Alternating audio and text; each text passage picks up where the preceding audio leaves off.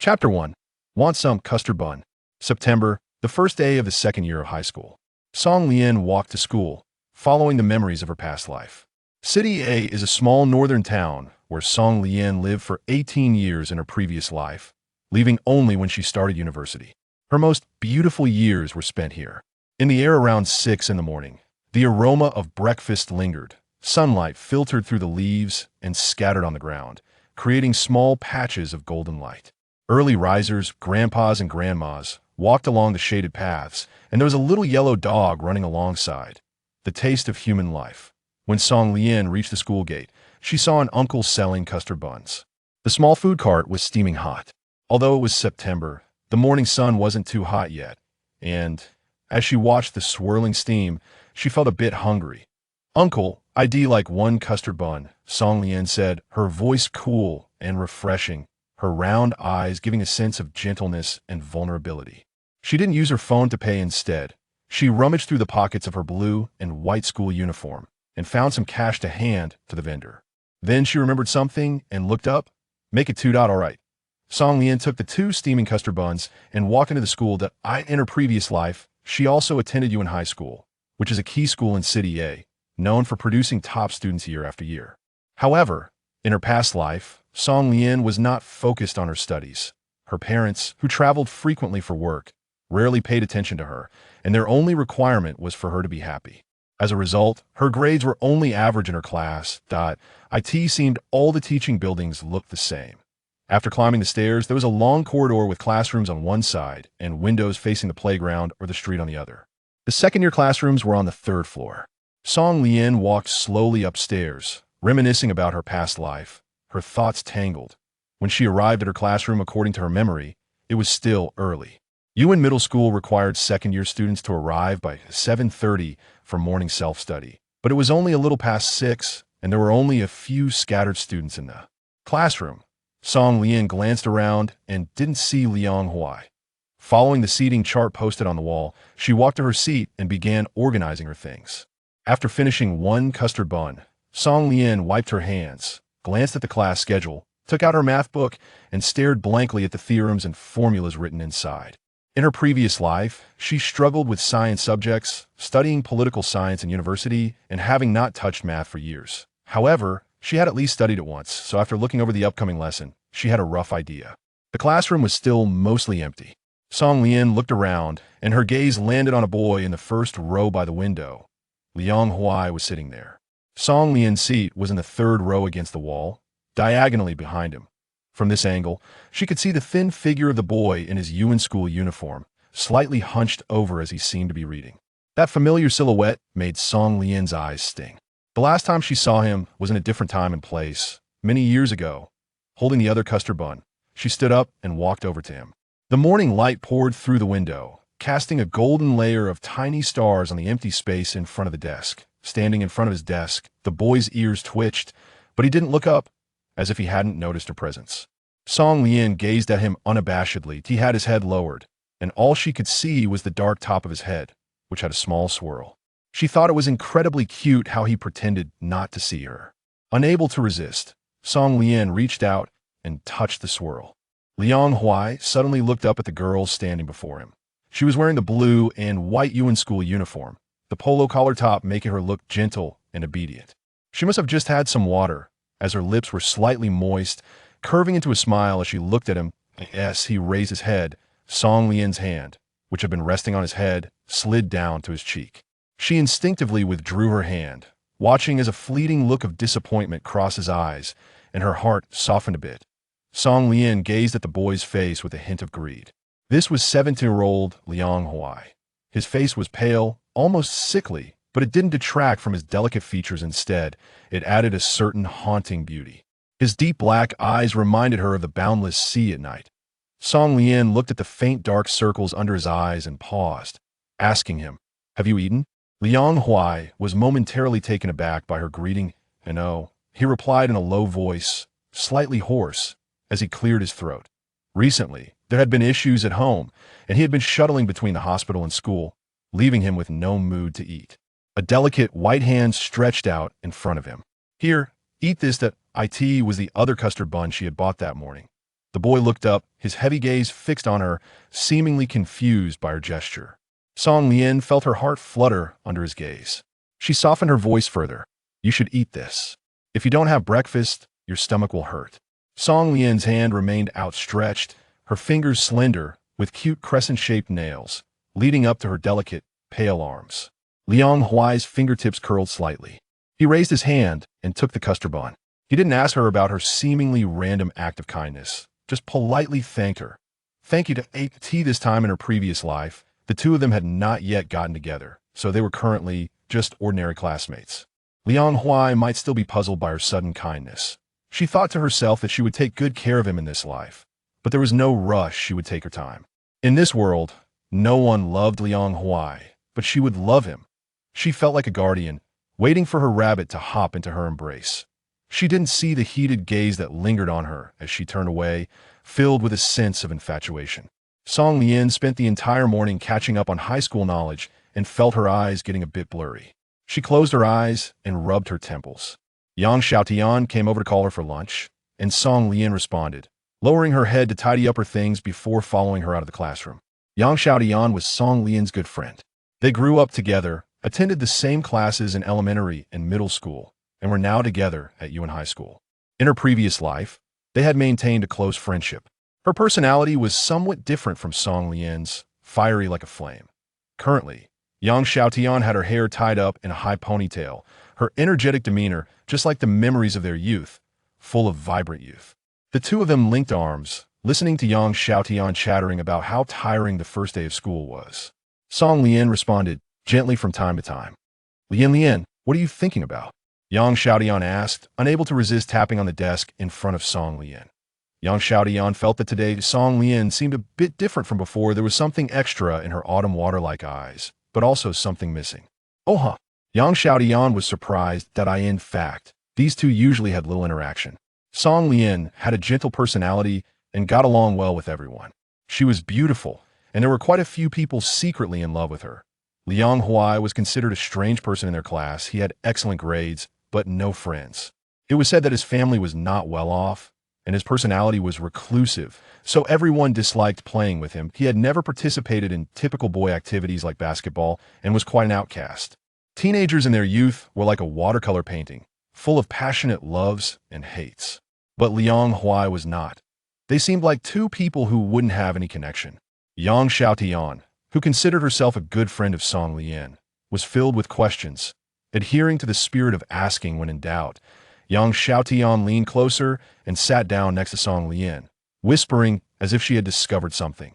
Lian, why did you suddenly bring him food? Song Lian smiled with her eyes curved, her gaze filled with tenderness, which caught Yang Xiaotian off guard. It's nothing, just a little fondness. Who do you like? Do you like Liang Huai? Yang Xiaotian felt like her brain wasn't quite working. What had happened that she was unaware of? Seeing the confused look on her face, Song Lian chuckled, raised her hand, and gently pinched the slightly puffed cheek of the girl across from her, saying with a smile, "Hurry up and eat that." Gentle Yang Xiaotian's face inexplicably turned a bit red. She thought Lian's smile was really beautiful. Those almond-shaped eyes seemed to speak when she smiled. There was a small dimple by her right cheek that made Yang Xiaotian want to poke it. Song Lian packed a portion of tomato noodles, and, when she went to the supermarket to buy water, saw the Wangzai milk on the counter. The doll on it looked adorably clumsy, and for some reason, Song Lian thought of that boy, casually grabbing a box to take to the checkout. Yang Xiaotian seemed like she would be lingering in the supermarket for a while longer, and called out to her, Lian, you go ahead, I'm looking for something tasty. She muttered softly, "Weird, I remember these cookies were here before." Song Lian smiled helplessly. When she returned, there were still not many people in the classroom. Song Lian walked over to Liang Huai with the packed tomato noodles. The boy was lying on the desk, looking like he was asleep. Song Lian said nothing, just quietly observed him. Liang Huai knew how bad his complexion was right now. These past few days, he attended classes during the day and went to the hospital at night to take care of his father for his mother, rushing back to school early in the morning. His body was already struggling to cope. Naturally, his complexion was not good. He hadn't eaten properly in days, and now his stomach was cramping, protesting in waves. He endured the pain, expressionless. Noticing Song Lian's worried gaze, he slowly closed his eyes, and no one cared about him. He didn't care either. Song Lian opened a portion of tomato noodles and handed him the Wangzai milk with a straw. Looking at his pale face, she asked, "Do you feel unwell?" He didn't speak. Song Lian looked at his wan face and thought for a moment, then reached out to take the noodles away, telling him to wait for her, and stood up to walk outside. Liang Huai stared at the lonely box of Wangzai, somewhat lost in thought. This was the girl he had kept in his heart for many years, gentle and radiant, as if she was shining with light. She didn't know his feelings for her, and he didn't want her to know. Mayflies are so humble. How can they be worthy of the divine? She took out the contents inside. It was a bowl of white rice porridge and a box of stomach medicine. Chapter 2. Let me treat you to Wangzai. First, drink the porridge, then take the medicine. Liang Huai looked at the girl's bright eyes, where her concern was unhidden, laid bare for him to see. Somewhere in his heart, it sank slightly. Song Lian reached out to open the lid of the porridge, found a spoon, and placed it in Liang Huai's hand, carefully reminding him, "I don't know what's causing your stomach pain. You should try drinking some porridge first, then take the medicine. If it still hurts, we'll go to the hospital." Liang Huai seemed to have pressed some switch. He didn't speak. Only his eyes followed Song Lian's movements. When she placed the spoon in his hand, it brushed against his palm, a delicate touch. The girl sat very close, her body carrying a faint fragrance. Tea felt wonderful, like a beautiful dream. He held the spoon, stirred in the porridge, and quietly said, You. Song Lian was taken aback, smiling. "You go first." Liang Huai pursed his attractive lips, tightened his grip on the spoon, and asked her, "What's wrong with you today?" He was clearly asking about her unusual concern today. In the past, Song Lian had never paid attention to him or care today, left him somewhat puzzled, wondering if she had discovered his feelings. Song Lian curved her lips in a smile, her teasing voice carrying a hint of seriousness. "I'm being nice to you." Liang Huai's hand holding the spoon suddenly stiffened, and his mind felt like it had exploded with a white light. He thought the pain in his stomach seemed to intensify, and Liang Huai felt a bit dizzy. "I'm being nice to you."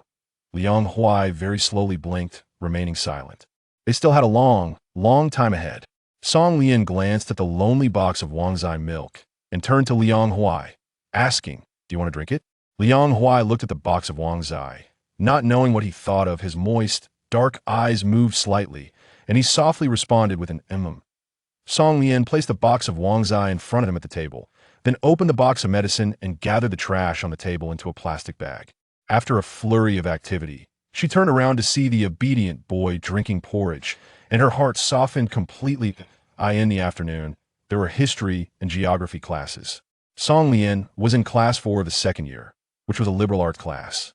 She was naturally bad at math, but quite liked the liberal arts subjects. The afternoon passed quickly. During a break, she glanced toward Liang Huai's seat. Song Lian sat diagonally behind him, allowing her to see the boy's delicate profile. He was biting the straw of the Wangzai, while looking down at his book, looking very obedient.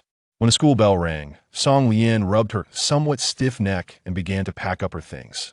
Yang Xiaotian lived a bit far from the school, and her dad came to pick her up at night, so they wouldn't walk home together. Song Lian looked at Yang Xiaotian's seat and saw her organizing her things before rushing out the door. When she turned to look at Song Lian, she waved, saying, Lian, I'm leaving." Her voice lingered even as she disappeared. Song Lian found it amusing. Turning back, she saw Liang Huai walking toward the door, carrying a white canvas backpack that looked very old but was clean, just like him. Song Lian walked over to him. This year, she was 162 centimeters tall, not short among girls, but not tall either. But when she reached him, she realized the boy in front of her was half a head taller, with broad shoulders. She remembered the feeling of leaning against him, which brought her peace. She called out, "Shall we walk together?" It didn't sound like a question, more like a statement. Most of the people had left the classroom, and a few students on duty were tidying up, moving the desks and chairs noisily. Liang Huai looked down at the girl, speaking to him. Song Lian's double eyelids were not the trendy wide ones, but more like inner double eyelids. The fine creases started from her eyes and extended to the corners. Her eyes were round, and Liang Huai saw a small reflection of himself in her eyes. The boy nodded slightly, seeming to agree. Song Lian smiled. They walked down the stairs side by side. Song Lian hesitated before speaking. "Where are you planning to go?" Seeing Liang Huai's poor complexion, He didn't look like he had rested well, more like he hadn't slept all night. She instinctively felt that something was off with him. Liang Huai didn't hide it from her. My dad is in the hospital. I need to take care of him at night. Song Lian stiffened, recalling the reason for his choice to commit suicide in her past life. Liang Huai's father was an alcoholic, often causing trouble when drunk, and sometimes even resorting to domestic violence. It seemed he had gotten into trouble again this time. She felt a sting in her heart, a subtle pain spreading. In her past life, she had been unaware of these things Liang Huai had never told her. Now Liang Huai had grown up. A boy's strength was not small. If his father hit him while drunk, he could naturally avoid it. But what about the young Liang Huai? Did he always run through one street after another with a body full of scars? Song Lian blinked her slightly sore eyes and changed the subject. How's your stomach? Does it still hurt? They walked out of the teaching building towards the school gate. Liang Huai looked up. The distant sky was dark, heavy with an impending storm. He stared at the thick black clouds and said, "It doesn't hurt anymore." Actually, it still hurt, but today he felt more sweetness. He thought that was enough. He no longer desired more. Song Lian didn't remember, but he did. That box of Wangzai milk today reminded him of many years ago. He held back tears and wandered aimlessly down the street. He bumped into a little girl, a girl about 7 or 8 years old, wearing a white dress printed with pink clouds, her eyes crescent-shaped, a faint dimple on her right cheek. She looked incredibly obedient. The little girl was a bit scared to see his injuries, but still walked over. She looked up at Liang Huai's reddened eyes and comforted him. "Are you crying?" "Don't cry." The girl lowered her head, rummaged through the bag she was holding, and took out a box. "I'll treat you to Wangzai." Her voice was still a bit small, and she looked a little afraid of him, but she handed him the box of Wangzai. She frowned, looking like a little adult. "I gave you my favorite thing, so don't be unhappy." That was one of the few acts of kindness he received in the world. Childish words for Song Lian were just a fleeting encounter, but for Liang Huai, it felt like a moment that would last a lifetime. Liang Huai walked Song Lian to her home and then left. He watched the boy's back gradually disappear from view before turning to go upstairs. She felt a bit tired. It was the first time she had seen Liang Huai since her rebirth, and her emotions were not as calm as she appeared. After hurriedly taking a shower, she glanced at the time. 6:30. Song Lian lay on the bed and dozed off. Song Lian dreamt of her past life again. During the summer break of her sophomore year, she saw the news of Liang Huai's suicide in her high school classmates group. How could he commit suicide? Song Lian and Liang Huai got together at the start of their senior year and broke up before the college entrance examination. It had only been less than a year. The boy in her memory always looked at her quietly, his love gentle and restrained. Even when he rejected her, he was patient and cautious. Until the last moment when she said they should break up, he only fell silent for a moment before agreeing. She gripped her phone tightly, her fingers stiff. Messages in the group scrolled past one after another. "Ah, what a pity. I heard his college entrance examination results were good, but it seems he didn't go to college. It should be because of his family circumstances." "What circumstances?" "Ah, I can't explain it. Clearly, it's not the kind of thing you could talk about." "Come on, what is it? Just say it clearly." "Ah, this kind of bad news was suppressed back then. I heard an old neighbor accidentally mention it." "Don't ask anymore. That I heard his dad is an alcoholic, and he gets violent when drunk." "What do you mean, Dad?" "He's not biologically related to his parents. That alcoholic isn't his dad at all. Right? Wasn't the school spreading rumors about his background? They said something about his origins, and Song Lian broke up with him because of it." "Well, you can't blame Song Lian. Anyone would be scared in that situation." Song Lian covered her face and finally couldn't hold back her tears and cried out loud. At that time, the school was all talking about his background, and others pointed fingers, telling Song Lian to stay away from him. In a moment of impulse, she went to find Liang Huai and said she wanted to break up. The boy only asked in a hushed voice if she was serious. Song Lian hesitated for a moment, remembering those messages, and nodded through gritted teeth. He fell silent for a moment and said, "Okay," but he never came to find her. When university started, Song Lian went to City C and never contacted Liang Huai again. She didn't know what Liang Huai went through later. She rushed towards a bright future, leaving him alone to fall into a bottomless abyss. In his most desperate and helpless days, she, along with others, pushed him into the abyss. How lonely and sad must he have felt when he chose to end his life? Song Lian felt pain with every breath. She recalled those years, the joy that couldn't be hidden in the boy's eyes when he looked at her. Song Lian was awakened by the heavy rain outside. It was already dark outside. Song Lian rubbed her eyes, got out of bed, and opened the window. The cold raindrops hit her face, waking her up a bit. 7 o'clock. She had only slept for less than an hour, but the pain in her dream made her feel even more exhausted upon waking. Song Lian felt a bit hungry. She left her bedroom and turned on the lights in the kitchen and living room. The warm yellow light made her feel cozy. There wasn't much left in the fridge, and she didn't want to go out in the rain. She looked at a bag of noodles in the fridge and thought of the bowl of tomato noodles that neither of them had touched at lunchtime. For some inexplicable reason, this also reminded her of him. Song Lian smiled, took out the bag of noodles, boiled water, and put them in the pot. They would be ready in about 10 minutes. She chewed slowly on the noodles in the bowl, thinking of Liang Huai's pale face from the stomach ache, that he was in the hospital, he probably wouldn't think to eat. She gently traced those 2 words and sent Liang Huai a message. "Have you eaten?" No response. It wasn't until Song Lian washed the dishes and put on her clothes, preparing to go out, that her phone lit up.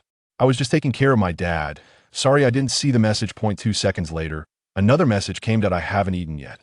Chapter 3, I accompany you. Liang Huai. Liang Huai leaned against the cold wall of the hospital, gently tapping on his phone. The screen lit up with a message from Song Lian. "Where are you in the hospital? I'll come find you." That is how it is, he thought. How could he bear to let such a beautiful girl like Song Lian get involved with someone as dirty as him? He recalled their first encounter from childhood. The little girl had handed him a box of milk, then turned and skipped away, like a little fairy sent by heaven to deliver a gift to him in his moments of despair. They were 7 years old then. Now they were 17. The word love felt too heavy and intense for a youth. To him, Song Lian was more like his yearning for the beauty of the world. Like the 2 cups of Wangzai milk from then and now. Sweet and soft, just as wonderful as she was. He tightly gripped the man's wrist in his hand, his gaze fixated on his father, the clean tone tinged with darkness. "Have you had enough?" Liang Yong was momentarily taken aback when Liang Huai burst in. The boy had grown tall, and with his fierce expression, Liang Yong instinctively took a step back. Realizing that he was actually afraid of a child made Liang Yong even angrier. With his wrist trapped in Liang Huai's grip, he raised his other hand to point and curse. "What right do you have to control me? Do you dare to show up in front of me again? Are you looking to make yourself even more disgusting?" Liang Huai's body stiffened at those words. Liang Yong only dared to yell at Liang Huai and his mother. And upon hearing the man's remarks, he muttered and awkwardly fell silent. Liang Huai watched as the short, plump man finally quieted down. He also stopped talking, released his grip, and with a sullen face assisted his mother out. The woman's face bore the marks of a lifetime of toil. Her complexion was pale, and after everything that had just happened, she showed little reaction, as if she had grown accustomed to numbness. As they stepped out of the ward, she reached up to brush away the boy's hand resting on her arm. Liang Huai responded with an okay, watching his mother gradually disappear down the corridor. He sat down on a chair in the hallway, the faint scent of disinfectant in the air. After all the commotion, he took out his phone to check. No messages. He leaned back against the chair, lowering his head and his gaze, unable to tell if he felt lost or relieved. A mad father, a numb mother. Such blood flowed in his veins. He felt despicable like dust. He didn't want Song Lian to be tainted by even a hint of his troubles. But today, such a wonderful Song Lian made him unable to suppress his desires. A shadow loomed over him. Someone crouched in front of him, gently asking, "What's wrong? Are you feeling down?" Liang Huai abruptly opened his eyes. Song Lian was very thin, and now squatting in front of him made her look even smaller. She was looking up at him with concern.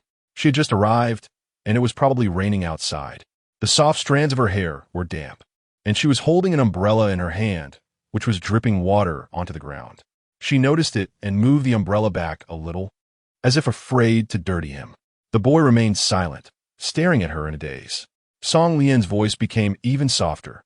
"Liang Huai?" The dark pupils moved slightly. He cleared his throat and finally managed to speak, his tone indifferent. "How did you find this place?" Song Lian tilted her head, her big eyes blinking. "Because I heard someone say to me, 'I'm so sad. Can you come keep me company?'" The girl's tone was gentle, like the phrase she said during the day, "I'm being nice to you." It seemed to encompass all his shortcomings. In fact, The hospital's address was easy to find. In her previous life, Song Lian had been to Liang Huai's home and knew the approximate location. She remembered there was a hospital nearby. His father had problems due to alcoholism, and he should be in the gastroenterology department. After running through a few buildings, she found it. At around 8 in the evening, the corridor of the inpatient building was bustling with patients and their families, most of whom wore tired expressions. The harsh white light on the ceiling made people feel a bit uncomfortable. Song Lian placed one hand on the armrest of Liang Huai's chair, as if wrapping him in her embrace. She squatted by the boy's feet for a while, furrowing her brow. "Liang Huai, my foot is numb." Liang Huai remained silent. He stood up, and Song Lian offered her hand to him. Liang Huai hesitated. He didn't take that delicate, slender little hand. Instead, he held her wrist through the girl's jacket and pulled her up. The summer jacket was thin, a last-minute addition when Song Lian remembered it was raining outside. As Liang Huai held her, he could feel the warmth of her skin through the thin fabric transfer to his hand. He let go immediately after pulling her up, his fingers curling gently. Song Lian stood up and gently stomped her feet. She felt that Liang Huai should be in a bad mood at this time. Song Lian said, "Are you alone?" Liang Huai remained silent and didn't ask her why. He was not a talkative person to begin with, and seeing his tired appearance, Song Lian also stopped making any noise. She sat down next to Liang Huai, not noticing that the young man beside them stiffened slightly. With his head resting against the wall and not saying a word, Liang Huai was quiet, and Song Lian, just as she said, sat beside him to keep him company. Song Lian carefully put away the umbrella and slightly turned her head to look at the boy beside her. He hadn't rested well these days, and his already pale face now looked even more ashen. His beautiful lips were gently pressed together. His deep black eyes were closed, and Song Lian wasn't sure if he had fallen asleep. It wasn't until she felt a weight on her shoulder that she realized he was truly asleep. His hair lightly brushed against her chin, causing a slight itch, but Song Lian didn't move. It was rare for him to have a moment to rest, and she didn't want to disturb him. Having lived 2 lives, she could sense Liang Huai's affection and restraint towards her. She understood the reasons for his timidity. Liang Huai must have known from a young age that he was not the biological child of Liang's father. This world was filled with malice towards him. But Song Lian understood that he was not to blame, so she didn't pressure him to be with her right now. She would gradually make Liang Huai believe that the current Song Lian truly liked him. She didn't know how long it had been, but the lights in the corridor dimmed slightly. The bustling sounds of the hospital building had quieted down. The patients must have already gone to rest. Song Lian looked up and glanced at the clock on the wall. It was almost 10 o'clock. Liang Huai's mother had not yet arrived. The head and the crook of his neck moved slightly. He should be waking up soon. Unconsciously, he rubbed against it, and when the young man realized who he was leaning on, he immediately froze in place. Song Lian whispered, "Awake?" Liang Huai sat up in confusion. He hadn't slept so peacefully in a long time. It was just because she was by his side. Liang Huai, just waking up, looked dazed. His eyes unfocused on a void point, his hair a bit messy. He didn't know if it was because he had been sleeping so deeply just now, but his complexion was a little better. He looked like a child. Song Lian felt completely soft-hearted. She subtly moved her numb shoulders and explained in a low voice, "Your mom hasn't come yet. The nurse just went to the ward to give your dad an infusion and said he has already fallen asleep. I thought you could take a rest for a while, so I didn't wake you up." Song Lian smiled and said, "It's okay." Liang Huai stood up and went to help her carry it, and Song Lian followed him. She wore a perfectly timed smile and politely greeted Liang's mother. "Hello, Annie, I'm Liang Huai's classmate." Song Lian didn't say why she came, and Liang's mother didn't ask. She glanced at her with a numb expression, said nothing, and turned to leave. Song Lian nodded and said, "Okay." It was so late. Liang Huai definitely wouldn't let her walk alone at night. It was useless for her to refuse, and she didn't want to refuse anyway. After 5 minutes, Liang Huai walked out with his head down. Just now, Song Lian had followed him to the elevator to pick up Liang's mother, which was a bit far from the ward. The young man saw her and unconsciously softened his expression, striding over to her with his long, straight legs. They were a bit far apart. The young man had covered almost half the distance when Song Lian also jogged toward him. In that moment, Song Lian watched Liang Huai walk alone down the long corridor, and she suddenly felt very sad. She thought, no one has ever accompanied him on his journey. From now on, she would accompany Liang Huai. Song Lian said it's good. Song Lian's home is not far from here. City A is small, and their school is just 2 streets away from the hospital. Song Lian's family bought this place when she was in high school, although she mostly lives here alone. After leaving the hospital, the rain outside is still falling, drizzling neither too much nor too little. Song Lian stands at the entrance, opens her umbrella, and tries to hold it up, but it's difficult since Liang Huai is about 1.8 meters tall, and she struggles to cover him with the umbrella. Seeing the girl tilt the umbrella towards him with effort, Liang Huai raises his hand. Let me do it. Song Lian nodded and handed the umbrella to him. It was indeed more convenient for Liang Huai to hold the umbrella for both of them. The not-so-bright light in the city stretched their shadows long. Song Lian and Liang Huai walked side by side under the umbrella, their arms often brushing against each other unintentionally. He was tall, and the umbrella was too small, so he tilted it towards Song Lian to cover her entire figure, allowing the left side of his shoulder to get soaked. They didn't say much along the way. Song Lian was lost in thought, and Liang Huai didn't know what to say. Today, Song Lian was different from last semester, suddenly caring whether he had eaten, staying by his side on such a rainy night.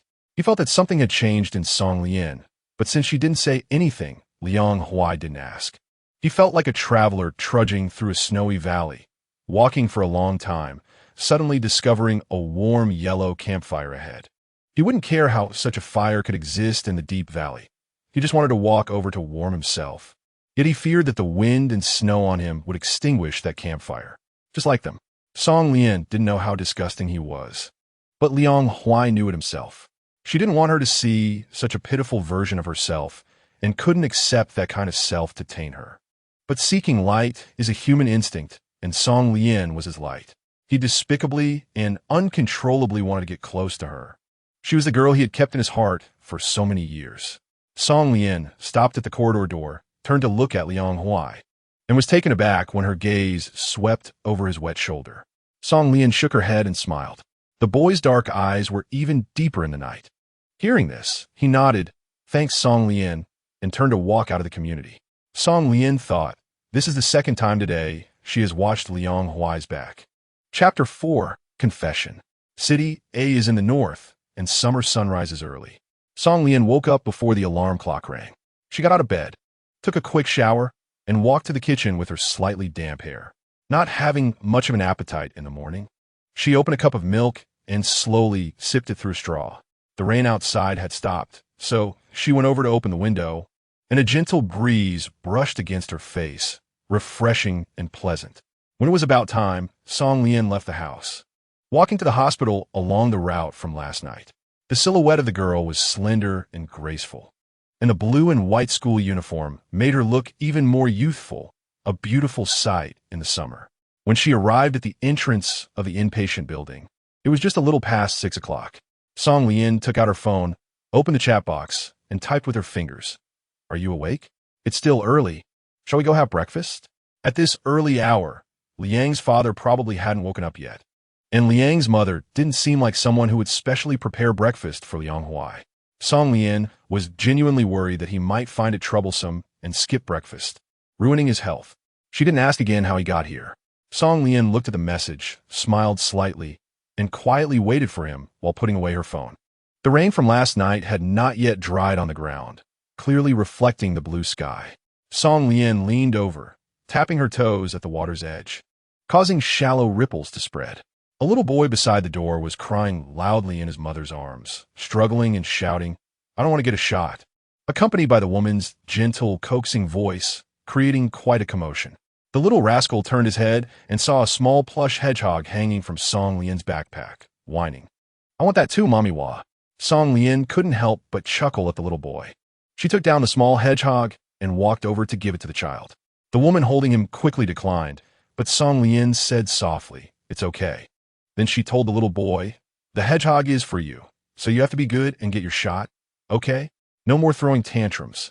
The little boy paused, as if seriously weighing the situation, and reluctantly agreed, all right. Then in a sweet voice, he added, Thank you, sister. Song Lian smiled and rubbed his soft hair.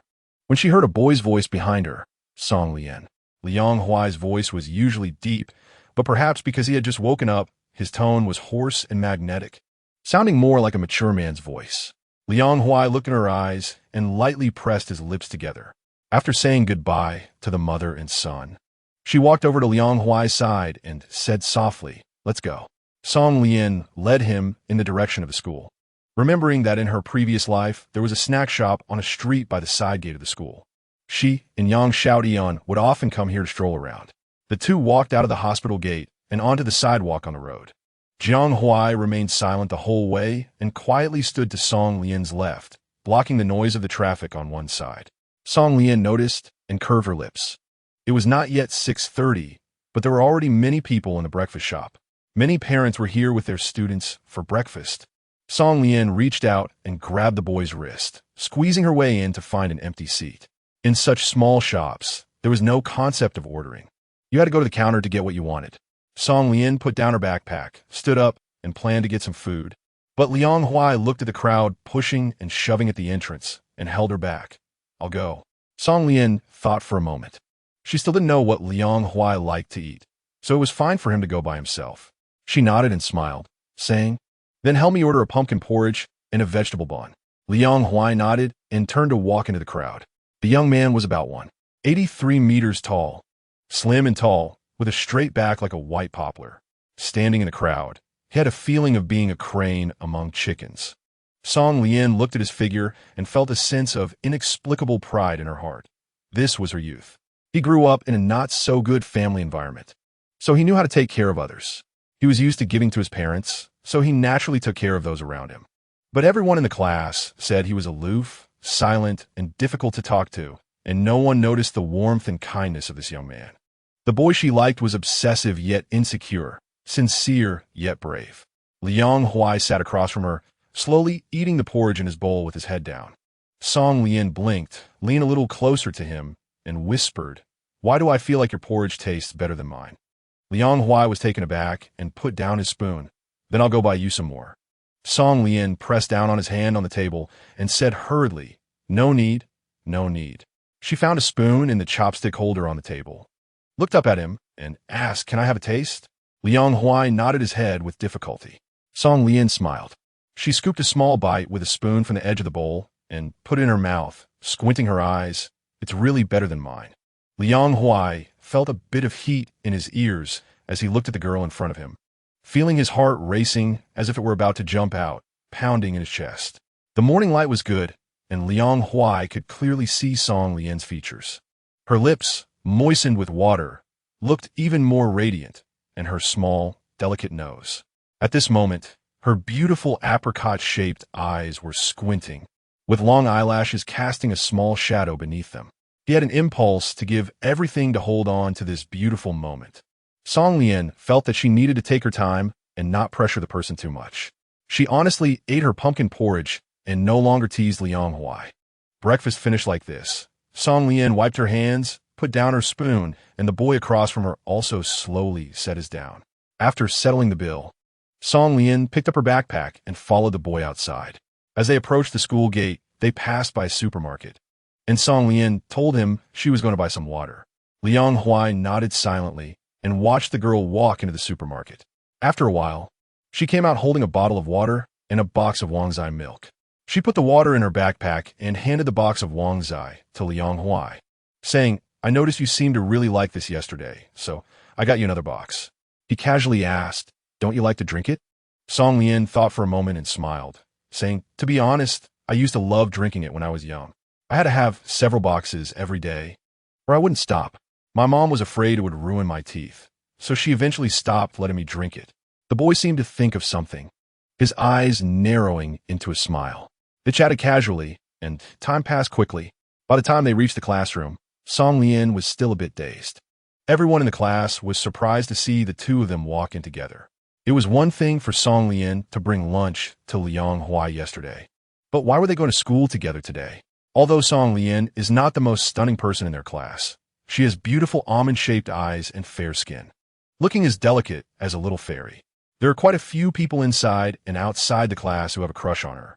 Given the situation, could this little fairy have taken a liking to Liang Huai, who is extremely dull except for his studies? as if they have discovered some gossip. They pretended to lower their heads, their eyes crazily glancing over to their side. Liang Huai sensed the atmosphere in the class from his seat. He remained calm and only gently squeezed the ballpoint pen in his hand. The two of them went to school together every day and left together after school. And after half a month, the class gradually got used to this atmosphere. Their relationship didn't seem like a romantic one.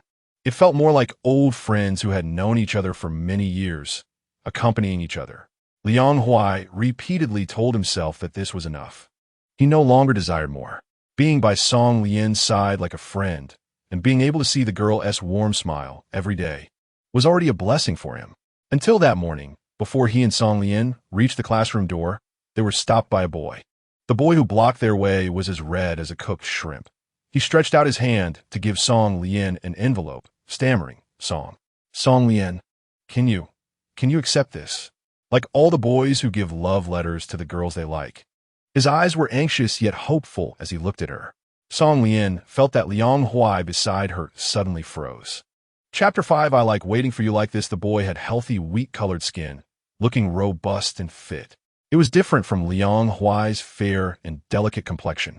Song Lian looked at Liang Huai beside her. She was shorter than him and could see the boy's long and thick eyelashes, which were now gently trembling, revealing his thoughts. He appeared emotionless, with two dark and sharp eyes fixed on the boy confessing in front of them, his thin lips pressed together. The already stiff boy became even more tongue-tied under Liang Huai's gaze. Liang Huai noticed that Song Lian was looking at him, and he slowly shifted his gaze, fixing it on a point in the void. Song Lian felt a momentary chill in Liang Huai's breath just now. It seemed like a long time had passed. The boy looked at Song Lian without speaking, and the warmth on his face faded. I'm sorry, Song Lian. I didn't mean to disturb you. Used. Thank you. Song Lian had a delicate smile on her face, her tone gentle. I just want to focus on studying right now. But I still appreciate your kindness. Song Lian is clear that she only likes Liang Huai and has no feelings for others. But she should respect their feelings and not tread on them casually. If she were to leave so directly, it would indeed hurt. So it would be better to politely refuse. Liang Huai looked at Song Lian, the afternoon sunlight reflecting in his eyes, making them somewhat bright. Seeing that she had nothing more to say, the boy felt a bit disappointed, but still graciously said, It's okay. Focus on your studies. If you need any help, you can come and find me. My name is Lu Ichio, from Class 3. As if afraid Song Lian would refuse, he turned and ran back to his class. Song Lian stood at the entrance of Class 4 and could still hear the commotion coming from there. Isn't that Lu Ichio, the perennial third place? He likes our Song Lian? The crowd of onlookers had already erupted in chatter. In the second semester of the first year, students were divided into science and liberal arts classes based on odd and even numbers. For instance, Class 4, where Song Lian studies liberal arts. Liang Huai has consistently held the top position in the class, and he has never ranked outside the top 3 in the liberal arts grade, dedicating himself solely to his studies, making him the favorite of the teachers in Class 4. Lu Ichio, on the other hand, is from Class 3, which is a science class. Interestingly, Lu Ichio always ranks 3rd in his grade, earning him the nickname perennial third place. Unlike Liang Huai, who is a study machine and participates in no activities besides studying. Though he is good-looking, he carries an aloofness that makes people hesitant to approach him. Lu Ichio, however, has a lively and cheerful personality and is always present at various sport competitions in school, which has garnered him quite a few admirers. For example, he has signed up for the upcoming sports meeting. Although they hadn't heard about Lu Ichio liking their classes, Song Lian, looking at the gentle sweetness in her delicate features, they found it somewhat understandable. Song Lian has a gentle and soft appearance, with big eyes that seem to speak. When she smiles, there's a small dimple on her right cheek, sweet enough to make people blush. She has the quintessential face of a national first love. Truly the type that makes boys of this age feel a flutter in their hearts. At the age of 16 or 17, one is curious about everything new, and the gossip that is suppressed by academic pressure never dies down, like leaves fluttering in the wind. In just half a day, the news of Lu Ichio confessing to Song Lian in Class 4 spread like wildfire. Although most people in Class 4 don't know Song Lian, everyone knows Lu Ichio. He is the captain of the junior basketball team, not only excelling academically, but also leading his class to first place in every sports meet. He is a sunny and handsome young man. Everyone is curious about what kind of girl he likes, so that morning, many passersby gathered at the entrance of Class 4, and Song Lian naturally became the center of attention. Song Lian didn't pay attention to this small episode. Her mind was only on Liang Huai.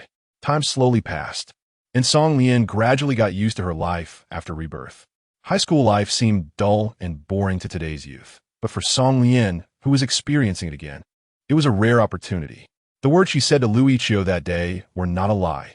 Song Lian really intended to study seriously. In her past life, her grades were mediocre, barely getting into a second-tier university.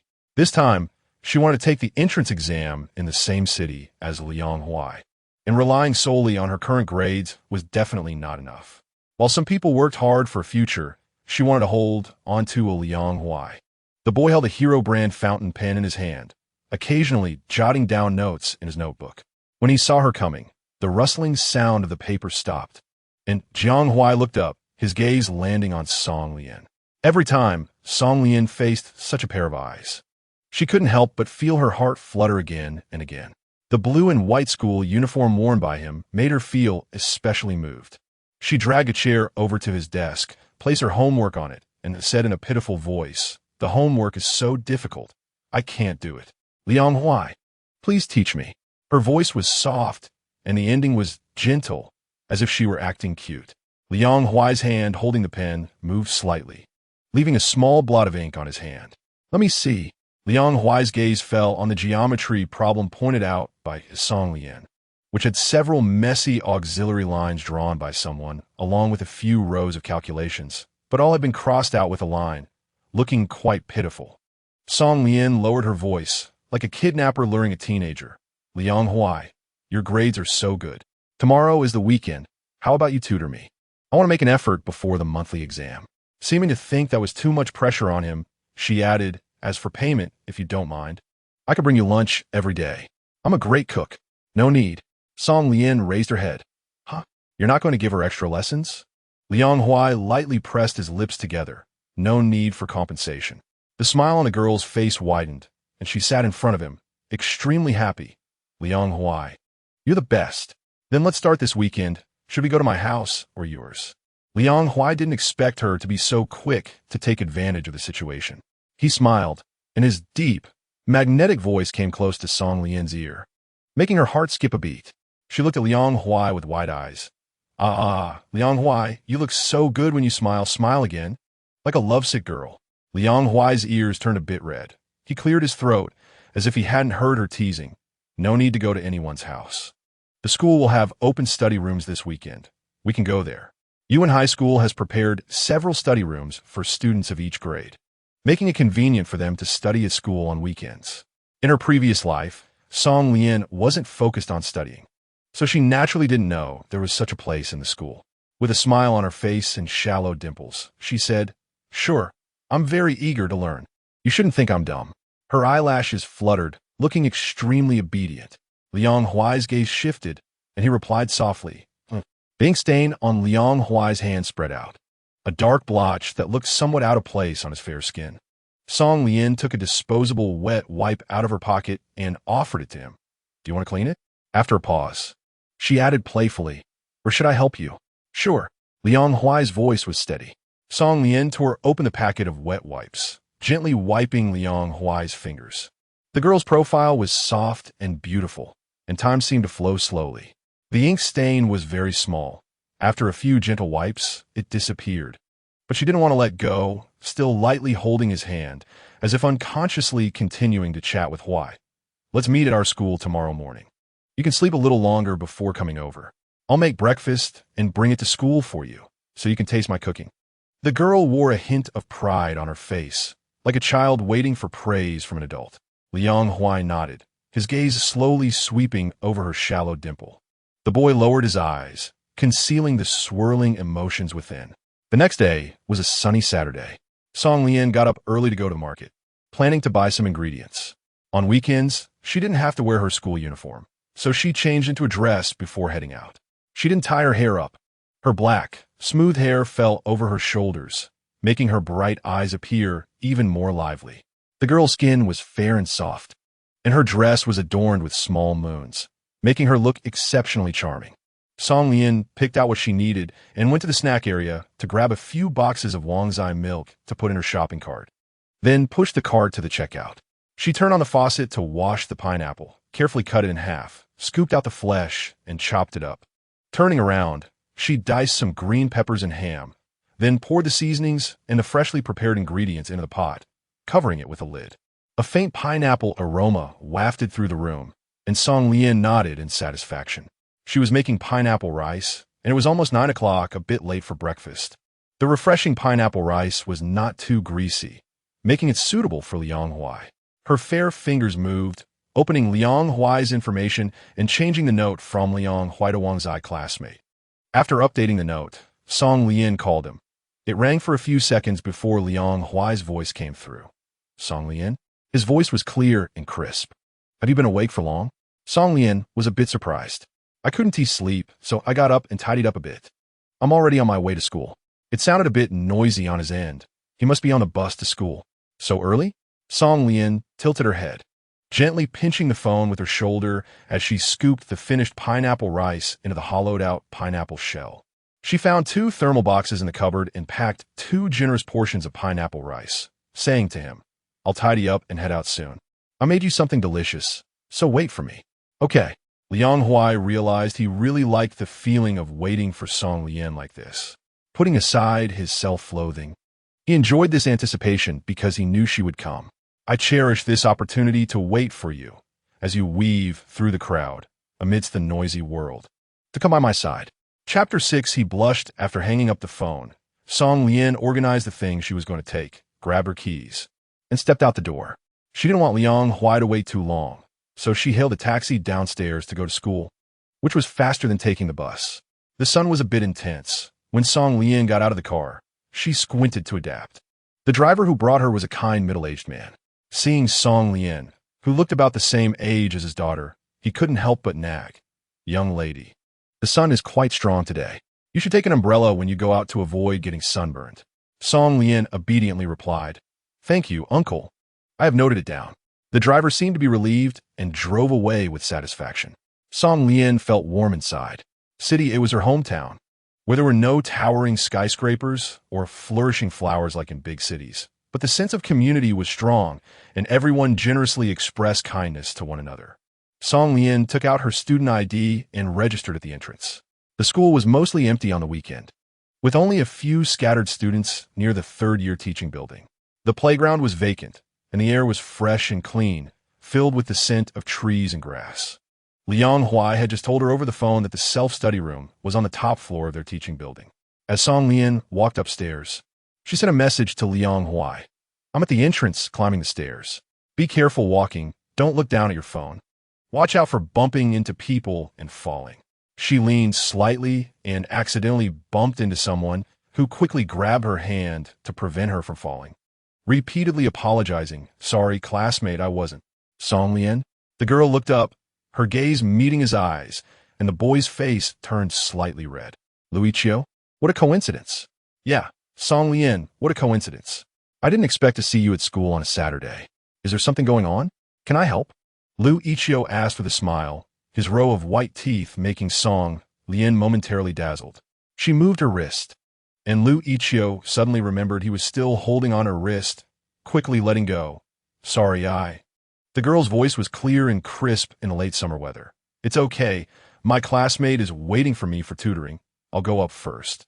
Song Lian's eyebrows and eyes were exquisite, her long hair cascading over her shoulders in a slight disarray. She stood there like a little fairy, and the light yellow dress accentuated her gentle and serene demeanor. Luichio felt his heart racing. The girl politely nodded and said goodbye before heading upstairs.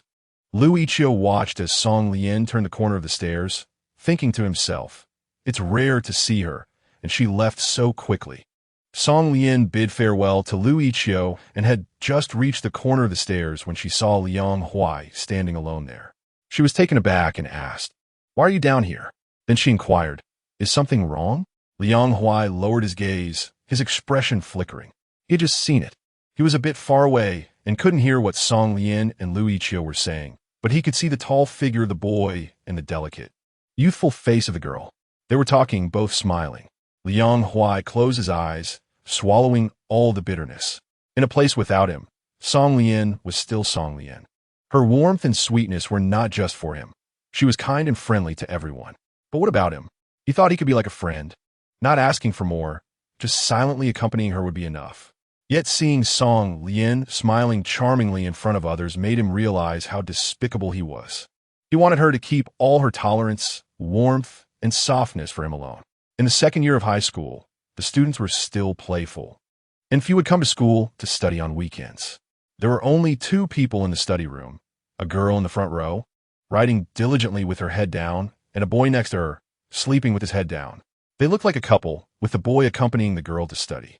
This study room was large, not like the usual classroom they had, but more like the lecture halls from Song Lian's university days.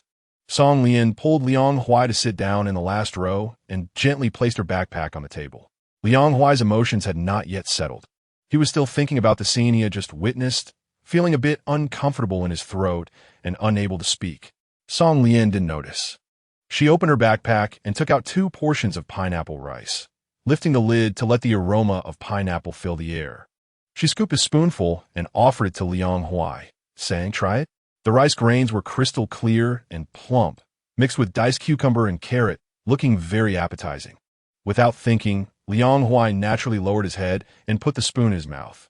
Then, he visibly froze. The spoon was delicate white porcelain, with a cute little rabbit on the handle, clearly a spoon used by a girl, not the kind shared in the kitchen. It was Song Lian's own spoon. The earlier frustration had long vanished. An tempting light pink hue spread from the boy's neck to his ears. Liang Huai's embarrassed eyes misted over. Swallowing the rice was difficult, and spitting it out was even harder. Song Lian looked at Liang Huai, whose usually dark and narrow eyes were now glistening with moisture, making him appear innocent and well-behaved. She moved her hand, feeding him a bite of food, and asked with a smile, "I specially made this for you. Is it good?" Liang Huai swallowed the food in his mouth and replied in a calm voice, "It's good." The aroma of pineapple lingered in his mouth, warming his empty stomach, which felt extremely comfortable. Song Lian smiled with her eyes narrowed, opened her portion, and slowly ate with the spoon she had just used to feed Liang Huai. She took out another spoon from her backpack and handed it to Liang Huai. It was a very ordinary white porcelain spoon. The girl's cheeks were puffed up, resembling a little squirrel returning from foraging. "What do you usually like to eat?" "I can make a lot of things, and I can often cook for you in the future." Her voice was like gentle water from the south, softly flowing into Liang Huai's ears, pleasant to hear. Liang Huai spoke softly, as if negotiating, "Anything is fine, just don't put cilantro in." Song Lian's eyes curved into a smile. There wasn't much pineapple rice in both portions, and fearing he might have a stomach ache, she didn't dare to make too much.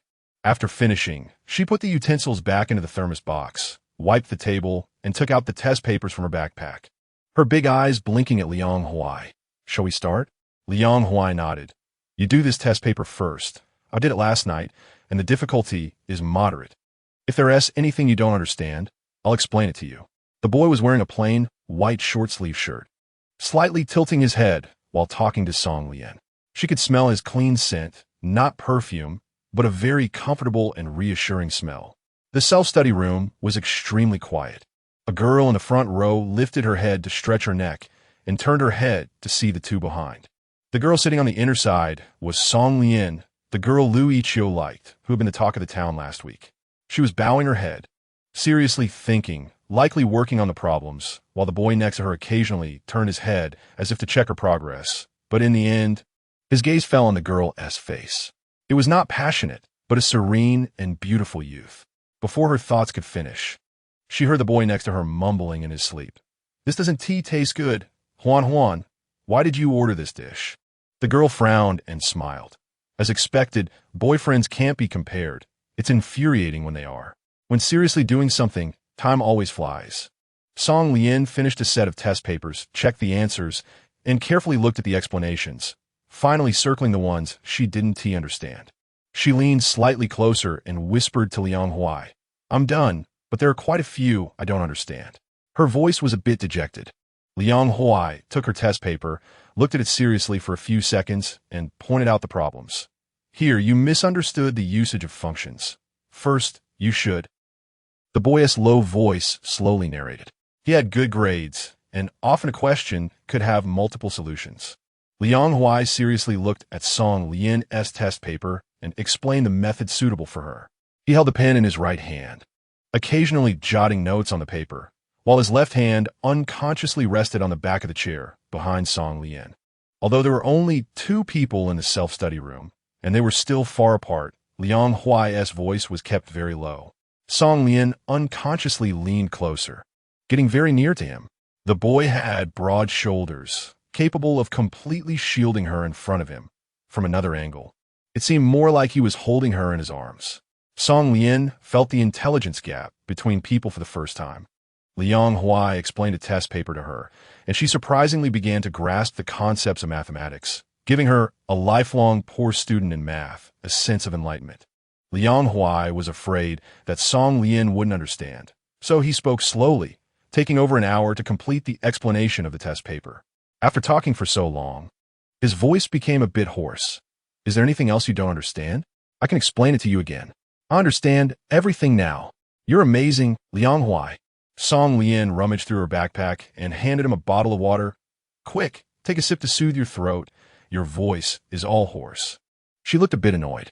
There was no hiding her concern in her words. Liang Huai took the water, unscrewed the cap, and took a few sips, smiling. It's okay. I'm fine. Song Lian vaguely remembered that in his past life, Liang Huai was not as cheerful as he was in this life.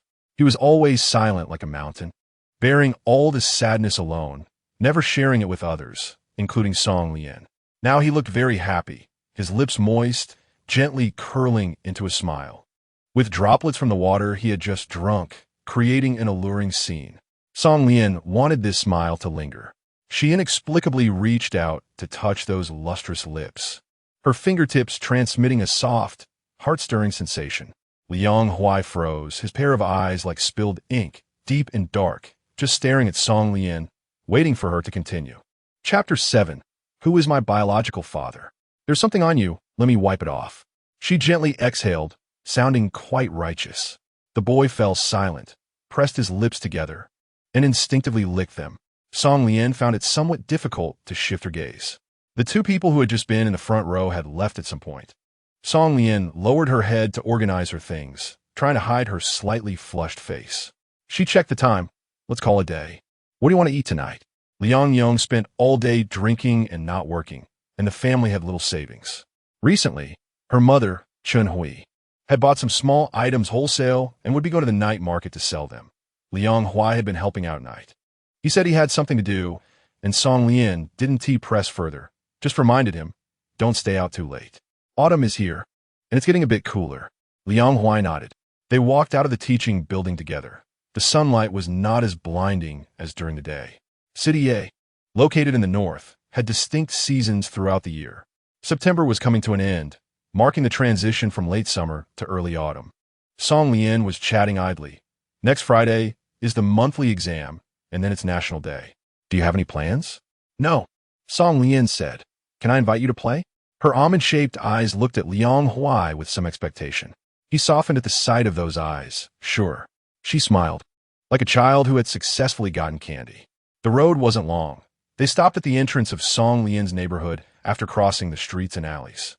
The young man stood tall, his back straight, even though he carried a heavy backpack. He looked at Song Lian with calm brows and eyes, hiding a tolerance and indulgence he didn't even know he possessed. Song Lian said, I'm going up first. Liang Huai nodded.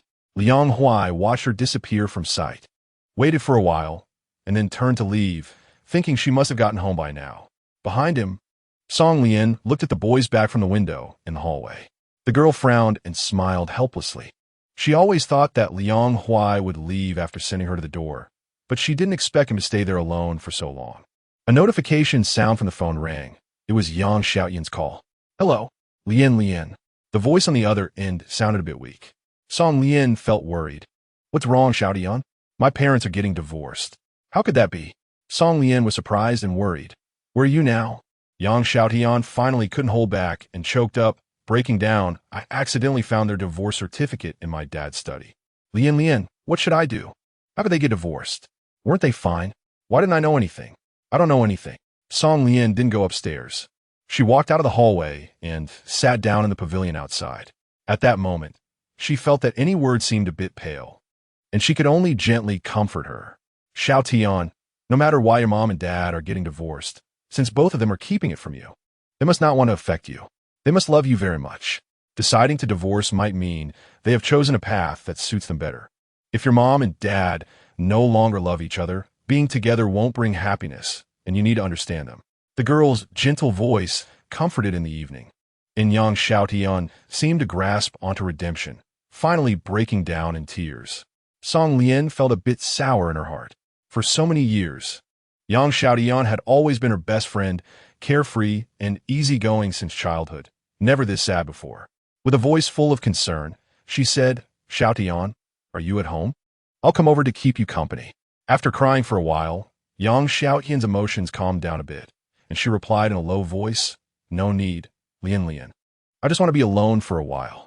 Song Lian replied to her, okay, then you take a break, get some sleep, and you'll feel better when you wake up. If there's anything, just give me a call, all right? Yang Xiaotian agreed, and after Song Lian advised her a few more times, she hung up the phone. The screen of the phone went dark, and Song Lian rubbed her eyes. In her memories, Yang's father was a very gentle uncle, and his relationship with Yang's mother was also very good. In her previous life, Song Lian often visited their home. She had never heard of their divorce. But why are things different now compared to her past life? Could it be that in this life, some things will be different from the last? If she relives her life and still cannot change her fate, will Liang Huai ultimately still choose to leave this world? Song Lian felt a chill run through her body for a moment, and she closed her eyes to suppress that coldness. No, it won't happen. In this life, she absolutely wouldn't let Liang Huai go through what he experienced in his last life. He had suffered enough in the previous life, and if fate is a cycle, then this time he should have a bit of sweetness. A pile of empty wine bottles lay on the ground, and the food that should have been on the table and chairs was now scattered all over the floor, with bowls and chopsticks broken and revealing sharp edges. Her mother was squatting on the floor, cleaning up the shards, and Liang Huai paused for a moment before going over, taking the tool from her hand and bending down to clean up, quietly asking, "Did he hit you again?" Liang Mu had a sizable cut on her neck, slowly bleeding. Looking somewhat horrifying, she ignored Liang Huai and went to find medicine to treat herself, as if she had done it hundreds of times before. Liang Yong, drunk, had a coarse face flushed red. He looked at Liang Huai as he entered and started cursing again. "Where the hell have you been all day? What good are you? Bastard. I don't know which wild man Zhang Hui the bitch is with. You're useless. I'll beat you to death." Zhang Hui was Liang Mu's name. Liang Yong raised a wine bottle and smashed it towards Liang Huai, who did not dodge or evade. The flying glass cut his face, but the boy seemed to feel no pain. His eyes were filled with coldness and hostility as he reached out and twisted Liang Yong's arm, dragging him towards his bedroom. Liang Yong had been drinking for years, his body long gone, and he couldn't match the strength of the powerful youth, while desperately trying to inflict injuries on Liang Huai. He shrieked, "He's going to kill me. The bastard is going to kill me." As if provoked by those words, Liang Huai clenched his fists tightly, walked over, opened the bedroom door, and pushed Liang Yong inside, swiftly locking him in. The boy's eyes were bloodshot. While they were making a racket, Zhang Hui sat coldly to the side, seemingly unable to hear them. Liang Huai slowly walked over, kneeled beside her, and looked into the woman's wrinkled eyes. "Asking for the umpteenth time, Mom, can you tell me who my biological father is?" Just as countless times before, Zhang Hui didn't answer. The air was filled with endless silence. Chapter 8. Liang Huai did not possess hope. He closed his eyes as if accustomed to it and no longer brought it up. Liang Yong was going crazy in the master bedroom. Zhang Hui definitely couldn't sleep tonight. Liang Huai's voice was somewhat weary and hoarse. "I'll sleep in the living room tonight. You can stay in my room." Liang Mu nodded, stood up, and walked to Liang Huai's room, pushed the door open, and when turning to close it, seemed to glance at the injury on his face, but in the end said nothing and slowly closed the heavy door. Liang Yong was still cursing in the bedroom, his words crude and unbearable. Liang Huai felt no emotion. He had heard those words since he was young and had long since had to get used to them. It was nothing but insults calling him a bastard, a filthy thing, and so on. The room was in disarray. Liang Huai swept up the food and broken porcelain on the floor and threw it into the trash can, then walked to the sofa, tidied up the pile of things on it, and lay down on it, feeling somewhat exhausted. The boy was very tall and could hardly fit on the sofa. He bent one leg while the other rested lightly on the armrest, his position somewhat uncomfortable. He covered his eyes with his arm, his face expressionless. He had known since he was little that he was not Liang Yang's child. For over a decade, he had endured others' disdain and scorn, moving from sadness to numbness, which was not something that happened overnight. It was the heartbreaking cries of childhood, learning to swallow all this bitterness in adolescence. Everyone said he was the child born from his mother's violation. His mother had never defended herself, so he had always believed it. Who isn't he had their hopes. The window was open, and the cool wind of late summer and early autumn blew in. A crescent moon hung in the vast sky, beautiful enough to make one want to possess it for a long time. He remembered the afternoon when Song Lian placed her finger on her lips. Her fingertip was tender, with neatly trimmed, rounded nails, adorably perfect. Love nurtured in places without sunlight. He was in the dust, but yearned for paradise. He wanted to forever guard the crescent moon resting on his heart, not to possess it, just to gaze at it. But a voice in his heart always questioned him. Can he really do it? Not asking for anything, just being by her side, until one day she found someone she liked and completely left him. Longing entwined and grew like vines. Liang Huai had too much to say to Song Lian. He wanted to say, I like you so much. Can you not leave and stay by my side forever? The moon was clear and pure, its light softly spilling onto the ground, like a gentle comfort. He couldn't help but wonder. What was Song Lian doing at this moment? In this vast world, some people struggled for a living, some chose to end their suffering forever, and some nestled in warm homes, growing up happily. Liang Huai did not possess the latter. He hoped his girl could have it. Song Lian hung up the phone with Yang Xiaotian, went upstairs, and opened the door, momentarily blinded by the warm light filling the room. Song Mama and Song Baba are renowned folklorists, and it is common for them to be away from home for fieldwork all year round. This house was purchased when Song Lian was in high school, and they have not visited it many times. The couple shares the same hobbies and does not find their work burdensome, but they feel a bit guilty about their only daughter. Time never fails to beautify, and perhaps because they have seen many different landscapes and human emotions, the woman has a gentle temperament, exuding a scholarly aura, with large, bright eyes that Song Lian has inherited. The girl changed into slippers at the door, happily linking arms with her mother as they walked into the living room. Song Baba smiled as he watched the mother and daughter come over and sit down, reaching out to ruffle Song Lian's hair. My daughter has grown taller again. Look at your dad. Does that sound like a compliment for a girl?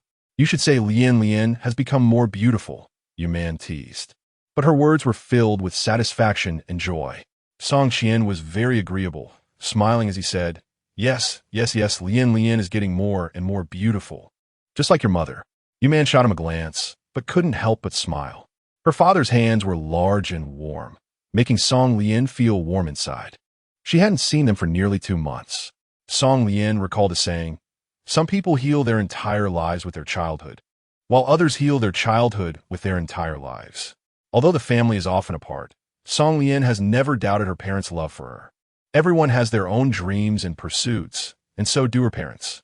Song Lian and her dad were sitting on the sofa watching the news channel he had just tuned into. The sound from the TV was a bit noisy, so Song Lian turned down the volume and heard her dad's gentle voice asking her, Daughter, how have you been at school lately? How's your studying going? Have you made any friends? Song Lian cleverly said, My studies are okay. I've been paying attention in class lately. Her grades had always been average, and her parents didn't pressure her, allowing Song Lian to live her own life. The couple felt quite guilty and only wanted to make Song Lian happy. So, Song Qian casually asked about her grades, not really caring, but rather curious if Song Lian had any new friends. Song Lian thought for a moment, softened her brows, and said, Yes, and she's quite a top student. Lian really likes this friend? Song Lian nodded. Dad Song still wants to ask. And from the kitchen comes Yuman's voice. Old Song, come and taste this for me. Did I put too much salt in? Song Lian helplessly walked over to help her taste the dishes. The once quiet house was now filled with the warmth of life. As the family occasionally exchanged a few words, embodying the simplest yet rarest happiness in the world. A happy and fulfilling family is something that some people strive for their entire lives, yet never attain. This is also the kind of happiness that is most easily overlooked. Yet it is the warmest. Song Lian just comforted young Xiaotian downstairs for a long time, feeling a bit tired mentally. Produce. She had only eaten a meal of pineapple rice all day, so she was already very hungry. She occasionally glanced towards the kitchen, looking like a greedy cat. Dad Song smiled and said to Yuman in the kitchen, "Look how hungry your daughter is. You should move a bit faster." Yuman turned off the stove and started to arrange the dishes on the table. "I haven't cooked in a long time. My speed really isn't good, and I'm a bit out of practice. You two come over and try it." They often traveled for work, going to many remote county towns or rural areas, where conditions were a bit tough. So the couple had a very casual approach to meals, either eating at local families' homes or just cooking something simple to get by. Neither of them was very particular about food, so they rarely cooked. Song Lian walked over to the table where the steaming dishes were placed. Braised pork ribs, kelp soup, musu tomatoes, and stir-fried beef with green peppers. These were all ordinary home-cooked dishes that Song Lian had always loved to eat. Song Lian thought that parents in the world always seem to remember what their children like to eat and then keep making those few dishes. In their own way, they give their children what they love. Song Lian took a bite of the persimmon, which was sweet and sour with a rich fragrance. She sweetly praised, "Mom's cooking is the best in the world." Yuman pulled out a chair and sat down, laughing happily at Song Lian's words. "I told you my treasure loves the dishes I make the most." Song Lian couldn't help but laugh. "There is someone else who really likes the dishes you make." Song Lian chuckled, and Yuman gave her husband a not-so-elegant eye roll. After dinner, Yuman stopped Song Lian. "Let your dad clean up." Song Lian stuck out her tongue at her dad and sat down on the sofa with her mom. Song Lian washed the dishes in the kitchen and then came over to sit beside the mother and daughter. The couple's expressions were surprisingly serious and earnest. Song Lian was somewhat confused by the situation. Yuman gently wrapped her arms around her daughter's delicate shoulders and carefully spoke, Lian, do you want to go abroad?" Song Lian was a bit taken aback. "Mom and Dad haven't been by your side these years because of work, and we feel very guilty. You're older now. Do you want to see the outside world? If you're willing, we would like to send you abroad for your studies. It might be better for you there than in City A. What do you think?" Yuman, being from the south, had a slight southern accent in her voice, soft and gentle. At that moment, she looked kindly at her daughter, waiting for her answer. Song Lian was completely stunned. Although she could buy these things herself, she understood that her mother just wanted to spend more time with her, so she obediently agreed. "Okay, have fun. Lian, are you ready?" "Coming." Song Lian told Liang Huai that she understood, put her phone in her pocket, took a baseball cap out of the cabinet, opened the door, and walked out. She was wearing a blue long-sleeve t-shirt and a matching plaid pleated skirt. On her feet were a pair of white canvas shoes, exuding youthful energy. Yuman's eyes brightened when she saw Song Lian come out, feeling a bit proud. "Oh, my daughter is really beautiful and lovely." The largest mall in the city was in the neighboring district, and Song's dad drove them there, repeatedly saying, "You two go shopping first, and I'll pick you up for lunch." Men generally don't like to accompany women shopping, even if the two are his wife and daughter. Yuman understood and touched up her lipstick in front of the mirror, casually replying, all right. At just past 9 in the morning. The mall had just opened and was supposed to be empty. However, when Yuman took Song Lian inside, she was momentarily stunned. There were a few seats in the first-floor lobby for people to rest, and a man in a suit was sitting there, surrounded by several people dressed in black. They were slightly bowing, clearly showing respect for the man seated. The first floor mostly had jewelry and skincare counters. Yuman took Song Lian upstairs, and as they passed by those people, Song Lian glanced at the man sitting there. He was lightly tapping his fingers on the table, his eye sockets a bit deep, exuding an inexplicable intensity, and his face bore little expression. Song Lian felt a bit familiar for no apparent reason. Chapter 9. What do you think of me pursuing Liang Huai? The second floor was a boutique-style women's clothing store. Yuman rarely had the chance to take Song Lian shopping, so she eagerly pulled Song Lian to try on one outfit after another, almost all of which were suitable. The 16-year-old girl was like a little flower wrapped in morning dew, incredibly fresh and lovely. Song Lian saw her mother still intent on shopping and quickly grabbed her. Mom, let's go to the men's clothing store and buy something for Dad. What does a big man need to buy? Although she said this, she still listened to Song Lian's suggestion and took her to the men's clothing store. It wasn't until their hands were full of bags that Man felt it was enough and took Song Lian to the lounge on the first floor to wait. I called your dad. Let's take a break. He'll come and pick us up for dinner. Song Lian nodded and looked around.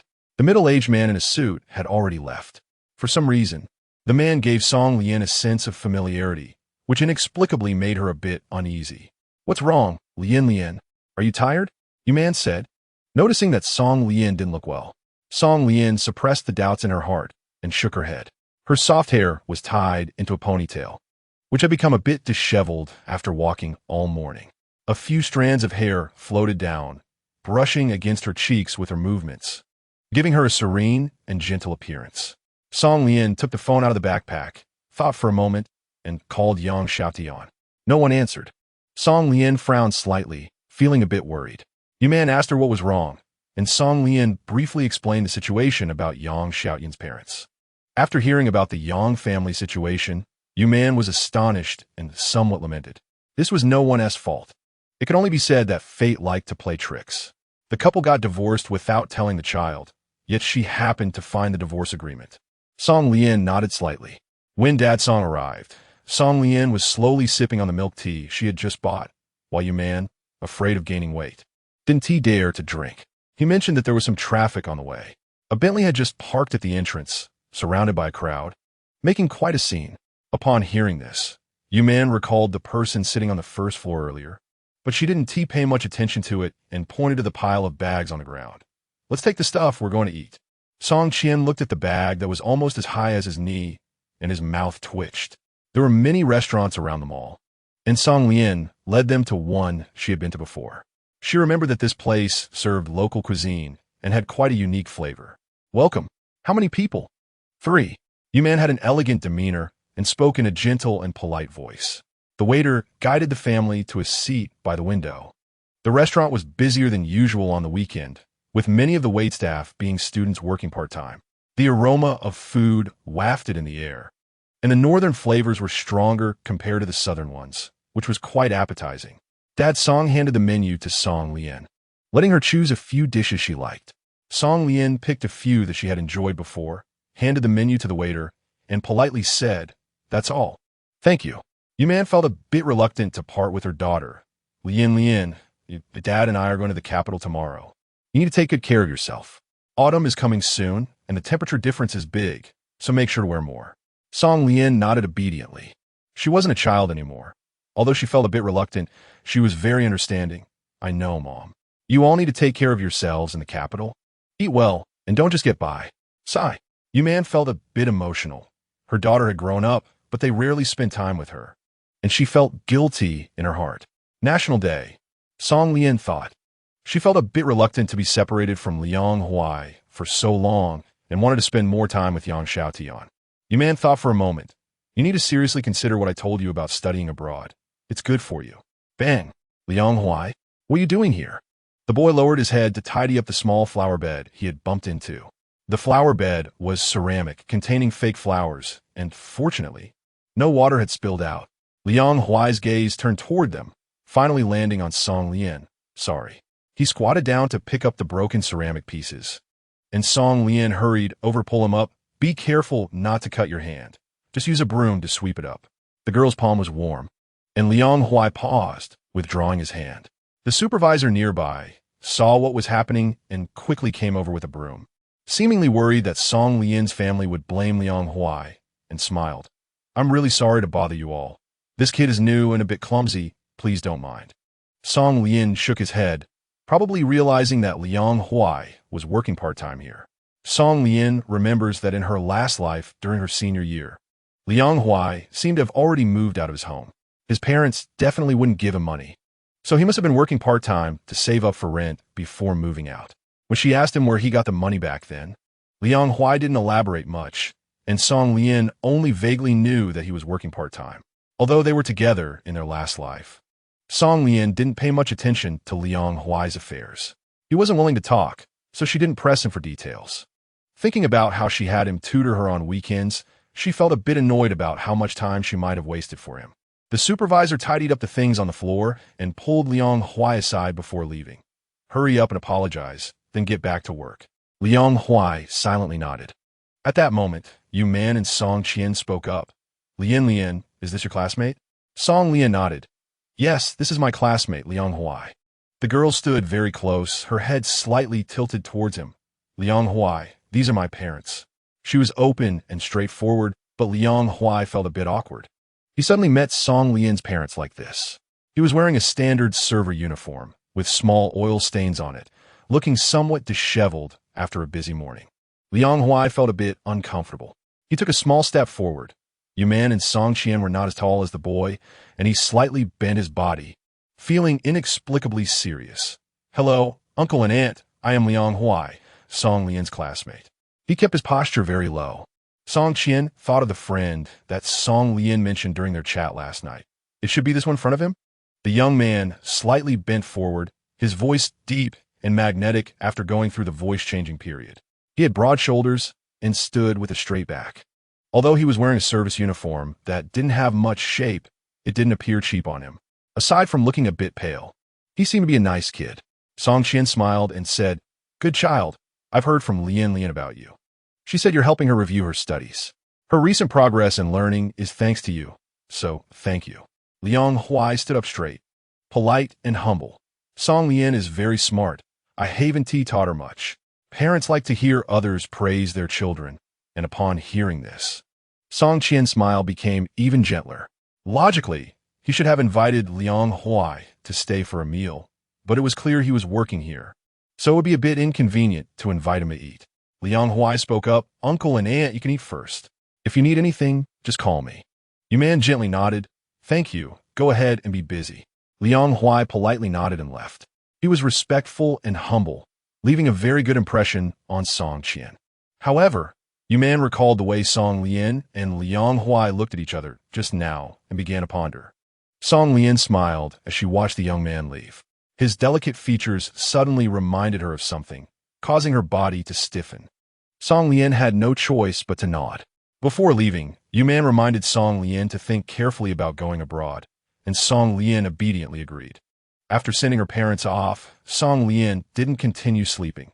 She organized her backpack to take to school later and sat on the sofa with a cup of water. Lost in thought, Song Lian recalled what happened yesterday. The middle-aged man in the mall looked to be in his 40s, but his face bore a smooth indifference shaped by the passage of time. Yet he didn't appear old, exuding an aura that made people hesitate to approach him. His eyebrows and eyes still hinted at the handsomeness of his youth. This made Song Lian feel somewhat familiar with him. She couldn't shake the feeling that she had seen him somewhere before. It wasn't until she saw Liang Huai in the restaurant yesterday that she understood why he seemed familiar. Because the two of them were very alike. The school bell rang at noon, and students trickled out of the classroom. Song Lian got up and walked over to Yang Xiaotian. Are you okay? Yang Xiaotian forced a smile and replied, I'm fine, Lian. I'm sorry for making you worry these past few days. Her eyes were bloodshot, and she looked completely worn out. Song Lian sat down beside her and gently leaned against Yang Xiaotian. The monthly exam is this week, and then we have a National Day holiday. Is there anywhere you want to go? We can go out and relax.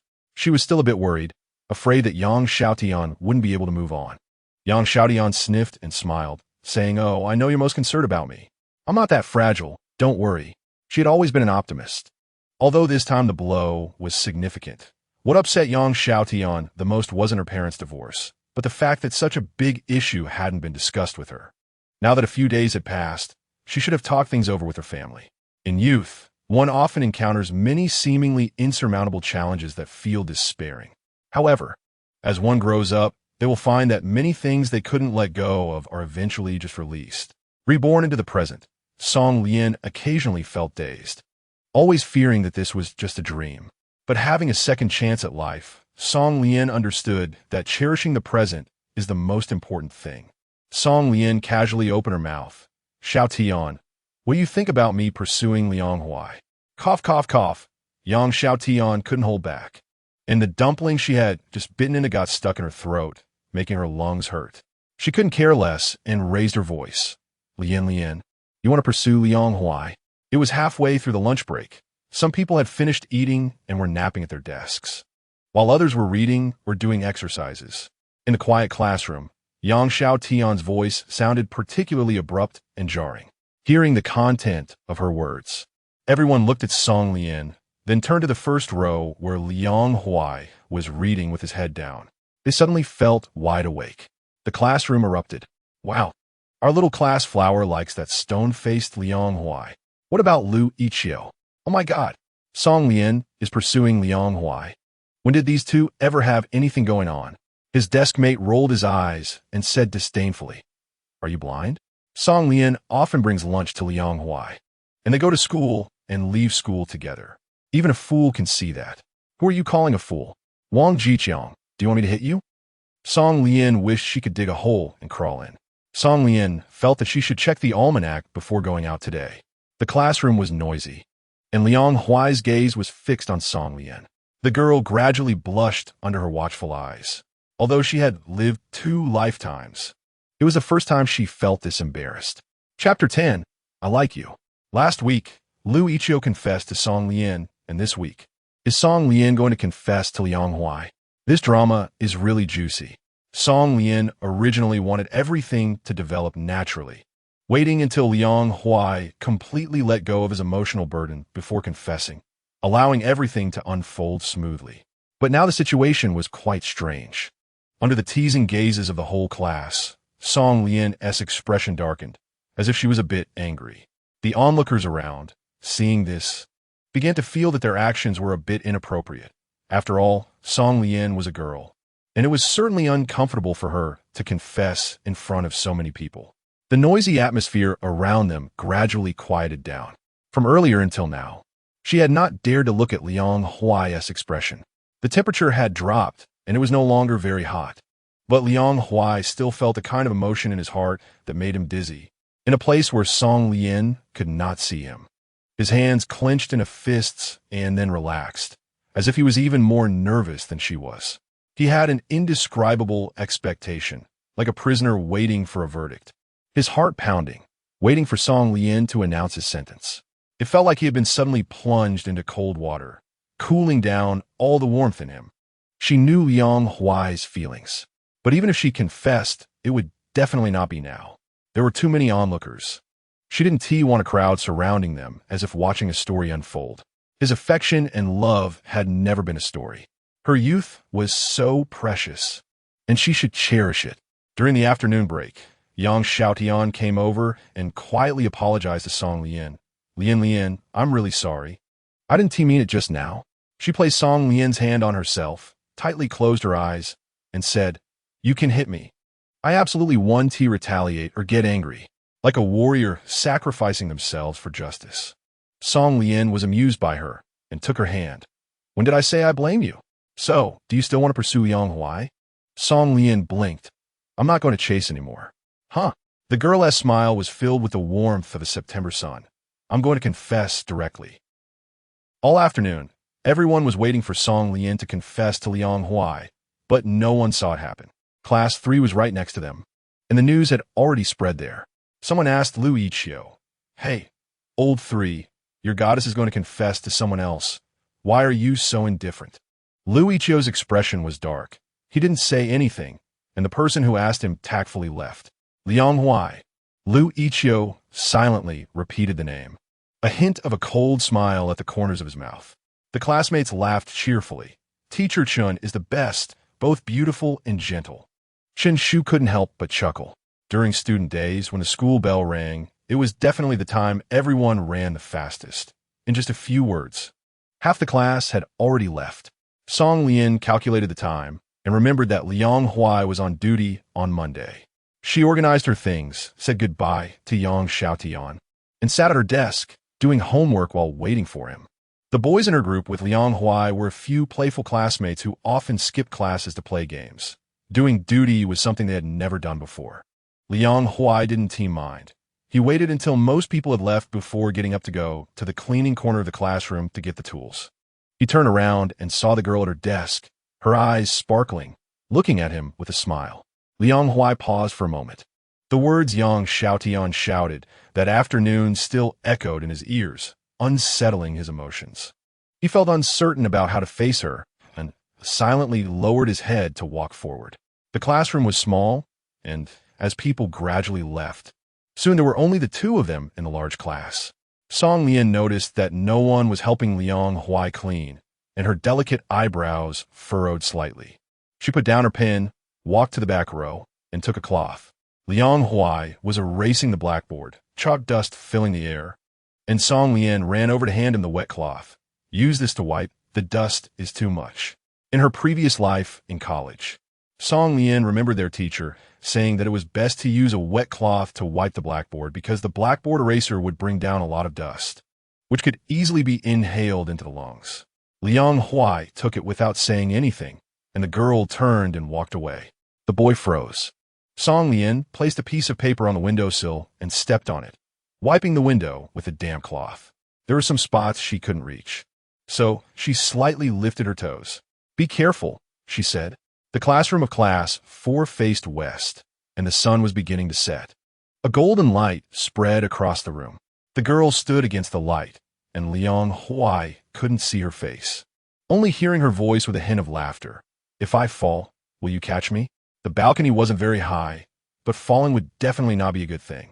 Liang Huai furrowed his brows even more and simply told her to come down. Song Lian gently took a small step forward and said, "Liang Huai, I'm coming down." Liang Huai was startled. The girl had already lightly jumped down, slightly stumbling before steadying herself. Liang Huai was so frightened that his heart stopped for a moment, and he hurriedly reached out to steady her. The girl's ponytail swayed behind her with her movements, her smile sweet and fresh. "See, Liang Huai, I told you it would be fine." If she suddenly jumped down like that and twisted her ankle, what would they do? His expression was not good, as if he was a bit angry. Song Lian knew he was just worried about her. She spoke gently, with a hint of flattery. "I know I won't fall, because I have you with me." Song Lian felt a bit reluctant to keep bothering him. Liang Huai lowered his head, looking somewhat downcast. He remembered what Song Lian had said in class that afternoon and felt that his hurried attempt to catch her was like a joke. She jumped beside Liang Huai, very close, so close that they could hear each other's heartbeats and smell the clean, fresh scent of youth. She wiped away her playful demeanor, her face full of seriousness and earnestness. With the unspoken words from 2 lifetimes and the unfulfilled feelings, she gently said, "Liang Huai, I like you. I like the way you care for me meticulously. I like your clean eyes, and I like how, despite experiencing the unfairness of the world, you still hold a love for it. So this time, I will hold on to you tightly, no matter how the river of time flows forward. I want to always be by your side. I like you." The words she didn't say were all in her sincere eyes. Song Lian believed that Liang Huai would understand. From the moment Song Lian opened her mouth, Liang Huai was like a lost soul, staring intently at the person in front of him. The girl had a faint blush at the corners of her eyes, as if she had finally spoken the words she had longed to say. Her eyes filled with relief, anticipation, and love that could light up his world like fireworks. She said, "Liang Huai, let's be together." She said, "You are so wonderful. I'm sure many people like you. Can you give me a chance to like you?" She said, "Liang Huai, if you don't speak, I'll take it as your agreement." In his youth, he had traversed a world that was not warm. He had never been nurtured by warmth or embraced by love. The first thing this world taught him was not love, but to learn to wear a cold, hard shell so that no one could hurt him. The girl in front of him was a light in the darkness, illuminating the way ahead. He felt like a drowning person finally grasping a piece of driftwood, ecstatic yet anxious. His voice had grown hoarse, trembling. "You, what do you mean?" The girl smiled, her large eyes glistening with moisture. "I said, I like you. Let's be together." Liang Huai closed his eyes, swallowing the tears that threatened to spill. After years of suffering, he had hated and resented. But if the compensation heaven gave him was this person before him, he suddenly felt that reconciling with the world wasn't so bad, because it had given him the most precious and the best. The boy slightly opened his arms, suppressing his ecstatic joy, yet fearing she might not be willing, his voice soft. Can I hug you? He suddenly wanted to take a gamble, to give himself a chance at redemption, to bet on her heart, to bet that one day she would know all his flaws and still choose to stay by his side. He pulled this beauty into his dark and unbearable world. The girl smiled, leaping into the boy's embrace, tightly wrapping her arms around his waist. In her past life, Song Lian didn't believe in Liang Huai's feelings for her. She had hurt him and pushed him away. But in this life, no matter what awaited them on the road ahead, she didn't want to let go of Liang Huai's hand. They would face the difficulties together. The boy's embrace was so warm that it made Song Lian want to cry. She buried her face in his chest, her voice a bit muffled. Are you unhappy today? In the afternoon, she and T confessed to him as she had said, and he must be angry and sad. Liang Huai rested his chin on the girl's head, gently stroking it, his voice still a bit hoarse. I'm sorry, it won't happen again. I won't be angry with you anymore. Song Lian looked up, her eyes red, and explained to him, Xiao Tian is my best friend. I don't want to hide the fact that I like you from her. I didn't expect her to be so startled that she shouted it out. There's so many people in the class this afternoon. I didn't want to say these things in front of them. They just want to watch the excitement. But I don't want you to be treated as part of the spectacle. She blinked her slightly red eyes. You are especially important to me. I don't want others to see our excitement, even if there's no malice. Her tone was soft, sincerely explaining. Liang Huai smiled, his voice suppressed and hoarse. I know. The light in his eyes was brilliant, surpassing the stars. Chapter 11. The rights of a girlfriend, the teaching, building gradually quieted down, and in the vast space. It felt like only the two of them existed. Song Lian withdrew from his embrace and looked up at him. The corners of her eyes were red, and her big eyes became even brighter. She had finished what she wanted to say, feeling relieved, and her playful thoughts re-emerged. She released the hand resting on the boy's waist and instead placed it on his shoulder, gently pulling him down. She was shorter than him, slightly rising on her toes to get closer to his face. He froze completely, a faint blush spreading from his neck to his ears, and he unconsciously lowered his head to match Song Lian's movements. They were very close, their breaths mingling together. Liang Huai could hear his heartbeat like a drum, thumping against his chest.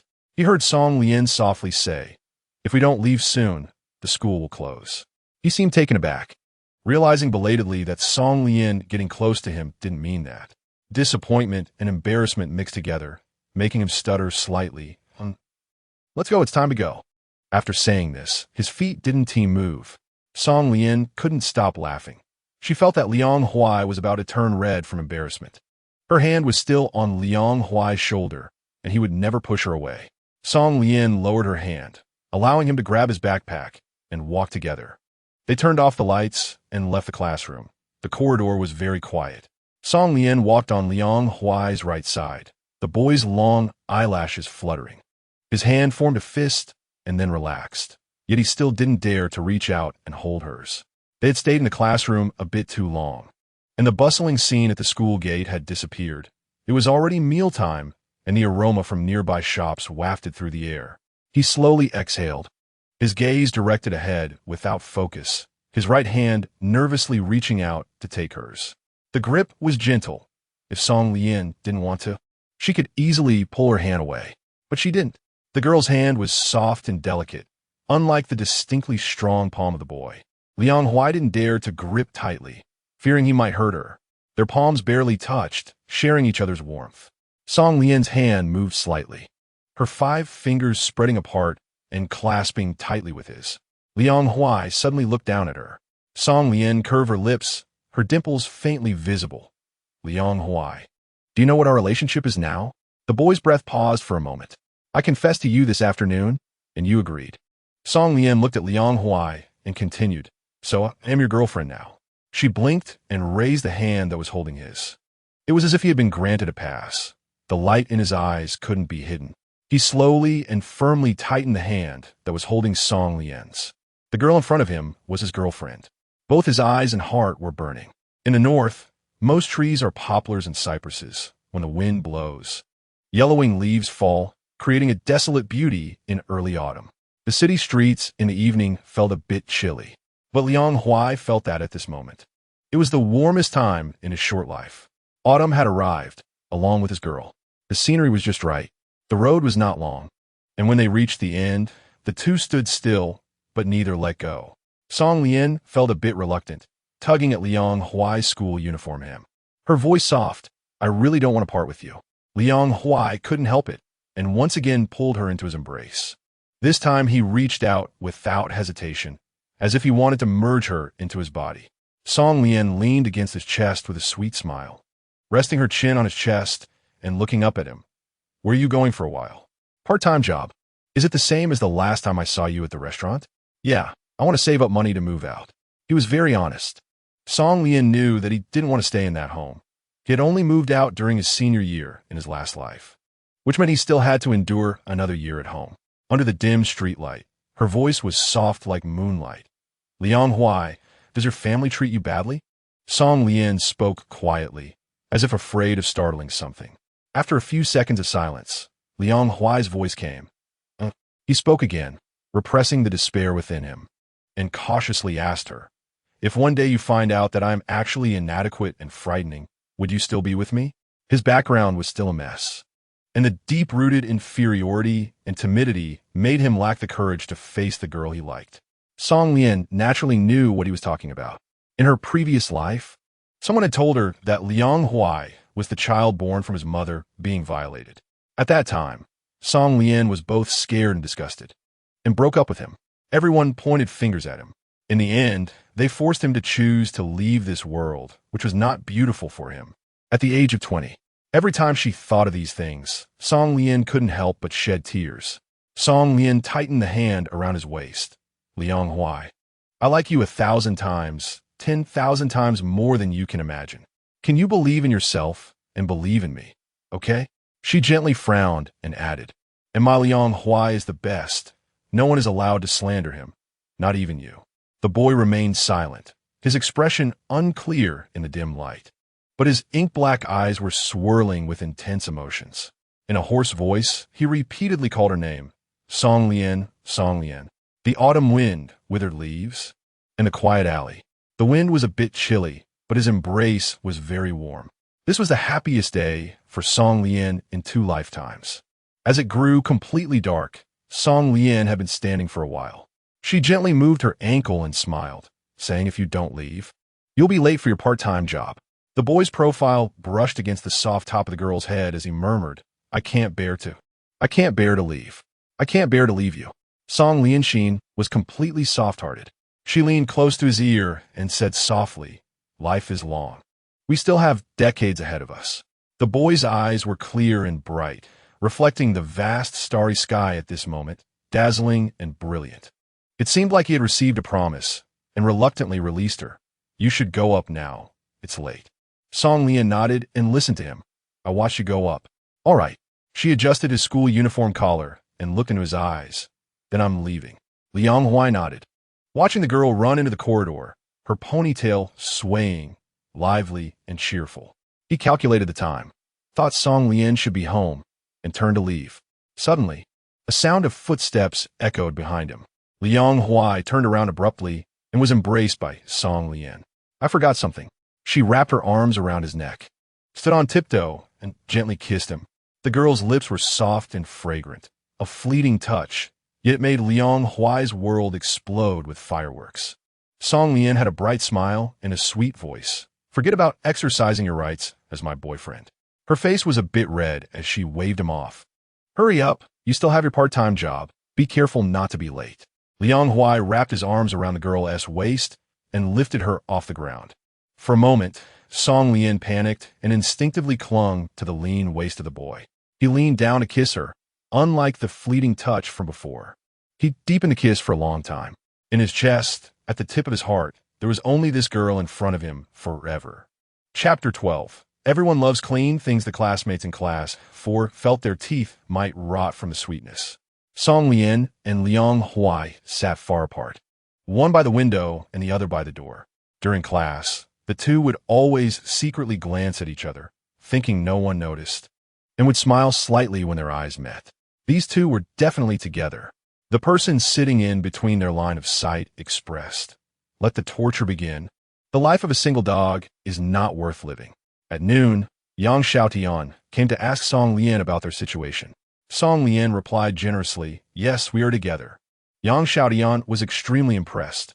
"Wow, Yin Lian, you're so bold. Aren't you afraid of being caught by Zhou Haifeng?" Zhou Haifeng was their homeroom teacher, a very strict and old-fashioned man. Song Lian smiled and said, "I didn't expect that, but I can't just keep my distance from Liang Huai because of him. My boyfriend is much more important."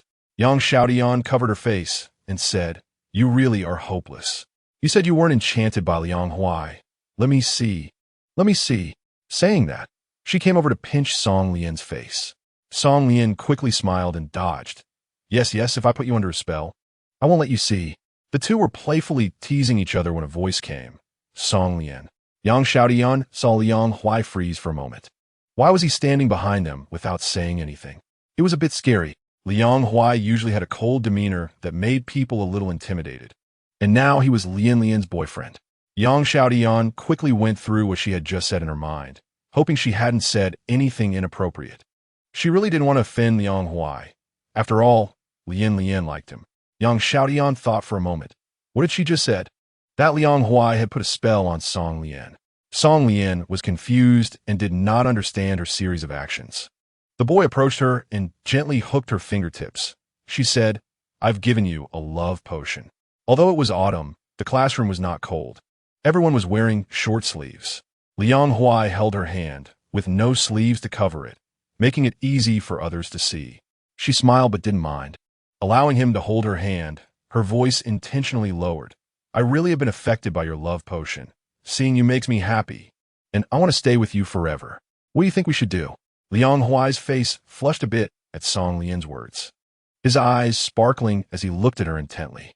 When did she become so eloquent, and her words sounded so good? Song Lian suddenly felt that compared to Liang Huai, she seemed like a female ruffian. "Excuse me." Su Ming tried hard to ignore the hands they were holding, looking conflicted. Liang Huai, do you want to participate in the sports meet?" God knows how much determination it took for her to come and ask Liang Huai. They had been in high school for 2 years, and it seemed she had never spoken to Liang Huai, even doubting whether he recognized her at all. But she really had no choice. Su Ming was close to tears.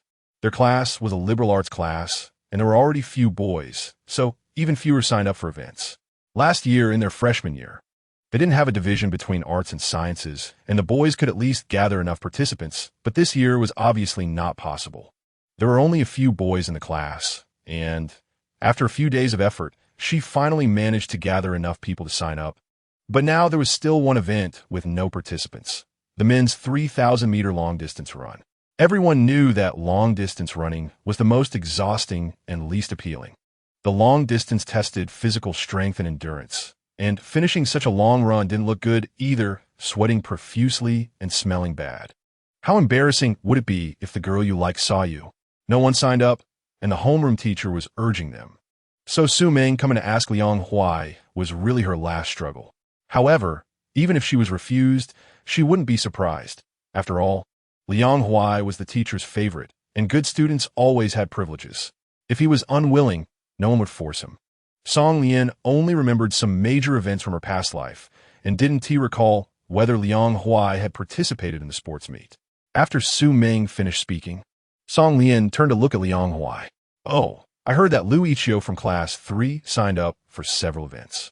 With him, Class 3 will always be number 1, right?" "Definitely, but their class doesn't rely solely on him.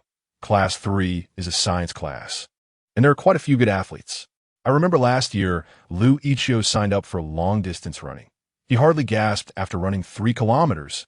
Clearly someone who trains regularly. He's really impressive." "Oh, what is this? Are you interested in him?" "Don't talk nonsense. I just appreciate him. Besides, isn't the forever 3rd place interested in our class as Song Lian?" Song Lian was inexplicably involved. She blinked and looked innocently at Liang Huai. The boy seemed to think of something, pursed his lips, and said to Su Ming, "I'll report it. I'll report 3,000 meters." Su Ming felt like a pie had fallen from the sky. She hurriedly caught it and excitedly said, Okay. I'll write your name down right now." Song Lian watched Su Ming walk away before asking him, "Why did you sign up for the 3,000 meters? That's so tiring." Liang Huai said. There should only be this one event left. Song Lian thought for a moment and understood his meaning. If it weren't for the lack of people, Suming wouldn't come to find Liang Huai, and the project that was short on personnel must be the 3,000 meters. Song Lian was a bit worried. Can you run down? Won't it be too tiring? He, however, stubbornly asked, don't you trust me? Song Lian smiled. Of course I do. My boyfriend is the best in the world. The girl scratched his palm. Then you should run every day during the National Day holiday. Otherwise, you might not be able to handle the competition directly. Liang Huai said, what about you? Of course, I'll accompany you. The boy smiled, slightly lowering his head to get closer to her. Song Lian was so frightened that she quickly raised her hand to stop him. Stop, stop, this is class. The boy looked at her unhappily. Song Lian's face turned a bit red. After school. The afternoon passed quickly, and when the school bell rang, Song Lian walked over to Yang Xiaotian and asked, are you coming to my house for dinner tonight? I'll make your favorite cola chicken wings. Who would have thought that Yang Xiaotian blushed and said, Lian, I have plans to have dinner with someone tonight. Song Lian, Yang Xiaotian has always been lively and energetic, but who knew that at this moment she was actually quite shy. Just a friend. She looked towards the door with a smile, while nervously adding to Song Lian, just an ordinary friend. Song Lian followed her gaze and saw a boy in a school uniform walking over. He was someone she didn't know. She pretended to be sad and said, so you have found another little cutie. Song Lian finally reluctantly nodded, smiling as she said, okay, go find your ordinary friend and be careful. Yang Xiaotian must have mentioned Song Lian to that boy, who politely nodded at her. Song Lian smiled and said, I'll leave Xiaotian in your care. Once the two of them left, Song Lian went over and pulled Liang Huai up from the chair, saying, all right, let's go too. Liang Huai didn't move. What's wrong? She just kissed you. You still owe me something this afternoon. Song Lian was momentarily lost in thought, and when she remembered, she couldn't help but chuckle. She placed her hands on Liang Huai's shoulders, slightly tiptoed, and gently kissed the boy's cheek. The girl's breath carried a faint fragrance, and Liang Huai reached out to support her waist to help her steady herself, a smile playing at the corners of his lips. Song Lian whispered something in his ear, and the boy's face instantly turned red. Lu Yiqiu? Standing opposite them was Lu Yiqiu, who looked at Song Lian and asked, you guys are together? Song Lian furrowed her brows. At that time, her reason for rejecting him was that she wanted to focus on her studies and wouldn't date. However, it was true that she wanted to study hard, and it was also true that she wouldn't be with anyone except for Liang Huai. Liang Huai stood in front of Song Lian, his gaze cold as he looked at Lu Yiqiu. Do you need something? Lu Yiqiu saw Liang Huai and remembered something. Sneering, Liang Huai, don't you know what you are? How dare you be with Song Lian? The boy remained silent, his eyes dark like spilled ink, coiled with a storm. Coldly staring at Lu Yiqiu, Song Lian frowned at his words. Lu Yiqiu, what do you mean? Lu Yiqiu replied, Song Lian, do you know Liang Huai? Do you know what kind of person he is? Song Lian heard that Lu Yiqiu's family was engaged in business and had influence in City, but he did not act like other rich second-generation kids. He had good grades, a good family background, and excelled in sports, making him the object of many girls' secret crushes. However, no matter how outstanding he was, it was not a reason for him to slander Liang Huai. What did his words mean? What did he know about Liang Huai? But Song Lian had no interest in finding out. She would only want to know about Liang Huai if he told her himself. She would not make the same mistake in this life that she made in her previous one. Song Lian has always given people the impression of being gentle and well-behaved. But at this moment, her beautiful eyes are filled with frost. I know better than you who he is, so there's no need for you to worry. Song Lian's voice was a bit cold, and her eyes were filled with impatience as she looked at Lu Yiqiu. Upon hearing this, Lu Yiqiu froze. Song Lian didn't want to waste time with Lu Yiqiu, so she gently squeezed Liang Huai's hand and said, let's go. Liang Huai nodded, and as Song Lian pulled him past Lu Yiqiu, she didn't notice the depth in Liang Huai's eyes. They walked a few steps when they heard Lu Yiqiu calling from behind, Song Lian, you will definitely regret being with him. Song Lian's footsteps were unaffected as she followed Liang Huai out of the school gate. Lu Yiqiu recalled the information he had gathered over the past few days, clenched his fists, and watched their backs. He couldn't believe that once Song Lian learned about Liang Huai's situation, she would remain indifferent. Everyone loves cleanliness, but with like something disgusting. He had never lacked anything growing up. Neither had Song Lian. Chapter 13. Waiting for you to come home. Part 2. Friday was the day of the monthly exam. Song Lian didn't make breakfast and bought milk and a sandwich on her way to the supermarket. When she arrived at school, she first ran to Liang Huai's exam room. Recently, Liang Huai had been waiting for her downstairs every morning to go to school together. Yesterday, Song Lian told him not to come this morning and that they would go eat together after the exam. With half an hour left before the exam started and Liang Huai not present, Song Lian thought he must not have arrived yet. She placed her breakfast directly on his desk and, fearing the teacher would misunderstand, she didn't write a note, but simply wrote heartwarming breakfast on the milk carton with a pen and drew a little heart beside it. She also wrote something on the bowl of porridge, just 2 neat and clean characters. Breakfast. She smiled, as if she understood why Liang Huai wasn't in the exam room earlier.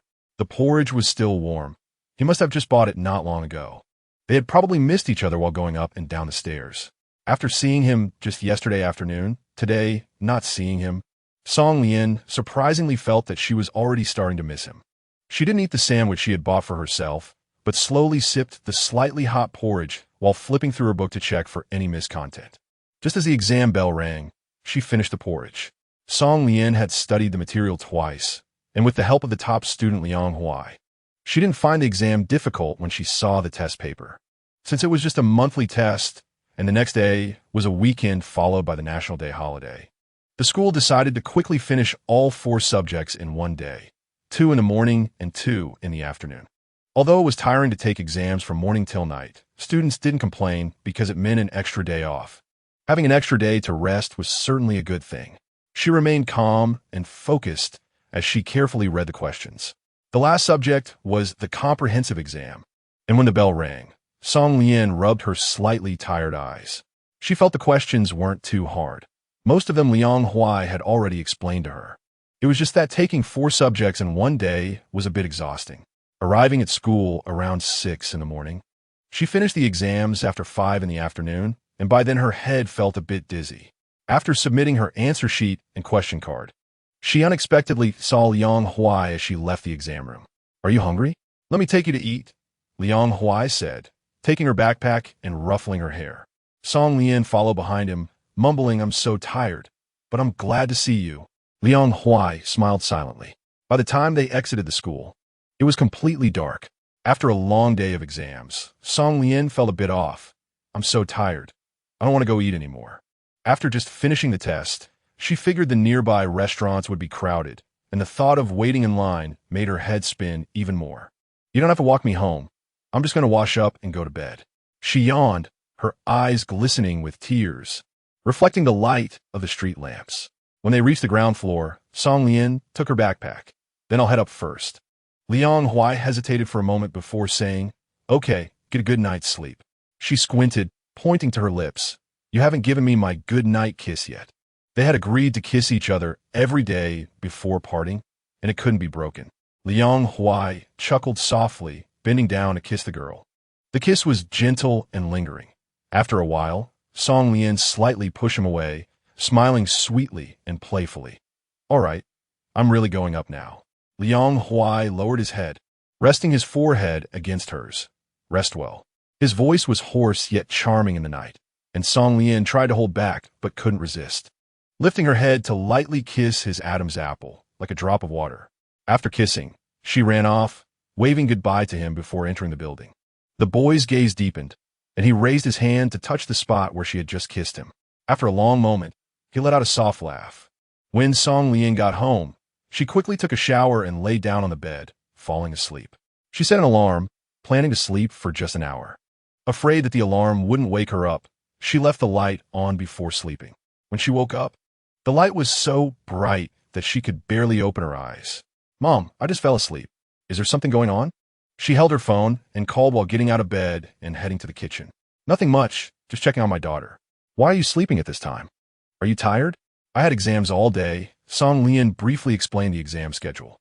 Yuman asked her, "The National Day holiday is coming up, right? Do you want to come to the capital? Mom can take you out to have some fun." Song Lian thought for a moment. She had already promised Liang Huai to run with him every day during the National Day holiday. Besides, The capital during the holiday would probably be crowded with people and not much fun, so she declined. Say, Mom, I'm not going. There are too many people during National Day, and I don't want to go out. Yuman considered it and felt that Song Lian made sense. All right then. Take care of yourself at home. If you need anything, just tell your dad and me. Song Lian found the noodles in the fridge and turned on the stove. Don't worry, I have everything I need. As long as you and Dad take care of yourselves. I'm at ease. Yuman smiled. Okay, I'll listen to my Lian. By the way, are you really not considering the overseas study thing that Mom mentioned to you? Song Lian took out 2 eggs, cracked the shells, and threw them into the pot. I've thought it through. I still prefer city, eh? And I'll take the entrance exam for domestic universities. Since she feels this way, Yuman wouldn't push her. Parents can provide advice and considerations for their children's paths, but they cannot make decisions for them. The journey is theirs to walk.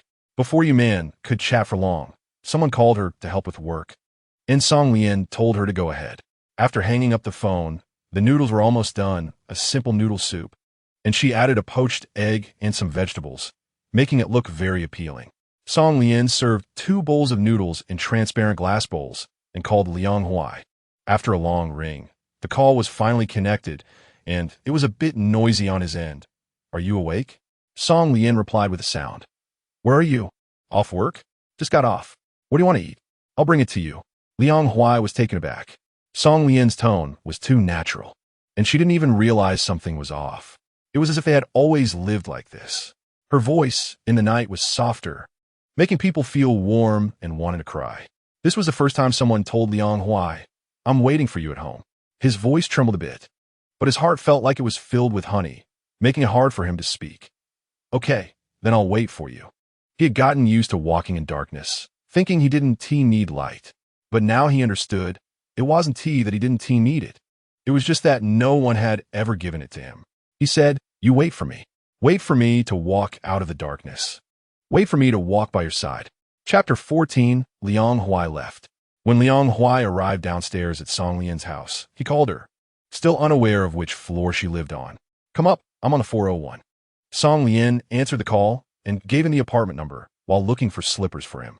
Liang Huai responded and didn't hang up, heading directly upstairs.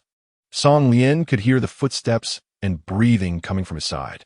She ran to the door, opened it, and looked at the boy who was slowly walking towards her. The corridor was a bit dim, but she brought with her the warmth of the room behind her, stepping into Liang Huai's sight. Liang, you're walking a bit slow, Song Lian said, leaning against the door. Her eyes were bright and clear. Liang Huai followed Song Lian inside. The girl squatted down and placed a pair of slippers at his feet, looking up at him. These are my dad's shoes. You can wear them for now, and I'll buy you a pair when I have the chance. Liang Huai nodded. He wasn't used to Song Lian squatting at his feet and looking up at him, so he bent down and pulled her up. Don't squat. It'll make your legs tired. The Song family's home is not large, with walls painted in off-white. A carpet in a similar color scheme covers the wooden floor, and a few books are casually placed on the ground. On the light wood-colored sofa, there are 3 throw pillows printed with images of cats. It's a very cozy home. Song Lian led him to the dining table. I cooked a bit early, so it might be a little cold. Please don't mind it. Song Lian pulled out a chair for him and pressed him to sit down. She went to the kitchen, took some chopsticks, and handed them to Liang Huai. Give it a try. The noodles were indeed a bit cold, but Liang Huai still finished eating them, leaving nothing behind. This was the best thing he had ever eaten, he thought. Song Lian only ate half of the bowl of noodles. She wasn't very hungry and didn't eat properly, spending most of the time looking at Liang Huai. Why is your hair wet? Liang Huai paused for a moment. I just took a shower. Song Lian was a bit puzzled by his timing for taking a shower, thinking he was just too tired and didn't ask further. The young man focused on finishing the bowl of noodles without looking away. Song Lian smiled and asked, is it good? Liang Huai nodded. He always seemed aloof in the eyes of others, but in front of Song Lian, he was always considerate and gentle. He stood up to collect the bowls and took them to the kitchen. The water was a bit cold, and he quickly and neatly washed the dishes. Song Lian followed him like a little tail. I cook, you wash the dishes, it's quite fair. She reached out to test the water temperature, afraid it would be too cold for him, and slightly turned the switch towards the red side. Liang Huai's eyes curved with a smile. Song Lian patted his shoulder. I'm going to call Xiao Tian. The boy nodded. Liang Huai really liked the feeling of tonight. Although they had just been together for a short time, it felt as if they had known each other for many years. The bittersweet emotions squeezed in his heart, and time couldn't be measured by money, but this moment was incredibly precious to him. In the many years that followed, he would always remember this night. The steaming bowl of noodle soup and his girl. Song Lian went to sit on the sofa, the movie playing on the TV, but she wasn't really watching, talking on the phone with Yang Xiaotian. So you and Chui Sijia are together? Chui Sijia was the boy who came to find Yang Xiaotian during the day. It turned out that after Yang Xiaotian's parents divorced, she lived with her dad, who worked hard for her. In the evenings, he didn't have time to pick her up. Chui Sijia was the child of the neighbor next door. Yang's dad had shared the family situation with the neighbor. The neighbor understood that Yang's dad had it tough, and since it wasn't a big deal, he readily agreed to help. The boy knew about Yang Xiaotian's family situation and comforted and accompanied her when she was feeling down. I think he's really nice, Yang Xiaotian said, her voice a bit low, but there was an undeniable sweetness in it. Song Lian was happy for her. If the family issues had brought Xiaotian a significant blow, she hoped this boy could help her get through it. She said, "What matters most is that you like him." Yang Xiaotian joked with Song Lian for a while, then suddenly remembered something. "By the way, Lian, have you checked the school for him?" Song Lian saw Liang Huai walk out, and for a moment didn't hear what Yang Xiaotian had said. "Huh? Xiaotian, what did you just say? I didn't catch that." Just as Yang Xiaotian was about to repeat it, another voice came from the phone. "Sit properly. It's not good for your back like this." Yang Xiaotian was startled. "Who is at your house?" She remembered that her uncle and aunt had only left a few days ago. Yang Xiaotian could only vaguely hear someone speaking, but she couldn't tell who it was. Song Lian thought for a moment. It was getting a bit late. If Xiaotian found out about Liang Huai's situation in her house, her gossiping nature would surely kick in. So she vaguely said, "It's nothing, just a food delivery." Liang Huai glanced at her indifferently and sat beside her, wisely keeping quiet. Song Lian blinked and leaned against him, asking, "What were you about to tell me?" Yang Xiaotian didn't think much of it and continued, "It's about Liang Huai." Song Lian was stunned. "What happened?" Lian, I saw Liang Huai today. In Xintai. Xintai is a shopping mall in City A. Song Lian was just about to say he had a part-time job tonight when he heard Yang Xiaotian continue. "I saw a girl walking with him." Song Lian was stunned. She suddenly remembered that in her last life, during her senior year, it was she who pursued Liang Huai. The reason was simply that everyone said a person as aloof as Liang Huai would definitely be hard to chase, and Song Lian didn't believe it and insisted on trying. Who knew that Liang Huai reacted with such excitement to her confession? His eyes turned red, and he kept asking her if it was true. At that moment, she felt trapped, and although she was startled by his reaction, she still nodded with difficulty. After they got together, it was basically Liang Huai who took care of Song Lian in every detail. She never understood when Liang Huai started to like her. Why did he agree to her confession so quickly? It wasn't that no one had pursued him before, so why did he only agree to Song Lian? Song Lian suddenly thought, now that she has a chance to live again, at this time in her previous life, they had not yet intersected. Did he have someone he liked back then? What was he doing at that time? Song Lian's mind was a bit chaotic, but she still wanted to hear Liang Huai say it to her face. She glanced at the already tired and asleep boy and lowered her voice. "Xiaotian, I'll ask him about this myself." After hanging up the phone, Song Lian felt overwhelmed with too many questions in her mind. What exactly led to Liang Huai's suicide in her previous life? Who was the middle-aged man she saw in the mall that looked so much like Liang Huai? And what was the matter that Lu Ichio mentioned? "Are you done talking?" Liang Huai slowly opened his eyes, his voice a bit hoarse. His eyes were bloodshot, looking haggard and exhausted, as he leaned over affectionately and rubbed his head against Song Lian's shoulder. Song Lian felt a bit ticklish from his furry head. Suddenly, she thought she might have overthought things. No matter the reason, she couldn't doubt Liang Huai's feelings for her. After a whole day of exams, working part-time at night, and then coming to her house, how could he not be tired? Song Lian felt a bit heartbroken. "You should go to bed early today. You're really tired." Liang Huai hesitated a bit, saying weakly, "Just hold me for a while longer. I'll leave soon." "Who said you have to leave?" Song Lian chuckled. "It's so late. Just stay here. Anyway, tomorrow is the weekend. You don't have to go to school." The boy suddenly looked up at her, his eyes sparkling. Song Lian felt a bit shy under his gaze. I'll go get you a blanket. You can make do on the sofa for the night. She slipped on her slippers and got up to find a blanket in the bedroom. Liang Huai realized and followed her, wrapping his arms around her waist, jokingly saying, "Aren't you worried about what I might do to you if I sleep here?" Song Lian turned in his embrace to face him. "What do you want to do?" Her big eyes blinking. "Just do it." The boy's gaze suddenly deepened, as if hiding a whirlpool. Looking into those eyes, Song Lian felt no fear. "Heh!" Liang Huai pinched the bridge of his nose, chuckling hoarsely. He spun Song Lian around and pushed her down onto the bed, kissing her tenderly. The girl obediently lay beneath him, her arms gently wrapping around his neck. She found it a bit hard to breathe and lightly bit the boy on his body. Liang Huai slightly loosened his hold on her. The girl's lips were moist and shiny. She pressed them together, her face gradually turning pale. Liang Huai froze for a moment, murmuring helplessly, "I'm sorry, Lian, I—" His face was filled with regret and guilt.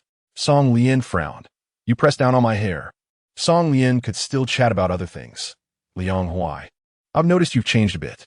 You weren't this unserious when I first met you." Song Lian said, puzzled, as she raised her hand to hold his face.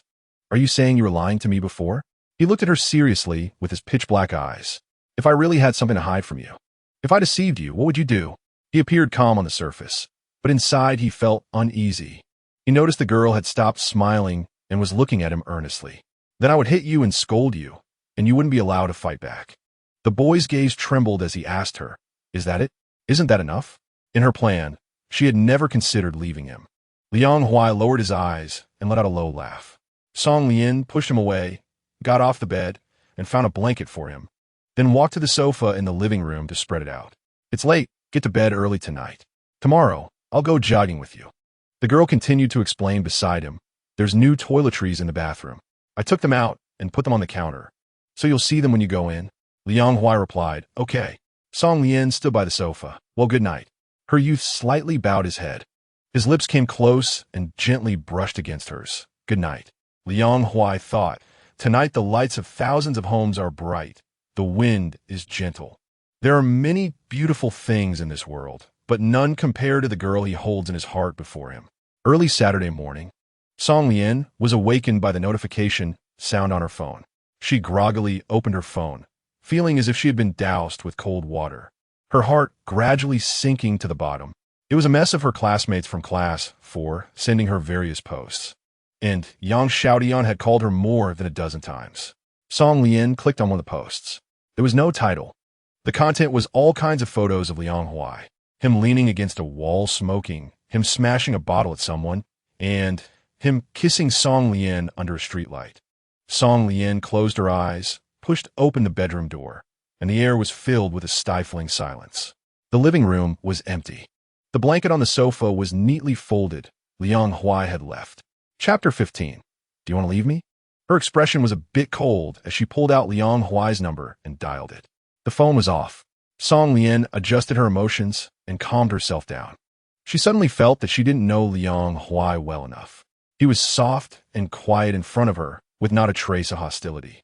But as she looked at those photos, the boy standing against the wall with a cigarette in his mouth, his delicate eyebrows and eyes faintly visible amidst the sparks and white mist, seemed like a completely different person from the one in the blue and white school uniform. The second photo showed him smashing a bottle at someone, his face displaying a frightening fierceness. The last photo captured him bending down, carefully and gently kissing her. There were over a dozen such posts, mostly filled with Liang Huai's pictures. The comments were a chaotic buzz. Wow, is the holiday really this exciting? Is this the Liang Huai from sophomore year? Isn't he a top student? Amazing. Is this how a good student behaves in private?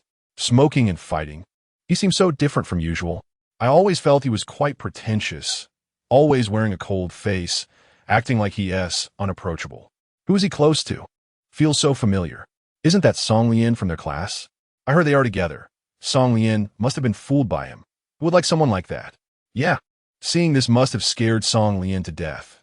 She'll definitely break up with him, probably regretting refusing Lu Ichio before. The comments were sharp, as if they needed to lash out at their peers to demonstrate their sense of justice. Many of these commenters might not have even seen Liang Huai, let alone understood him. Most just skimmed a few lines in the post and started to boast. Many girls who had been rejected by him and boys who were jealous of him came forward to take a jab. A bad student isn't surprising, but a good student being like this in private is what intrigued them. Song Lian laughed sarcastically. Everyone avoided him as if he had committed some unforgivable crime. It seemed that Song Lian was also just an idiot who only cared about appearances. But so what? Whether he was true or false, who was he bothering? Compared to the unknown side of Liang Huai, those who prided themselves on being just made Song Lian feel extremely bored. Was she really unaware of all this? Liang Huai had wet hair last night, as if he had just taken a shower, but when she got close, she still faintly smelled tobacco. The dark and deep expression that often inadvertently showed in his eyes was something Song Lian noticed. She felt that Liang Huai was hiding something from her besides his background. But Song Lian didn't care. No matter what he was still Liang Huai, the Liang Huai who had liked Song Lian for 2 lifetimes. Perhaps she didn't understand Liang Huai well enough yet. But what was the rush? A lifetime is long, and they still had too much time to understand each other. Liang Huai didn't have many friends in class. Song Lian called each of the boys in the class, but no one knew where he had gone. He cautiously said, "Song Lian, if you find Liang Huai, have a good talk with him, don't just break up directly." Song Lian thanked and hurriedly washed up before heading out. Liang Yang's words were vulgar and unbearable. Song Lian frowned, suppressing her anger, said a quick goodbye, and turned to leave. In this new life, Song Lian felt that she had made some mistakes. She took it for granted that Liang Huai was still the same Liang Huai from her previous life. But she forgot that in her last life, she had never tried to understand Liang Huai. She didn't know what he liked or what he hated. She realized she hadn't done enough. The wild stretched low, the river was clear, and the moon was bright. Another day had passed. Time slipped away, and she still hadn't found Liang Huai. Song Lian called Liang Huai countless times, but his phone was always off. 1 day, 2 days, 3 days. It was as if he had disappeared from her world. Song Lian began to understand why Liang Huai had disappeared. Did she think seeing these things would make her to test him? But she had said that if he hid something from her and she found out, she would hit him and scold him, but would never leave him. He never believed her. He always felt that this was like a dream, and someone had shattered that dream, leaving him without the courage to face it. Yang Xiaodian accompanied Song Lian in searching for Liang Huai for several days. And she was even angrier than Song Lian. Liang Huai is really annoying. Lian, don't be sad. If we can't find him, we can't find him. I don't believe he wants to go to school when it starts, even if he really has disappeared. There are plenty of boys in this world who are better than Liang Huai. We don't need him.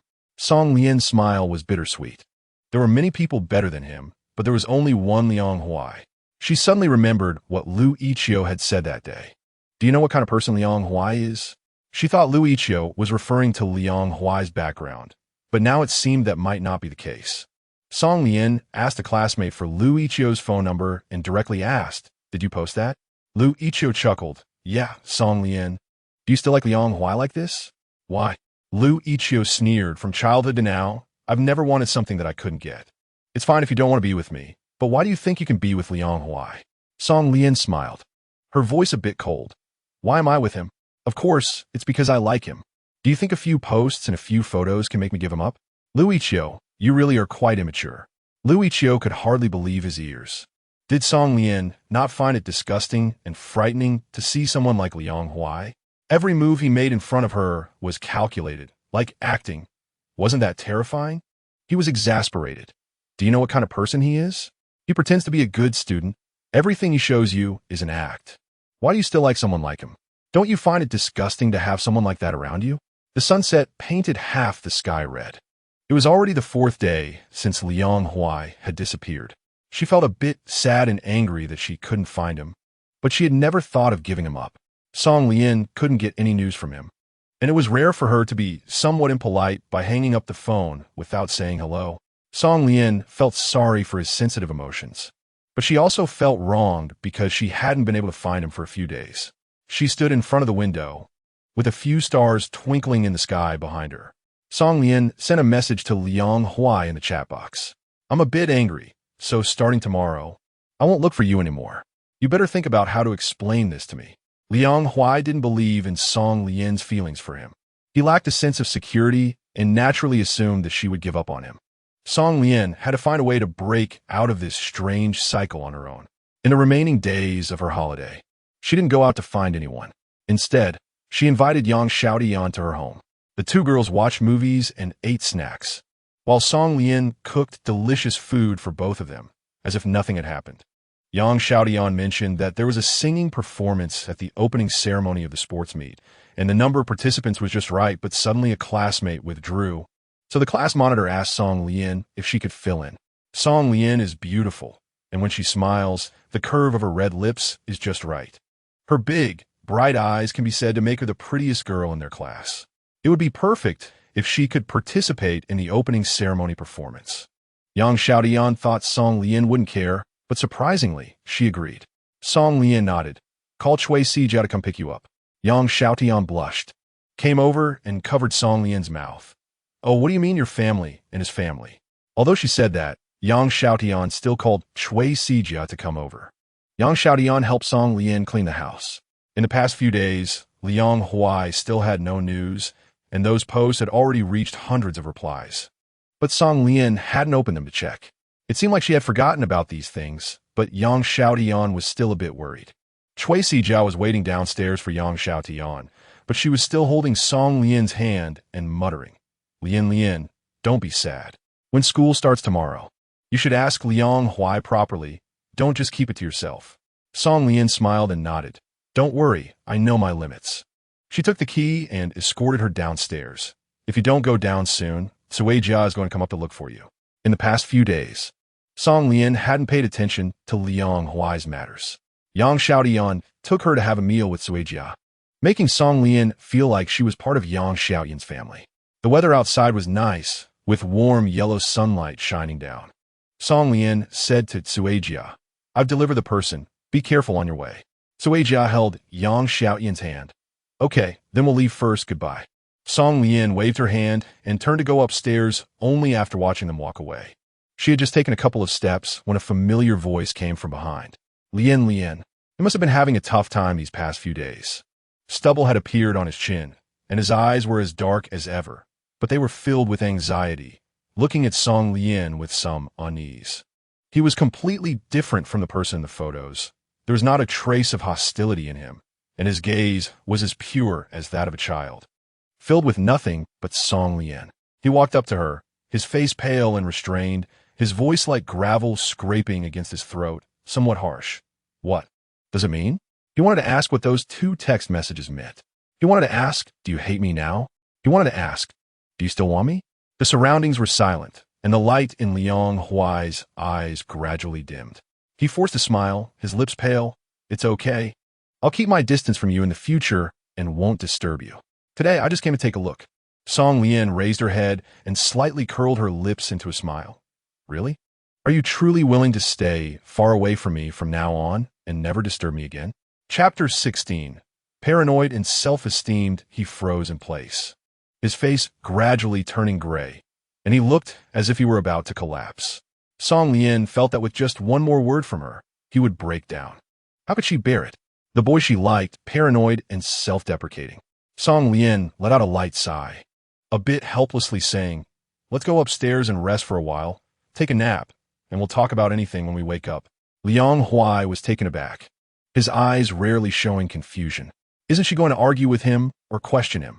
Song Lian pulled him into the elevator, and a faint smell of tobacco lingered in the air. Song Lian thought it was okay, but Liang Huai frowned slightly, feeling a bit disgusted with himself.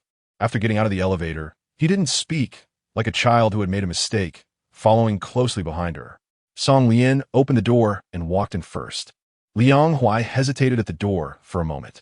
Song Lian frowned slightly and asked, are you coming in or not? Her tone was a bit chilly. The young man bit his lip and looked down, noticing that he had already changed into slippers, brand new light blue ones, which looked quite cute next to her pink shoes. That day, Song Lian had said she would get him a new pair when she had a chance. She really did go. Liang Huai felt a bit emotional, and he reached out to pull Song Lian. I'm going to take a shower, then sleep. He really didn't seem to be in good shape, and Song Lian also wanted to calm her thoughts. It wasn't the right time to talk about things. Liang Huai obediently went to take a shower, while Song Lian continued to tidy up the room that she hadn't finished organizing. The sound of water was splashing inside, and Song Lian's heart gradually became steady and tranquil. Su Ming came to ask her for the name of the song for the performance, and Song Lian sent it to her. Lian Lian. Liang Huai's voice came from the bathroom, muffled and unclear. Song Lian got up and knocked on the door. What's wrong? I didn't bring my pajamas. Song Lian paused for a moment. I'll go get my dad's. Meanwhile, she thought to herself, how could I forget to buy pajamas when I bought him slippers? Song Lian found a new set of pajamas and went to knock on the door. After waiting for 2 or 3 seconds, the door lock turned gently, and Liang Huai reached out his hand, his voice somewhat muffled. Give it to me. His palm was still dripping with water. He must have set the water temperature very high. The droplets on his arm were steaming with heat. Song Lian handed him the clothes and unintentionally touched his arm, which was scorching hot. Song Lian furrowed her brows. Are you sick? Song Lian frowned slightly and said, come out once you put your clothes on. The voice inside became noticeably quicker. Liang Huai opened the door, water dripping from his hair. His face was somewhat abnormally red, and he looked a bit wilted. Song Lian tiptoed and reached out to touch his forehead. The warmth she felt in her palms startled her. Why is it so hot? No wonder his face was unusually red. It turned out he had a fever. Song Lian was a bit worried and unconsciously lowered her voice. Come here. I'll dry your hair for you. Otherwise it will burn even more later. The boy lowered his head and followed her into the room. Song Lian let him sit on the bed and went to get the hairdryer, standing behind him to dry his hair. Her fingers gently ran through his hair, carefully combing it as the loud sound of the hairdryer filled the air. Song Lian took care of him tenderly and attentively, like a caregiver for a child who had been wronged while out playing. After several days of tension, Liang Huai relaxed, his eyes fluttering as he leaned back, and the person behind him quickly steadied him. Once his hair was almost dry, Song Lian turned off the hairdryer and shook her somewhat numb hands. She slightly lowered her head to look at the boy's flushed face. He probably hadn't rested well these past few days. He looked extremely haggard. Song Lian pushed him. Sleep later. Take the fever-reducing medicine first. His throat hurt a bit, and in a daze, he only made a few soft sounds like Nana. Song Lian gritted her teeth and pushed him away with some force. Wake up. The young man opened his eyes, looking at her with a confused and aggrieved expression. Song Lian squatted down by the bed, gently coaxing, take the medicine, come on. He opened his watery eyes, lowered his head, and took the medicine from the palm of Song Lian's hand into his mouth. She handed him the water. He took it and swallowed the medicine. Go to sleep. Song Lian took the cup back and turned to leave. Lian Lian. His voice was hoarse, still wanting to explain. I can explain all of this. Just give me a chance, okay? Don't leave me, okay? Song Lian turned around, and in the end, she still felt heartbroken. He had disappeared for so many days, and now suddenly seeing him in front of her made her a little angry. But looking at his sickly appearance, she couldn't muster any anger. You should get some sleep first. When you wake up, we can talk. You can't explain anything in your current state. His eyes dimmed slightly, and he nodded with pursed lips. Song Lian thought for a moment, walked to the other side of the bed, lifted the blanket, and lay down, saying to the person sitting on the bed in a daze, come here, sleep. His eyes sparkled with light as he moved closer to her and lay down. He was originally facing her, but then thought about how he was currently having a cold, and it wouldn't be good to infect Song Lian, so he turned over, facing away from her, lying on the same bed as the girl he liked. The young man's back was stiff, lying on his side straight and still, not daring to move at all. Song Lian found it somewhat amusing. What's wrong? You smoked and fought, but now you're acting all scared. He remained silent. It was still early, so Song Lian shook out the blanket and covered both of them, then wrapped her arms around Liang Huai's waist. I'll stay with you for a while. We'll talk after you wake up. Her hand rested loosely on his waist, her head leaning against Liang Huai's back, making him too afraid to move. The person behind him held him close, as if embracing him. When Liang Huai woke up, it was already dark outside. The room was quiet, and when he reached for the space beside him, Song Lian was gone. She must have stepped out for a while. The lights outside cast flickering shadows on the wall, and the air was filled with a suffocating darkness and silence. Just like every time he woke up, it was eerily silent and dark, as if the whole world had abandoned him. He got out of bed and opened the door. The warm yellow light filled the room, its warmth suddenly illuminating his heart and soothing his soul. Song Lian was busy in the bathroom. The door was not closed, and from the sound, she seemed to be washing clothes. The person inside heard the noise and asked, "Are you awake?" Liang Huai gently replied with an He had taken medicine and slept for a while, feeling a bit clearer in his head, but he didn't know how to face Song Lian. The sound of water inside stopped, and Song Lian came out with a basin, brushing past him to the balcony to hang the clothes. Her fingers were slender and fair, as she pinched a white short-sleeved shirt and draped it over the drying rack. The clothes were dripping with water, and she used the basin to catch the drops, twisting her hand to wring it out. Liang Huai watched and felt a bit awkward. That seemed to be his shirt. Song Lian hung the clothes out to dry. The short sleeves were not thick, and after a night of autumn wind, they would be dry by tomorrow morning. She was busy, like the mistress of the house. And after hanging the clothes, she wiped her hands and then touched his forehead. It was still a bit hot, so he should take the medicine again before bed. Liang Huai's eyes were dark, as if he wanted to say something but hesitated. Song Lian was almost done with her work, and finally, as he wished, she spoke up. "Tell me, what have you been doing these days, and where have you been?" He looked up at her, and after a moment, lowered his gaze. Liang Huai pressed her lips together and started from the beginning. "Actually, I'm not my father's child. No one has ever told me who my biological father is." His dark eyes lacked focus, and Song Lian's heart raced. She could finally learn his story. "When I was young, the kids in the neighborhood didn't like to play with me. At that time, there were always a few little beggars nearby, and only they didn't mind me." His expression was calm, as if it were someone else's story he was telling, not his own. "We grew up together. I went to school, and they stopped being beggars. Some found jobs to make ends meet, while others ventured to different cities, but we all kept in touch. Among this group, there was a guy named Wu Ji, who was the closest to me. He had a sister, but I had never met her.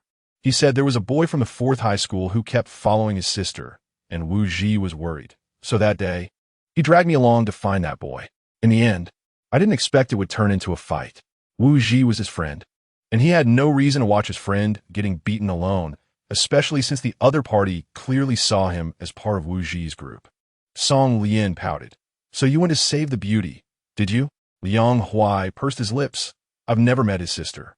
That day was his first fight, and he didn't gain any advantage over Wu Ji." Liang Huai was taken aback. He frowned, thought for a moment, and said, "I did tutor a girl in the first year of middle school, but I don't know if you're talking about her." Liang Huai really couldn't remember the last time he went to the mall with a girl.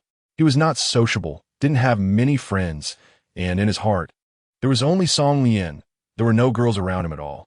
Song Lian poured him a glass of water. "Will you be able to go to school tomorrow looking like this?" He nodded. "It's fine, just need to sleep it off." Liang Huai gently rubbed the cup. "Don't you have anything you want to say or ask?" His background, who his biological father is, if she were to ask. Liang Huai really wouldn't know how to respond. Song Lian thought for a moment and looked at him seriously. "Where have you been these past few days? Why do you look so disheveled?" He blushed. "I was at my friend's place."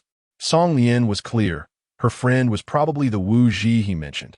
With everything out in the open, the anxiety that had been weighing on Song Lian for the past few days finally lifted. She nodded. "Mem, I understand now." She looked seriously at Liang Huai. "You disappeared these past few days because you thought I would hate you after seeing these photos, so you left without saying a word?" Liang Huai nodded stiffly. Chapter 17. "Let me tell you a story." He raised his eyes, staring at her intently. "Because I want to know your thoughts. I'm used to others slandering and defaming me, and I don't care.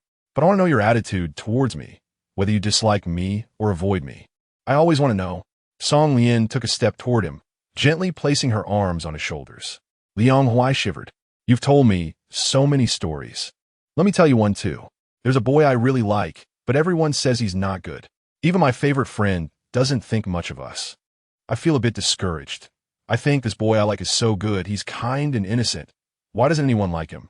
Until one day, someone told me that this boy is not good at all, that a lot of what he shows is fake, that he's not as well behaved as he seems, that he smokes and fights, and everyone tells me to stay away from him." Liang Huai bit his lip tightly, breathing shallowly. I was shocked to hear this. I felt both angry and heartbroken. I thought, he must be very unhappy, so I must treat him better than before. I want him to not have to pretend anything in front of me, because I like him for who he is. Whether others like him or not doesn't matter to me. And he doesn't have to care either, because no matter how much the world dislikes him, it doesn't matter. I will always be by his side. The girl's dimples held a lot of tenderness as she gently stroked his face. She spoke the most beautiful words of love in the world. Liang Huai, I like you, more than you think, many times over. I like you. You, who held an umbrella for me when it rained. You, who silently protected me from behind. You, who pouts and refuses to eat cilantro. And you, who fights or isn't perfect. The boy's eyes grew brighter, as if he had discovered something surprising. She looked into his eyes, sincere and firm. So, do you understand? What I like is you.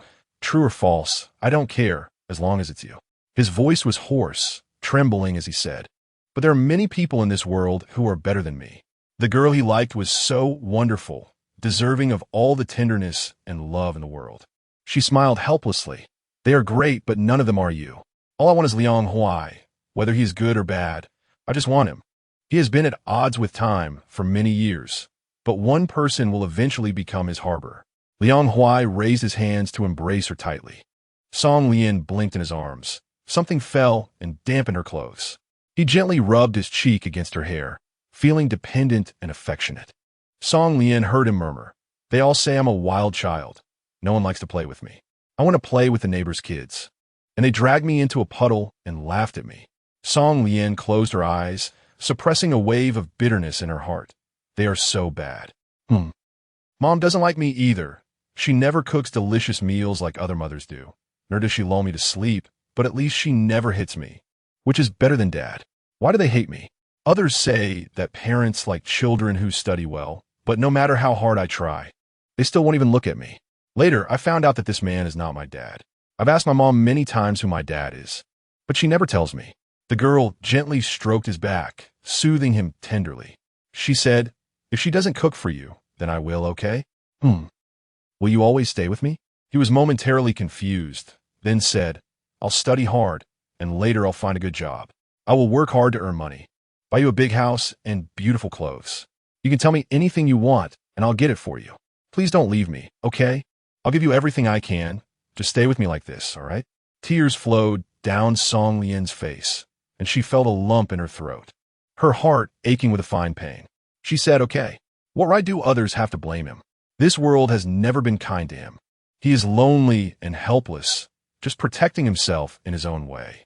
Many people say he has a strange temper and is hard to approach, but no one has ever tried to get close to him. No one is willing to listen to him. They embrace like this," with Song Lian soothing him sentence by sentence.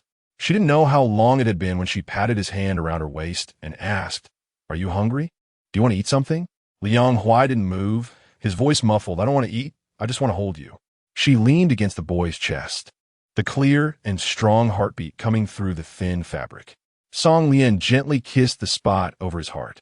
Liang Huai held her even tighter. He hadn't rested well for the past few days, and now he was running a fever. He definitely needed to eat. No matter how Song Lian tried to persuade him, he wouldn't listen. He acted like a spoiled child, taking advantage of her promise that she wouldn't leave him. Song Lian could only say, "But I'm hungry." 1 second. 2 seconds. Liang Huai loosened his grip. Song Lian curled her lips and arched her eyebrows. She walked towards the kitchen, asking him, "What do you like to eat?" Hearing her question, he was a bit taken aback. I don't know. No one had ever asked him what he liked to eat, and he didn't know himself. Eating seemed to him like something that had to be done, with no other significance. He had never considered what to eat or whether it was good or not. Song Lian nodded. "Then I'll make a few more, and you can try them to find out what you like to eat." She was busy in the kitchen. While directing him, "Go wash the vegetables." He obediently did whatever Song Lian told him to do. She said to make more dishes, but Liang Huai didn't expect there to be so many. There were small crispy pork, fish-flavored eggplant, braised Crucian carp, cold-tossed shredded potatoes, scrambled eggs with tomatoes. And she even made a fruit platter. Song Lian controlled the portions. Although there were many dishes, each serving was quite small, as she truly intended to let him taste and see if he liked them. The lighting was warm, and Song Lian turned on the television, casually selecting a variety show that filled the room with the sound of laughter from the host and guests.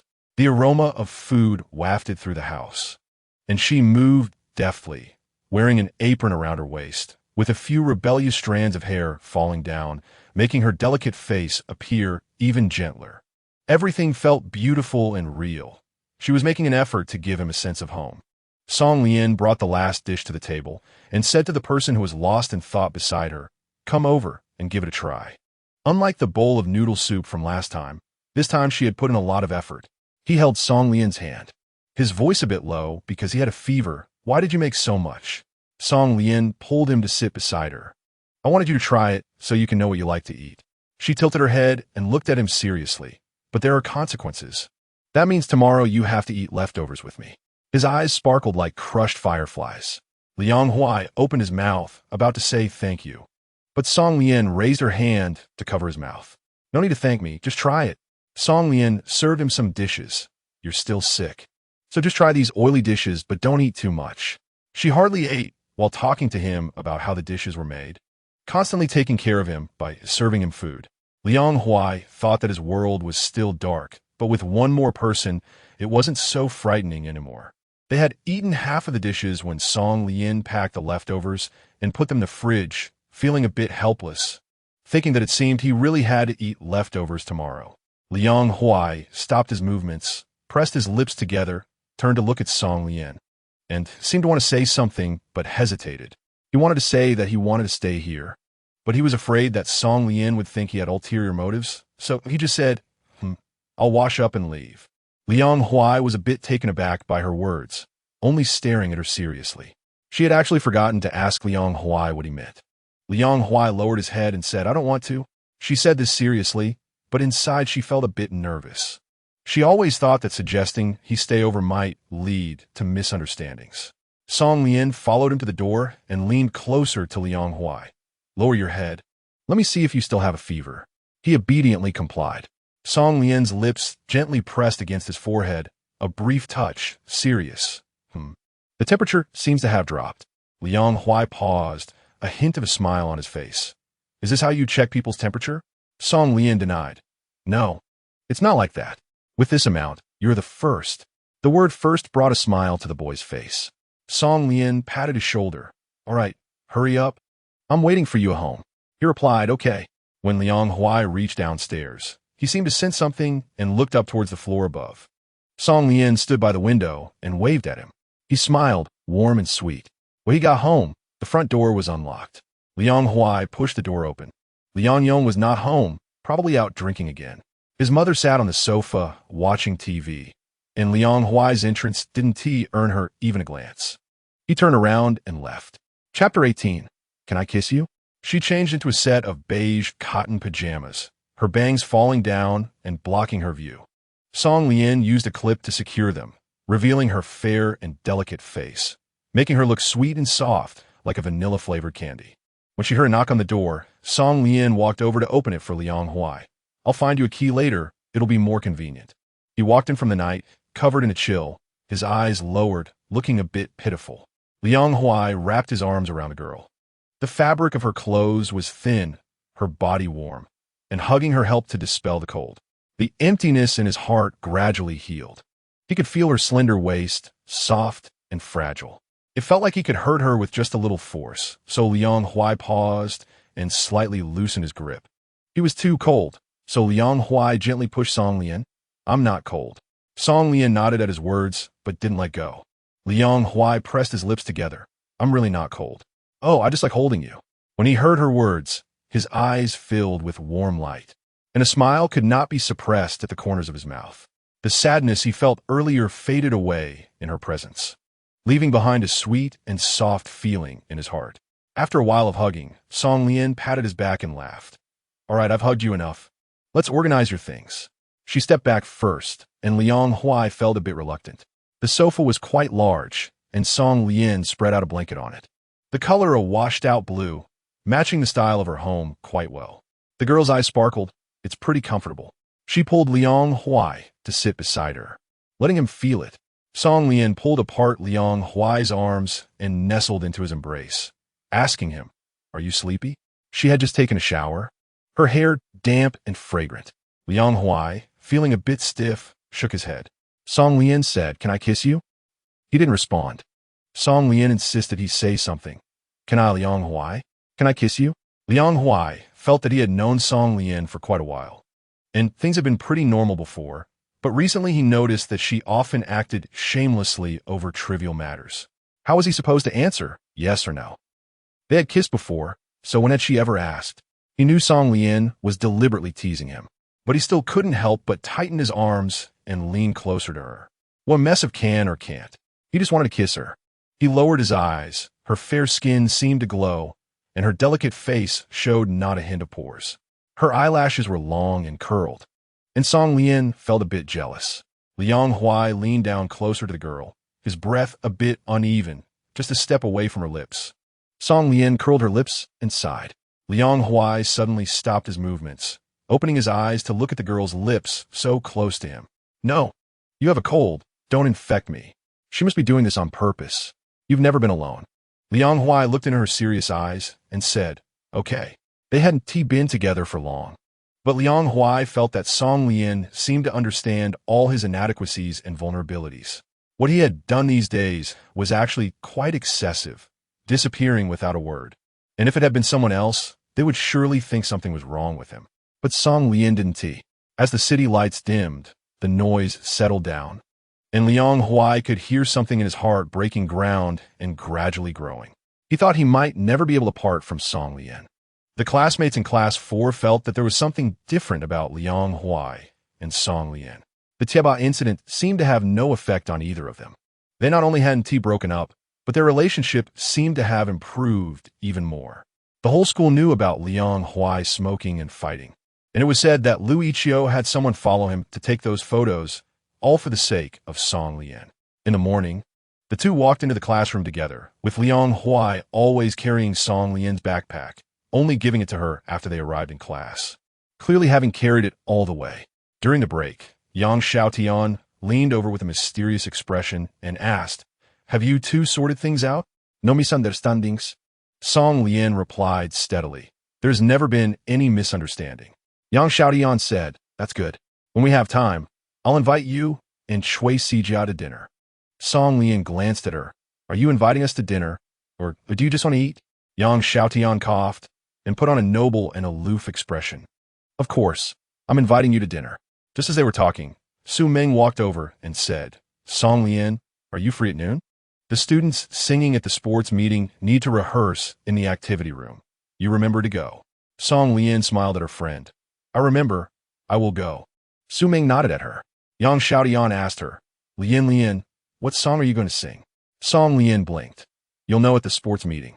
Wednesday and Thursday are the 2 days of the sports meeting." Song Lian early on dragged Liang Huai to the supermarket to buy a bunch of snacks. Her reasoning was very legitimate. You have to run 3 kilometers. You definitely need to replenish your energy before the next event. Liang Huai smiled and agreed with her. "Yeah, it's not because you want to eat that we bought so much." Song Lian pouted. Ever since living with Liang Huai, Song Lian has fully embraced sleeping in, with breakfast basically made by Liang Huai, and she just had to wait for him to finish cooking to act as her human alarm clock. On the day of the sports meeting, Song Lian and Liang Huai arrived at school early. Liang Huai needed to prepare for the competition, while Song Lian had promised Su Ming to help her. Their class was positioned second next to the podium, which was the finish line for the sprint events. A pretty good spot. Song Lian placed the bag properly and saw Su Ming hanging a banner. So early? She walked over to help Su Ming shake out and hang the banner, then hung colorful ribbons on the back wall. The temperature difference in City A's autumn is quite large between morning and evening. It was still early, and the cool breeze felt refreshing. Su Ming helplessly said. The teacher asked the class committee to come early to set up the venue. She then remembered something and smiled. Song Lian, I didn't expect your singing to be so good. Even the teacher praised your singing. A few days ago, during the singing rehearsal, Su Ming, as a student leader, was also present. At that time, Song Lian stood on the podium in her blue and white school uniform. Her voice was soft, and her singing carried a narrative quality that other students didn't have, leaving even the teacher amazed. Song Lian smiled. The seats here were tiered, with a row of tables at the bottom. In front, there was a banner with red background and yellow letters. Class 4 will surely win. Above, several small windmills were hanging, and when the wind blew, the colorful windmills spun around, looking very beautiful. At 7 in the morning, the classmates gradually arrived, and Song Lian's work was almost finished. She looked up and saw Teacher Lu, who was in charge of the rehearsal, coming to call her. Song Lian, come over for your makeup. Okay, teacher, I'm coming. Her performance was the second one in the opening ceremony, scheduled early on, so she needed to prepare ahead of time. Song Lian greeted Su Ming and followed the teacher to the backstage. She casually glanced at the playground and was not surprised to see Liang Huai's silhouette. Since there would be a long-distance run later, he wasn't wearing his school uniform. Instead, he wore a simple black short-sleeve shirt and matching long pants, which Song Lian had suggested he change into. Every time she saw Liang Huai, he was always in his blue and white school uniform or a white shirt, rarely in dark colors. She had complimented his outfit all morning, and the blush on Liang Huai's face hadn't faded. Her compliments were quite straightforward. Liang Huai, you look so handsome. Give me a kiss. What should I do? I can skip breakfast. I know what it means to feast my eyes now. This nearly made the usually good-natured Liang Huai cover her mouth. He was probably talking to the physical education teacher beside him, nodding from time to time, when suddenly he seemed to sense something and his gaze swept over, locking onto Song Lian's eyes. The girl showed a bright smile, and Liang Huai curved his lips in response. It wasn't until he watched Song Lian walk into the backstage that he stopped smiling. The PE teacher looked a bit baffled. How could he smile so happily just by discussing the competition precautions? The flow of the sports meeting was not much different from what Song Lian remembered. It started with the opening ceremony performance, followed by the review of each class. And finally, the official competitions kicked off. Teacher Lu walked over to Song Lian and said, "You're up next. Don't be nervous. Just be great like you were on rehearsal day." Song Lian was present during the rehearsal that day. For someone her age, even if the song choice was good, their singing still carried a youthful vibe. However, Song Lian was a bit different when she sang. Her voice was gentle, as if she were narrating a story from many years ago. As the previous dance ended, enthusiastic cheers erupted, and the host stepped onto the stage at the right moment. Smiling, young people should be passionate, young people should be self-reliant, and young people can also be tender like water. Now, let's invite Song Lian from Class 4 the second year to bring us a very classic song. What could it be? Let's wait and see. As soon as she finished speaking, Song Lian walked out from the back wearing a pure white gauze dress. She had put on makeup, and her originally delicate and sweet face exuded a noble aura. The boys below held their breath. Wow, this girl is absolutely stunning. Chapter 19. The direction your finger points is where I am. Song Lian looks gentle and graceful. She rarely dresses like this on ordinary days, usually wearing her school uniform and tying her hair in a ponytail, exuding a sense of tranquility that comes with the passage of time. Today, her long hair cascades over her shoulders, and her white gauze dress layers elegantly on the ground, adorned with delicate rhinestones.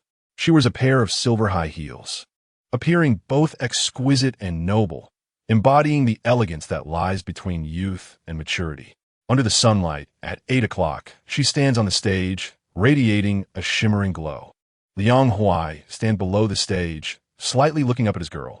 Song Lian spotted Liang Huai in the crowd at a glance, her red lips curling up, and her eyes no longer seeing anyone else.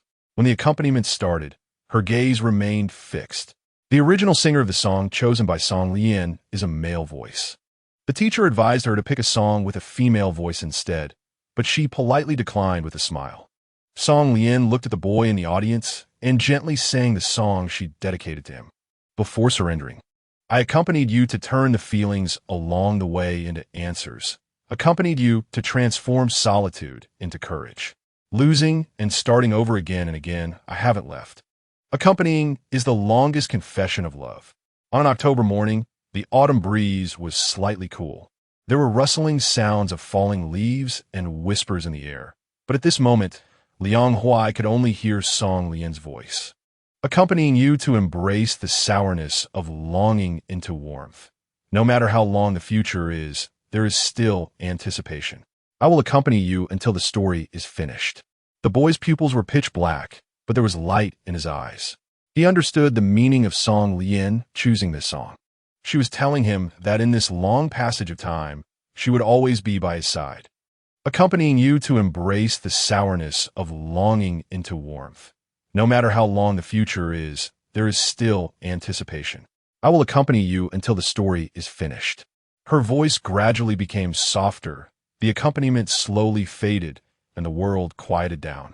After a few seconds, applause and cheers erupted from the audience.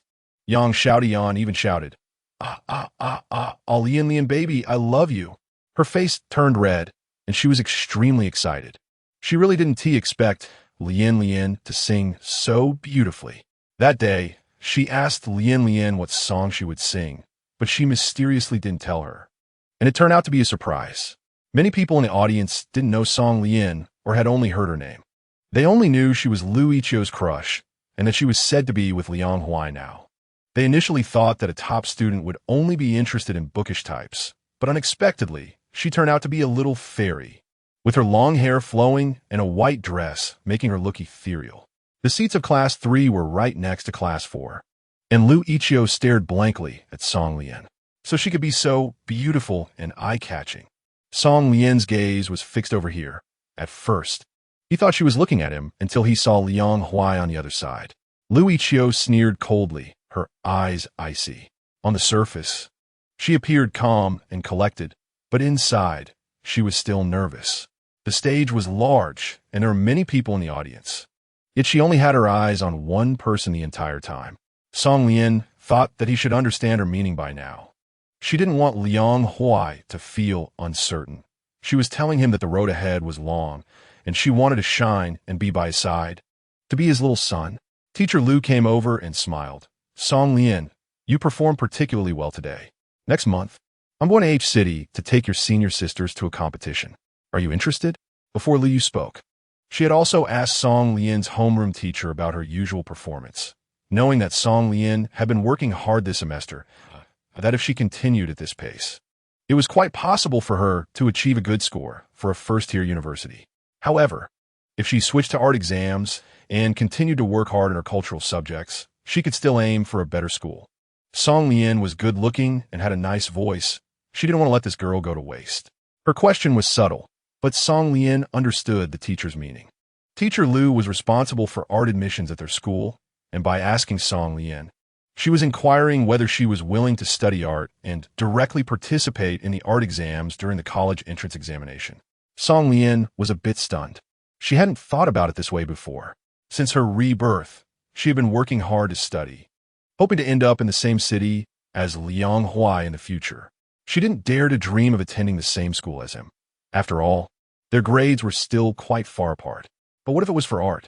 If it were for the art exams, perhaps with her efforts, she could get into his school. The stage in front continued with the next performance, and the atmosphere was intense. Song Lian obediently said, Teacher, can I think about it? I need to discuss this with my parents. Lu Yu smiled and said, Sure, take your time to consider it. No need to rush. Song Lian nodded. As soon as Song Lian came down from backstage, she received a big hug. Yang Xiaotian excitedly said to her, Lian Lian, my goddess, my treasure, give me a kiss. She planted a peck on Song Lian's cheek, and Song Lian was somewhat at a loss for words. Xiaotian, I haven't removed my makeup yet.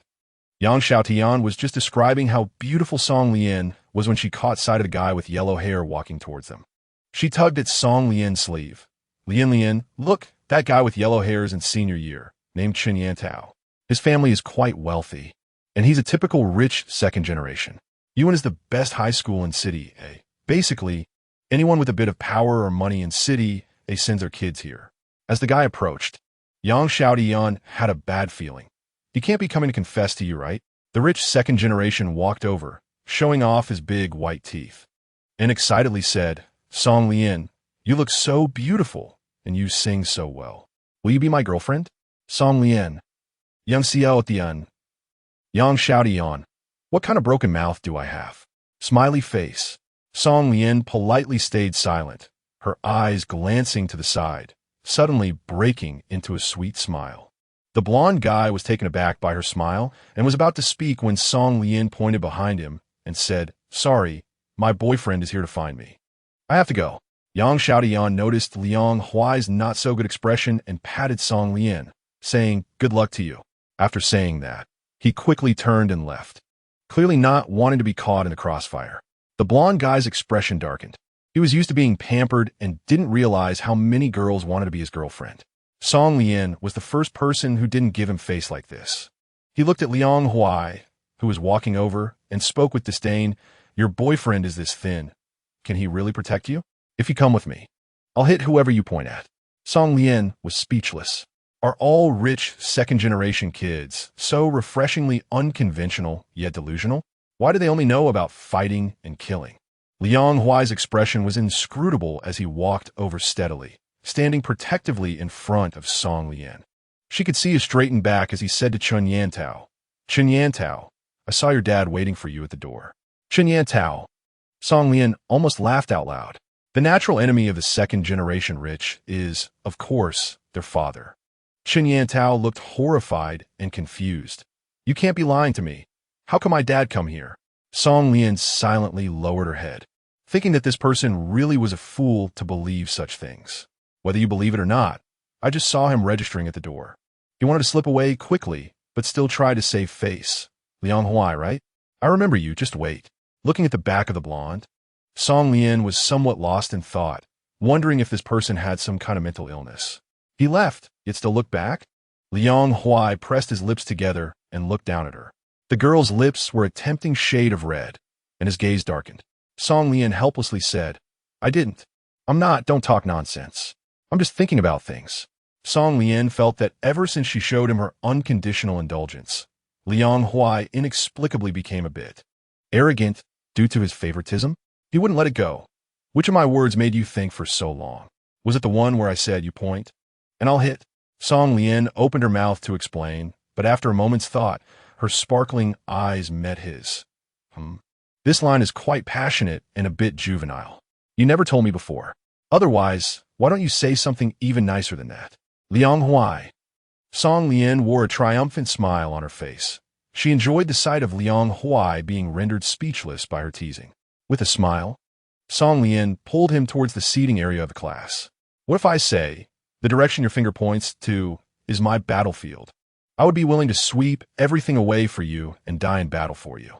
Song Lian.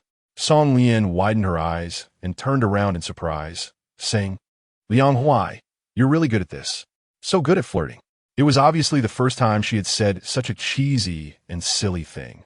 Feeling awkward and embarrassed, she raised her hand to cover Song Lian's eyes, saying, "You're not allowed to look at me." Song Lian held Liang Huai's wrist with both hands and said understandingly, "Okay, my great general." Song Lian pulled Liang Huai to find a shaded spot in the last row to sit down. "What time does the opening ceremony go until?" she asked, a bit unclear. 9 o'clock, I think," Liang Huai replied, not looking her in the eye. He took out a water bottle, unscrewed the cap, and handed it to her. "Drink a little. You just finished singing and talked so much. Your throat should still be uncomfortable." The sun wasn't shining directly, but it was somewhat blinding. Song Lian squinted her eyes and slowly took a sip from the bottle. "Do you want to rest for a bit? You have a competition in the afternoon. The 3,000 meters can be quite exhausting." Liang Huai nodded. They sat in the last row, with a wall behind them. Liang Huai leaned back, the skin on his neck taut, and as he spoke to Song Lian, his slightly trembling Adam's apple was visible. "They'll take a nap for a while."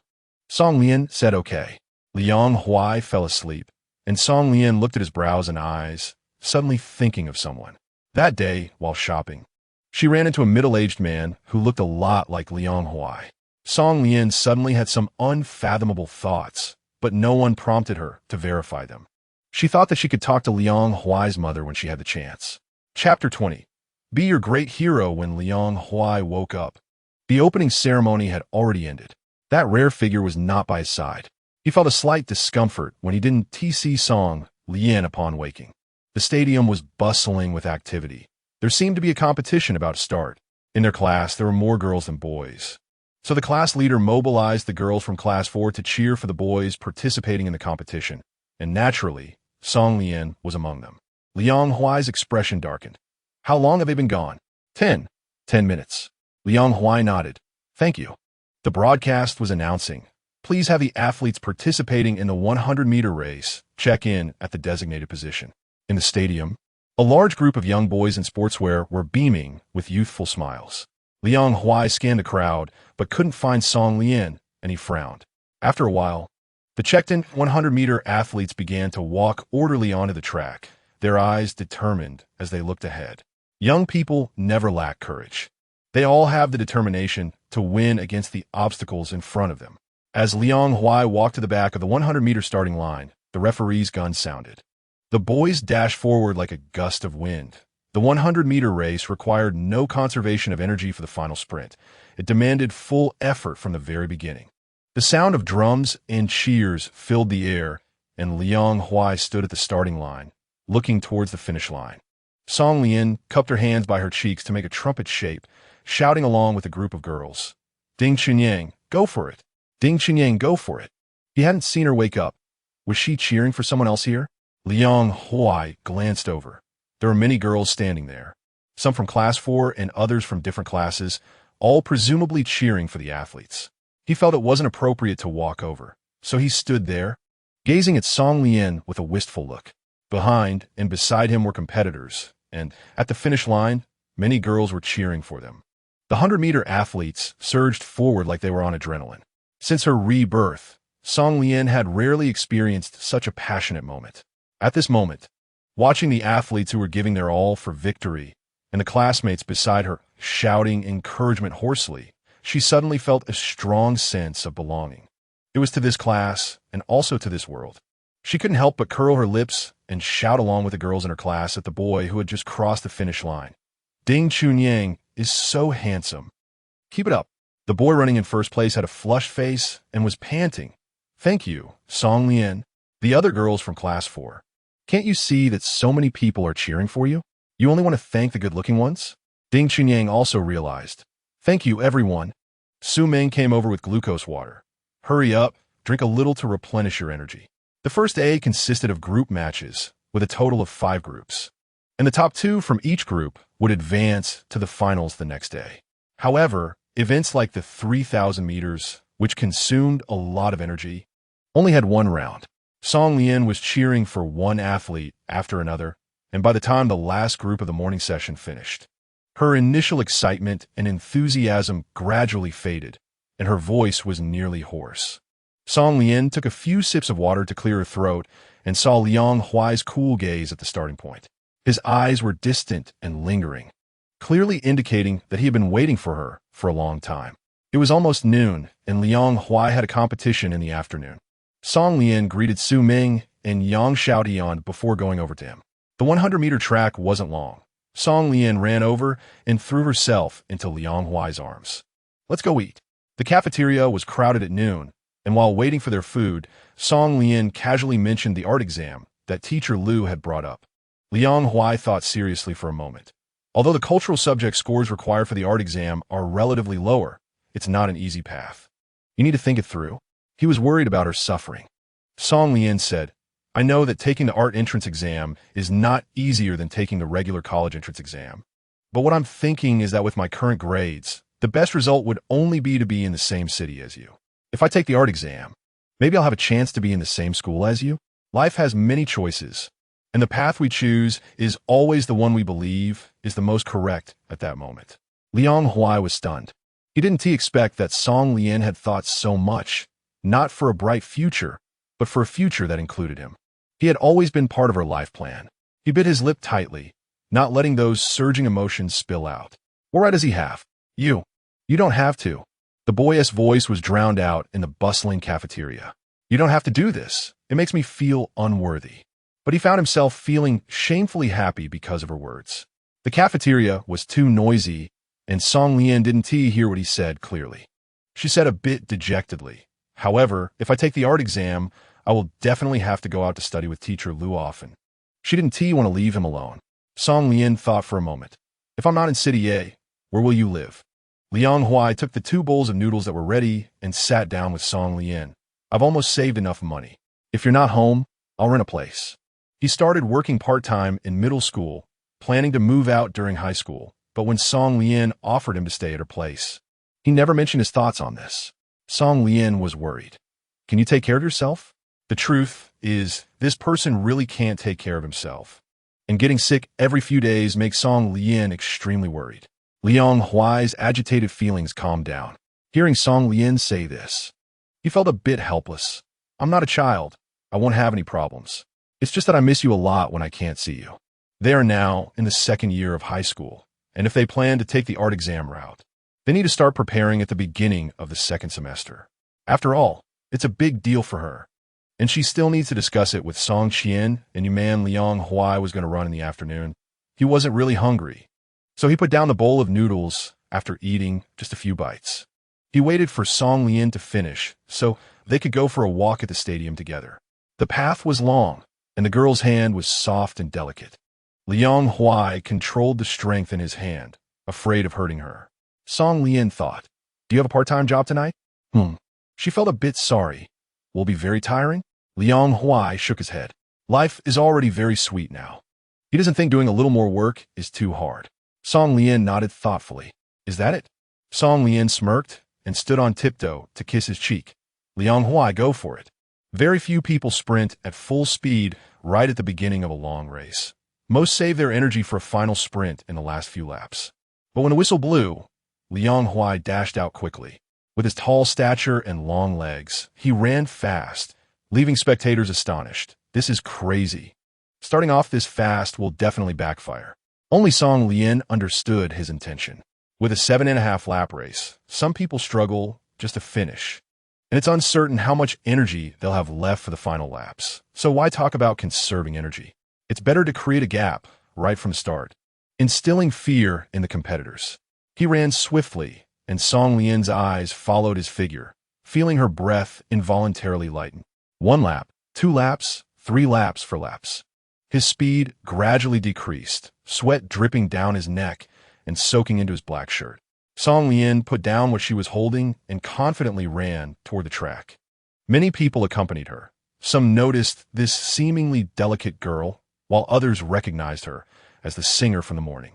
Seeing her run toward the boy at the front, they suddenly understood she was there to support her boyfriend. Everyone thought she wouldn't last long. After all, there was still almost half the distance to go. And if the boy slowed down to match her pace, he definitely wouldn't be able to run far. "What are you doing here?" he asked, his voice a bit breathless and hoarse from the wind. He had created a significant gap with his second place, and now he slowed down to talk to Song Lian. "I came to run with you." Song Lian ran about 100 meters alongside him, her breathing steady. "I'll accompany you to here. See you at the next lap." Liang Huai glanced at her deeply and quickened his pace. The prolonged, intense exercise made his lungs feel rusty, but he didn't stop, because his girl was waiting for him at the next starting point. The onlookers were astonished to see Liang Huai suddenly speed up. The second-place runner, who had been quite close to Liang Huai, barely had time to feel happy before he saw Liang Huai's sudden acceleration and almost fell to his knees. Did he get a boost? 1 lap, 2 laps, 3 laps. Some people strive for a bright future, some for honor and glory. But he was only striving for the girl waiting for him on the other side. In the final half lap, Song Lian walked directly to the finish line to wait for him. Out of the 3,000 meters, aside from Liang Huai and the second-place runner behind him, many had already given up midway, and most of the remaining people were struggling to move forward on their weary legs. Song Lian stood there gracefully, the gentle breeze carrying her voice to the boy's ears. She called out repeatedly, "Liang Huai, keep going," with the girl's tender and firm encouragement. He broke through the finish line, marked by the red tape. Song Lian's eyes brimmed with tears of excitement as she opened her arms to catch his somewhat exhausted body. Liang Huai tightly embraced Song Lian's shoulders, lowered his head, and pressed his lips to the girl's ear, breathing heavily against her neck. Lian, I did it. First place. I will always be your great hero." Chapter 21. No way out, he was drenched in sweat, his arms tightly wrapped around Song Lian. Sweat dripped from his black hair. And while this close embrace wasn't particularly comfortable, Song Lian did not let go. He gave it his all, just to be the first in her eyes. The warm, damp breaths by her ear made Song Lian shiver involuntarily. Many years later, when they were separated by mountains and oceans, Song Lian still remembered the sports field of that year when she was 16, the boy's strong and determined arms, and the strength of his embrace. The two-day sports meet came to a close, and Class 3 remained firmly in first place, a result that surprised no one. Louis Chiu alone won several first prizes, receiving a wave of cheers behind him, but he did not see the person he wanted to see. In the crowd, he spotted Song Lian and Liang Huai, who were talking about something, with admiration and affection shining in the girl's eyes. On the other side, Liang Huai handed a dark green box to the person in front of him. Song Lian opened it in confusion to find a Parker pen, along with a folded certificate inside. Song Lian was taken aback. This should be his first place certificate. He said, "This is for you." Song Lian blinked, realizing, "But this is your reward." Liang Huai looked at her deeply. "I already have the best reward, so this is for you." Her eyes sparkled as if gathering stars, and the corners of her mouth curled into a beautiful arc. "Then I'll accept it." The tense corners of the boy's lips revealed a smile. By the time the sports meet ended, it was already past 5. Liang Huai's part-time job was to teach a middle school student, and he was worried about being late. So he went straight there after the closing ceremony. This area was an old city, the buildings somewhat dilapidated, and there were many poles sticking out from the windows on the narrow alley, hanging various colorful clothes. Song Lian found the place and knocked on Liang Huai's door. "Is anyone there?" The surroundings were noisy, but there was no response from inside. Just as Song Lian was about to knock again, an elderly female voice came from behind. "Who are you looking for?" The last time Song Lian saw Liang's mother was at the beginning of the school term, when Liang Huai was in hospital. Song Lian had seen her once when she visited the hospital. Not much time had passed, but she looked a few years older. "Hello, Andy, I'm Song Lian. Do you remember me?" Chen Hui paused for a moment. Her somewhat cloudy eyes met hers. "Do you need something?" Song Lian bit her lip. "I came today to ask you about Liang Huai's background." Chen Hui paused, her tone somewhat impatient. "What background?" "I don't know what you're talking about.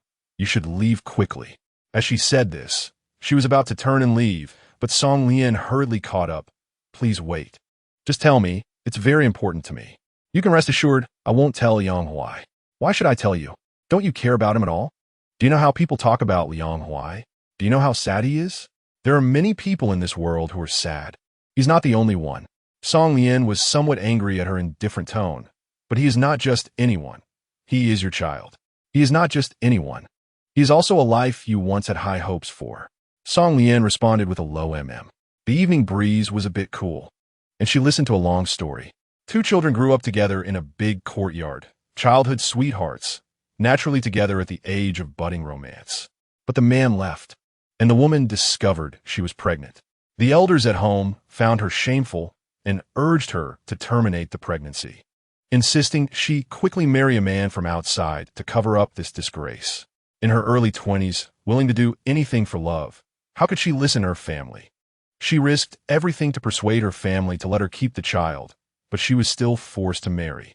The only thing she fought so hard to keep was this child. That woman was the young Chen Hui. "I knew he didn't want me anymore. Nor did he want this child. Shouldn't she hate him, the heartless man, the family that didn't care for her, and even this child?" Song Lian couldn't help but murmur, "But these have nothing to do with Liang Huai. He has never done anything wrong, and even coming to this world was not his choice." Chen Hui closed her eyes. "You already know what you want to know. Hurry up and leave." Song Lian looked at her back and couldn't help but say, "You still care about him, don't you?" "I will treat him well, and in the years to come, I will always be there for him." She leaned wearily against the sofa, the words of Liang's mother echoing in her mind. The story was long, but Song Lian finally understood Liang Huai's background, his unexpected birth, the many unhappy years he had endured. The young man's shoulders were strong and broad. He could withstand all the slanders and malice from the outside world. But what about from his closest family? His mother despised him, and no matter how strong he was, he would still feel sad. Song Lian perked up, washed her face, and called Yu Man to talk about her desire to learn art. They didn't oppose it. As long as she liked it and wanted to try, her parents chose to support her. Lian's happiness was the most important thing. Yu Man's voice was gentle and understanding. Song Lian sweetly acted like a spoiled child with Yu Man, suddenly remembering the man they encountered while shopping. She asked Yu Man if she still had any impression of him. "I have a vague memory. What's up, Lian?" Song Lian said she had something to discuss and wanted you man to inquire about it. She knew many people, and in such a big capital city, she might be able to find out something. You man agreed, saying, "Sure, Mom will help you ask." Song Lian was always measured in her actions, so you man didn't think much of it. As children grow up, they inevitably have their own secrets. Days passed slowly, and Song Lian never mentioned to Liang Huai that she had looked for his mother. Their midterm exam results came out. Song Lian's grades were above average, and she was quite satisfied. At the end of October, she finalized her decision with teacher Lu to study broadcasting. The first snow in the north came early. On a weekend morning in November, Song Lian pulled back the curtains to see the world outside blanketed in white. Since she didn't have to attend classes, she wandered around the house in her loungewear. Liang Huai was in the kitchen warming up milk. Song Lian walked over, hugged him from behind, and teased. "What are you doing, little brother?" She deliberately made her voice sweet and playful, making it even more charming. Liang Huai slowed down his movements and replied in a restrained voice, "Don't mess around." He was wearing the same loungewear as her, a light gray color, and had just gotten up not long ago, with a tuft of hair sticking up on his head, giving him a gentle aura. Song Lian was being mischievous. "I insist on causing a scene." She slipped her hand under Liang Huai's shirt hem. The girl's hand was soft and cold, while the boy's skin was burning hot. Between ice and fire, Liang Huai took a gentle breath and said in a heavy tone, "Song Lian." The girl continued to tease. "Wow, Liang Huai, you even have abs?" Liang Huai was about to lose it. A bit of hot milk spilled out. He composed himself, turned off the small saucepan, and then turned around. Song Lian's hand pressed against him without any obstruction. He turned around, and her cool hands slid from his front to his waist, still not letting go. His dark eyes fixed on her. "What do you want to do?" "I don't want to." Liang Huai laughed out of anger, raising a hand to press his forehead. "Be good." The boy helplessly urged her to let go. But with Song Lian being so close to him, he couldn't help but feel happy. Her hands, warmed by his body temperature, made Song Lian feel it was enough to let go. "Just warming my hands, don't get too excited." The soft touch suddenly disappeared, leaving him with a moment of wistfulness. Liang Huai pressed his lips together. "Well, if you still want to warm them, it's not impossible." Song Lian, a big pig's trotter who says one thing and means another. That cup of milk that had been clumsily made finally came out of the pot, and Liang Huai poured it out and handed it to Song Lian. She sipped it slowly while asking him, "Liang Huai, have you ever thought about finding your biological father?" The smile in the boy's eyes faded no. Song Lian pondered, "Do you really not want to?" Chapter 22. Wait for me to come back. Will you care? Song Lian didn't understand. "What?" Liang Huai lowered his gaze. "Who is my father?" The girl stood on her tiptoes and brushed aside his slightly obstructive hair. "What are you thinking?" "I was just casually asking." The results of the midterm exam had just come out, and Song Lian's grades had made a tremendous leap compared to her first year in high school. Teacher Lu was very fond of this beautiful and hardworking girl. Outside, everything was covered in white. Although it was the first snow, for someone who grew up in the north, it was nothing new. The room was warm and cozy, and Song Lian pulled Liang Huai to sit on the sofa and chose a movie to watch. Ever since living with Song Lian, Liang Huai had quit smoking. He didn't have a strong addiction. He only smoked when he was feeling restless. The boy had a clean and pleasant scent. Leaning back on the sofa with his long legs on the ground, his bangs falling down, looking like a lazy big cat, Song Lian leaned against him like a limp curtain. "When do you plan to go look at the house?" "There's less than half of this semester left." And teacher Lu told Song Lian that she would take her to the capital for a month in December. So Liang Huai has already started looking for a house in advance. "I have a part-time job teaching a little girl math Olympiad, and her mother told me they happen to have an empty house at home. I want to take a look and thought it was okay. I just need to clean it up this afternoon." "A little girl? How old is she?" Her tone was a bit sour, completely missing the point. Liang Huai smiled. 6 years old. "Then I'll go with you. It's just boring at home." She fiddled with her phone, looking at her friends' posts. It had just snowed on the weekend, and Yang Xiaotian and Shui Sijia went out to eat, chatting with Song Lian casually. Liang Huai accidentally glanced at her note for Yang Xiaotian. Little sweet. He tapped his fingers on the armrest of the sofa. "What's the note you have for me?" Song Lian handed him the phone. "Take a look yourself."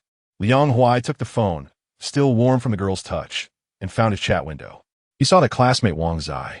The boy pursed his lips. Why is it classmate Wang Zai? Song Lian replied, because I see you like drinking Wang Zai.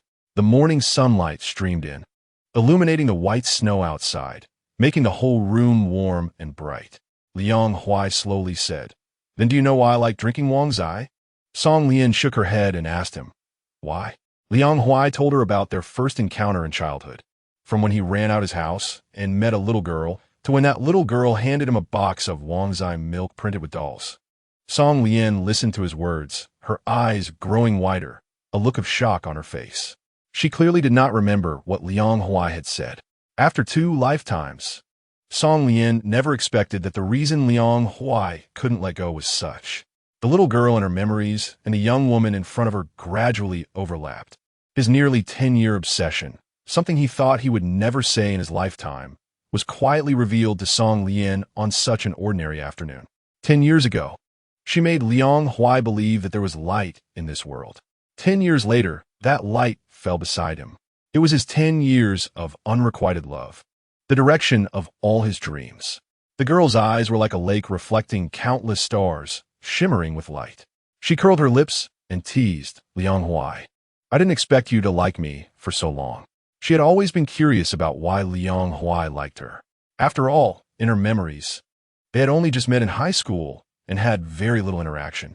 She had long forgotten what happened back then, but Liang Huai remembered for 10 years. That box of milk, treated as a treasure by him, who had never known warmth. Song Lian leaned over, her soft lips lightly pressed against his cheek. She felt guilty for not remembering their first meeting. From now on, everything you say, I will remember and never forget. After lunch, the two of them tidied up and went downstairs to take a taxi to the apartment rented by Liang Huai. They got out in a somewhat remote area, and Song Lian looked around. There was a 20-story apartment building nearby. This place was a bit far from the city center and also somewhat distant from their school. The landlord's little girl had grown up and was going to elementary school in the city, so her parents bought a house near the school to accompany her, leaving this place vacant. This area was somewhat out of the way, and since City A's population was not large, it was hard to rent out houses. Liang Huai casually mentioned to the owner that he wanted to rent a place, and the owner suggested this one, although the location was a bit off. The rent was cheap, and Liang Huai considered it for a moment before agreeing. He opened the door with the key. Inside the apartment were only some simple furniture, as many things were taken away by the owner during the move, making it appear somewhat desolate. Song Lian walked to the window and looked down. From the height of the 20th floor, she could almost overlook the not-so-large city of a. Liang Huai had come by earlier to do a simple cleaning, so it looked fairly clean here.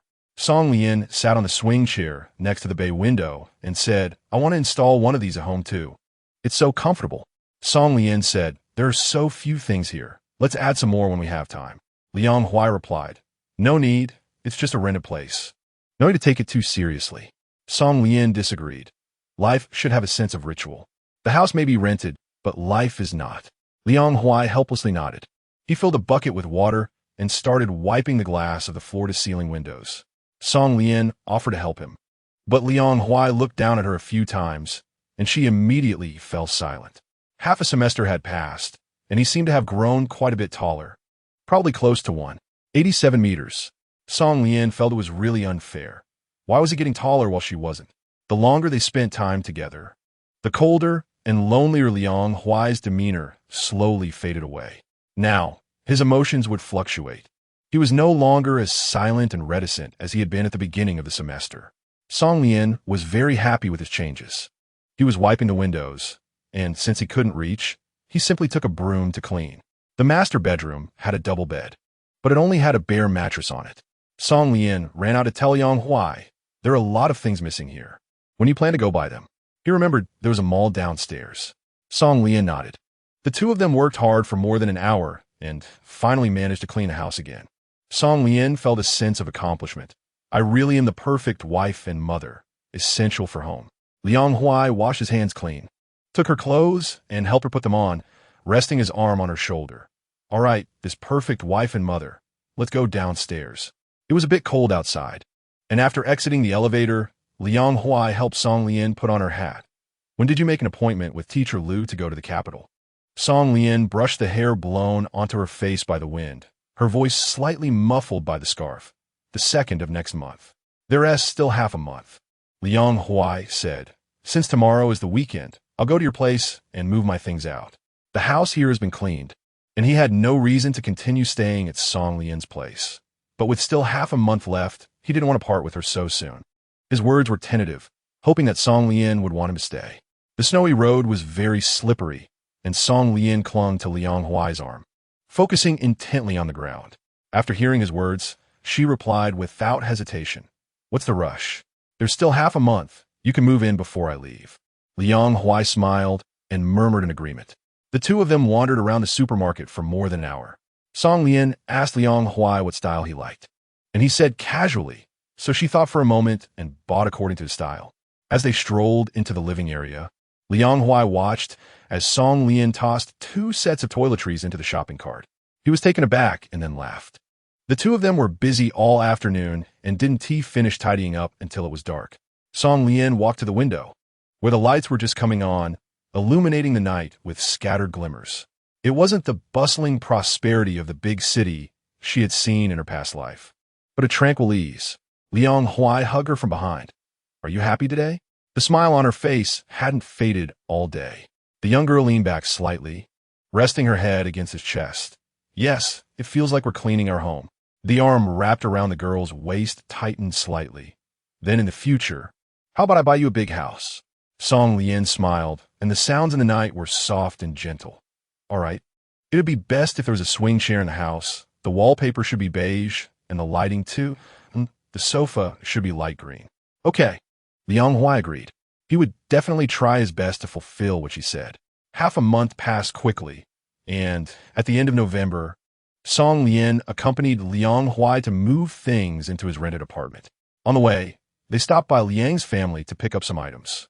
Liang Yong watched them come over, continuing to say unpleasant things.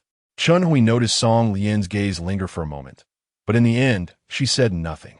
Before leaving, Song Lian heard Su Hui approach her and say, take good care of him from now on. She found this statement a bit strange, but before she could ask more, Liang Huai called her to leave at the door, and Song Lian could only hurriedly say goodbye. During this more than half a month, Song Lian moved many things to Liang Huai's place, from a transparent glass desk to a lovely potted succulent. It was increasingly feeling like a home. However, since they got together, they had never been apart for this long. Liang Huai felt a bit reluctant. He pursed his lips and spoke softly. You need to take care of yourself. The weather is too cold. Don't be greedy and eat ice cream. Also, don't be lazy and just buy water. It's too cold. It's best to bring your own cup and fill it with hot water. All right, Song Lian interrupted him, my little brother. I'm about to turn 17. I'm not a child anymore. He held Song Lian in his arms. You need to pay attention to safety, take care of yourself, and remember to think of me. Chapter 23. Do you have anything else to tell me? Tall buildings stood side by side, and crowds surged. The hustle and bustle of a big city was completely different from city. Lu Yu had only brought 4 people this time. Besides Song Lian, there was also a boy named Su Nan in their 2nd year of high school, whose temperament was gentle and gave off a good impression. Song Lian and Su Nan are going to attend the training class at C University, while the 2 seniors in their 3rd year of high school are there to participate in a competition. The senior girl has long, flowing hair that cascades down her back, with peach blossom eyes that are slightly upturned. Her eyebrows are a light brown, and her eyes have a captivating and mysterious beauty. Even Song Lian, as a girl, can't help but take a few more glances at her. Song Lian never expected to see Chun Yantao here. Song Lian remained silent. After Chun Yantao finished speaking, he didn't continue to hold on his Song Lian. The affection of young people is indeed fleeting and elusive, especially since Chun Yantao never pursued Song Lian with any determination. He was simply momentarily dazzled by her brilliance on stage that day.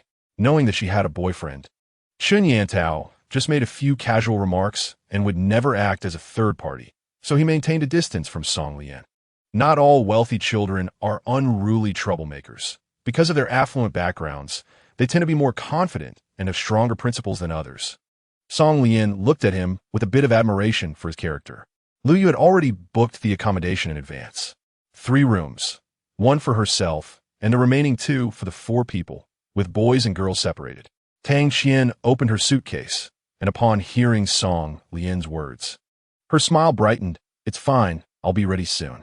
Don't call me senior, I'm not much older than you. Just call me Qian Qian. Her cheerful and outgoing personality made her quickly become familiar, and before long, she was affectionately calling her Lian Lian. Song Lian smiled and agreed. After everyone finished packing and went downstairs, Liu Yu took them to a nearby restaurant for a simple dinner, while reminding the 2 seniors, tomorrow is just the preliminary round. No need to be nervous, just perform normally. I believe in your abilities. Although Liu Yu appeared friendly and approachable, she had a keen eye. The slots for studying in the capital were limited, and these 4 kids were the result of her careful consideration. She was confident in her judgment and knew their capabilities well. Tang Qian nodded. Don't worry, teacher, we know. Chun Yantao swatted away the hand messing with his hair. Tang Qian, can you act like a girl? And what's wrong with my hair color? Don't you think it has a deep, melancholic charm? The 2 were playfully teasing each other, leaving soon in a chat with Song Lian. You're Song Lian from class 4? The girl, who had been looking down at her phone, raised her eyes and revealed a beautiful smile. Yes. She didn't ask how Sunan knew. After the incident with Liu Yiqiu, there probably weren't many in the 2nd year who didn't know her. Seeing Song Lian's thoughts, Sunan smiled and said, You sang beautifully at the opening ceremony of the sports meet. Teacher, Liu must have noticed your talent to approach you. His humorous tone made him likable. And Song Lian laughed at the phrase approach you. Are you not afraid that Teacher Liu will get mad if she finds out?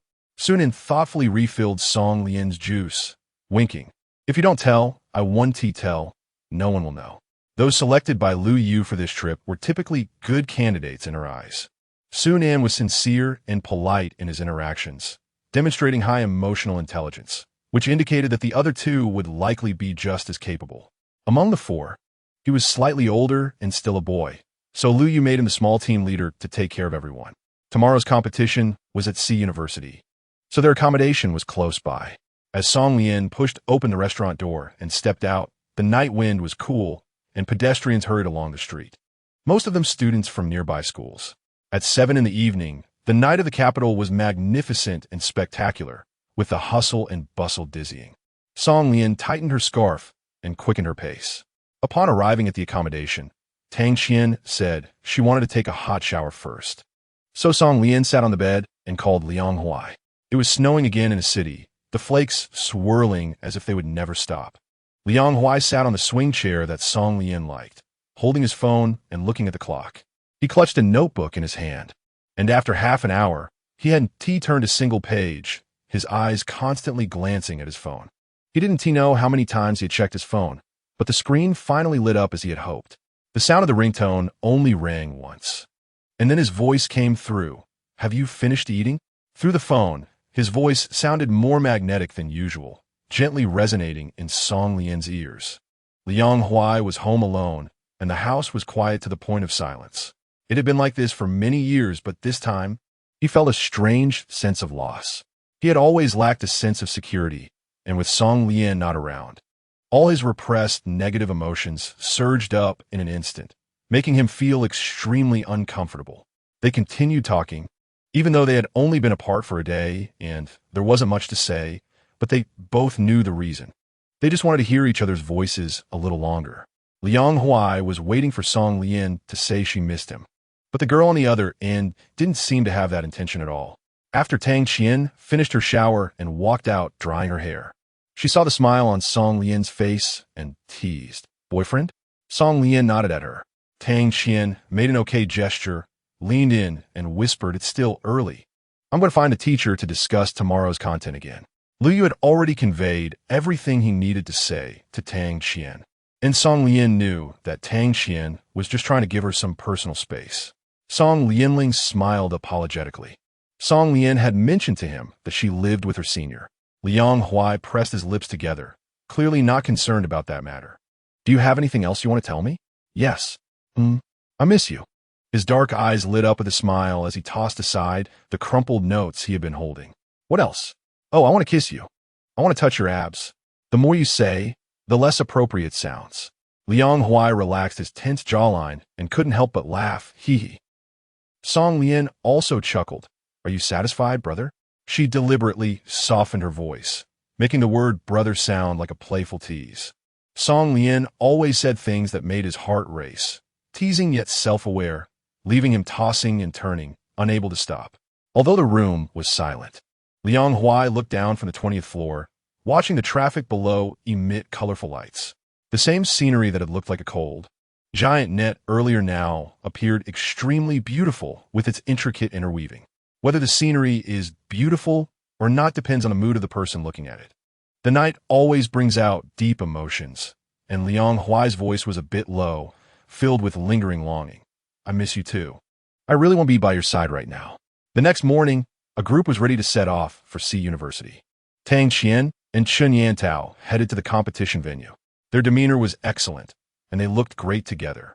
A week later, the preliminary results came out, and they both passed easily. Days with goals passed quickly, and by the time the semifinals ended, they had been in the capital for nearly 20 days. Yuman and Song Qian stayed in the capital, and knowing that Song Lian was here studying made them very happy. That afternoon, Yuman contacted Song Lian to invite her out for a meal. Song Lian greeted Lu Yu and went out. In the bustling city with many cars and people, Song Lian didn't have Yuman come to pick her up. After getting the address, she took the subway herself. The meeting place was a Sichuan restaurant.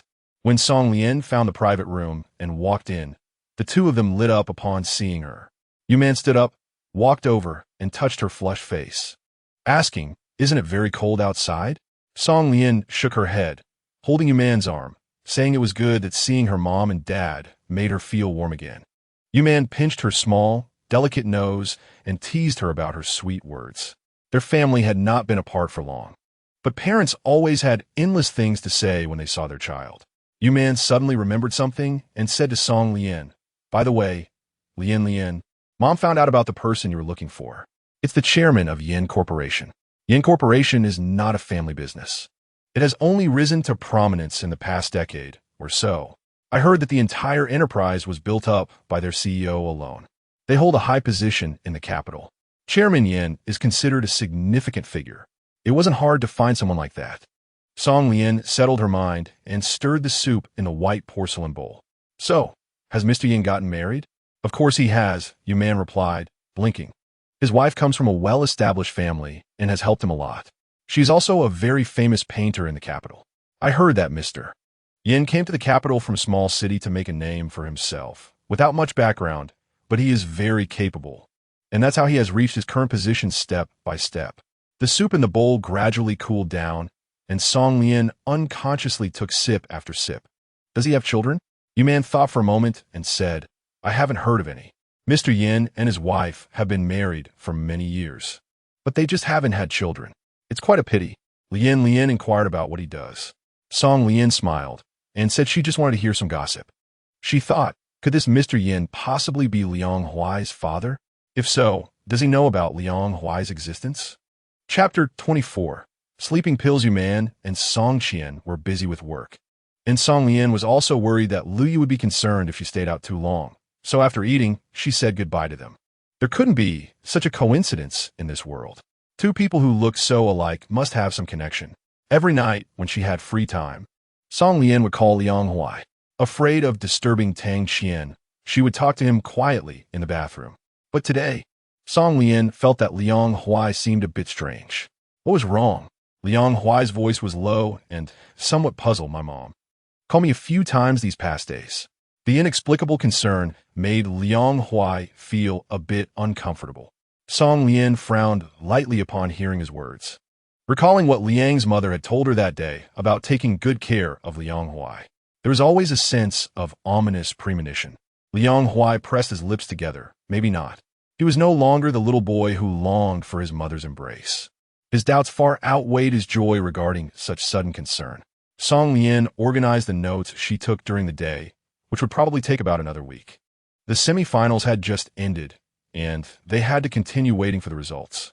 Song Lian and Sunan's studies were not finished yet, and they would be delayed for a few more days. It wasn't until a gentle knock on the door was heard that Song Lian suddenly realized they had been chatting for so long that her phone was getting a bit hot. On Christmas Eve, the bustling crowd in the mall was somewhat noisy. Liang Huai finished his part-time job and received a text from his mother. Liang Huai instinctively wanted to refuse, but he repeatedly deleted and modified his response in the chat box before finally sending it. Good. People always can't help but have desires for things they have never owned. Song Lian didn't celebrate her birthday with her parents.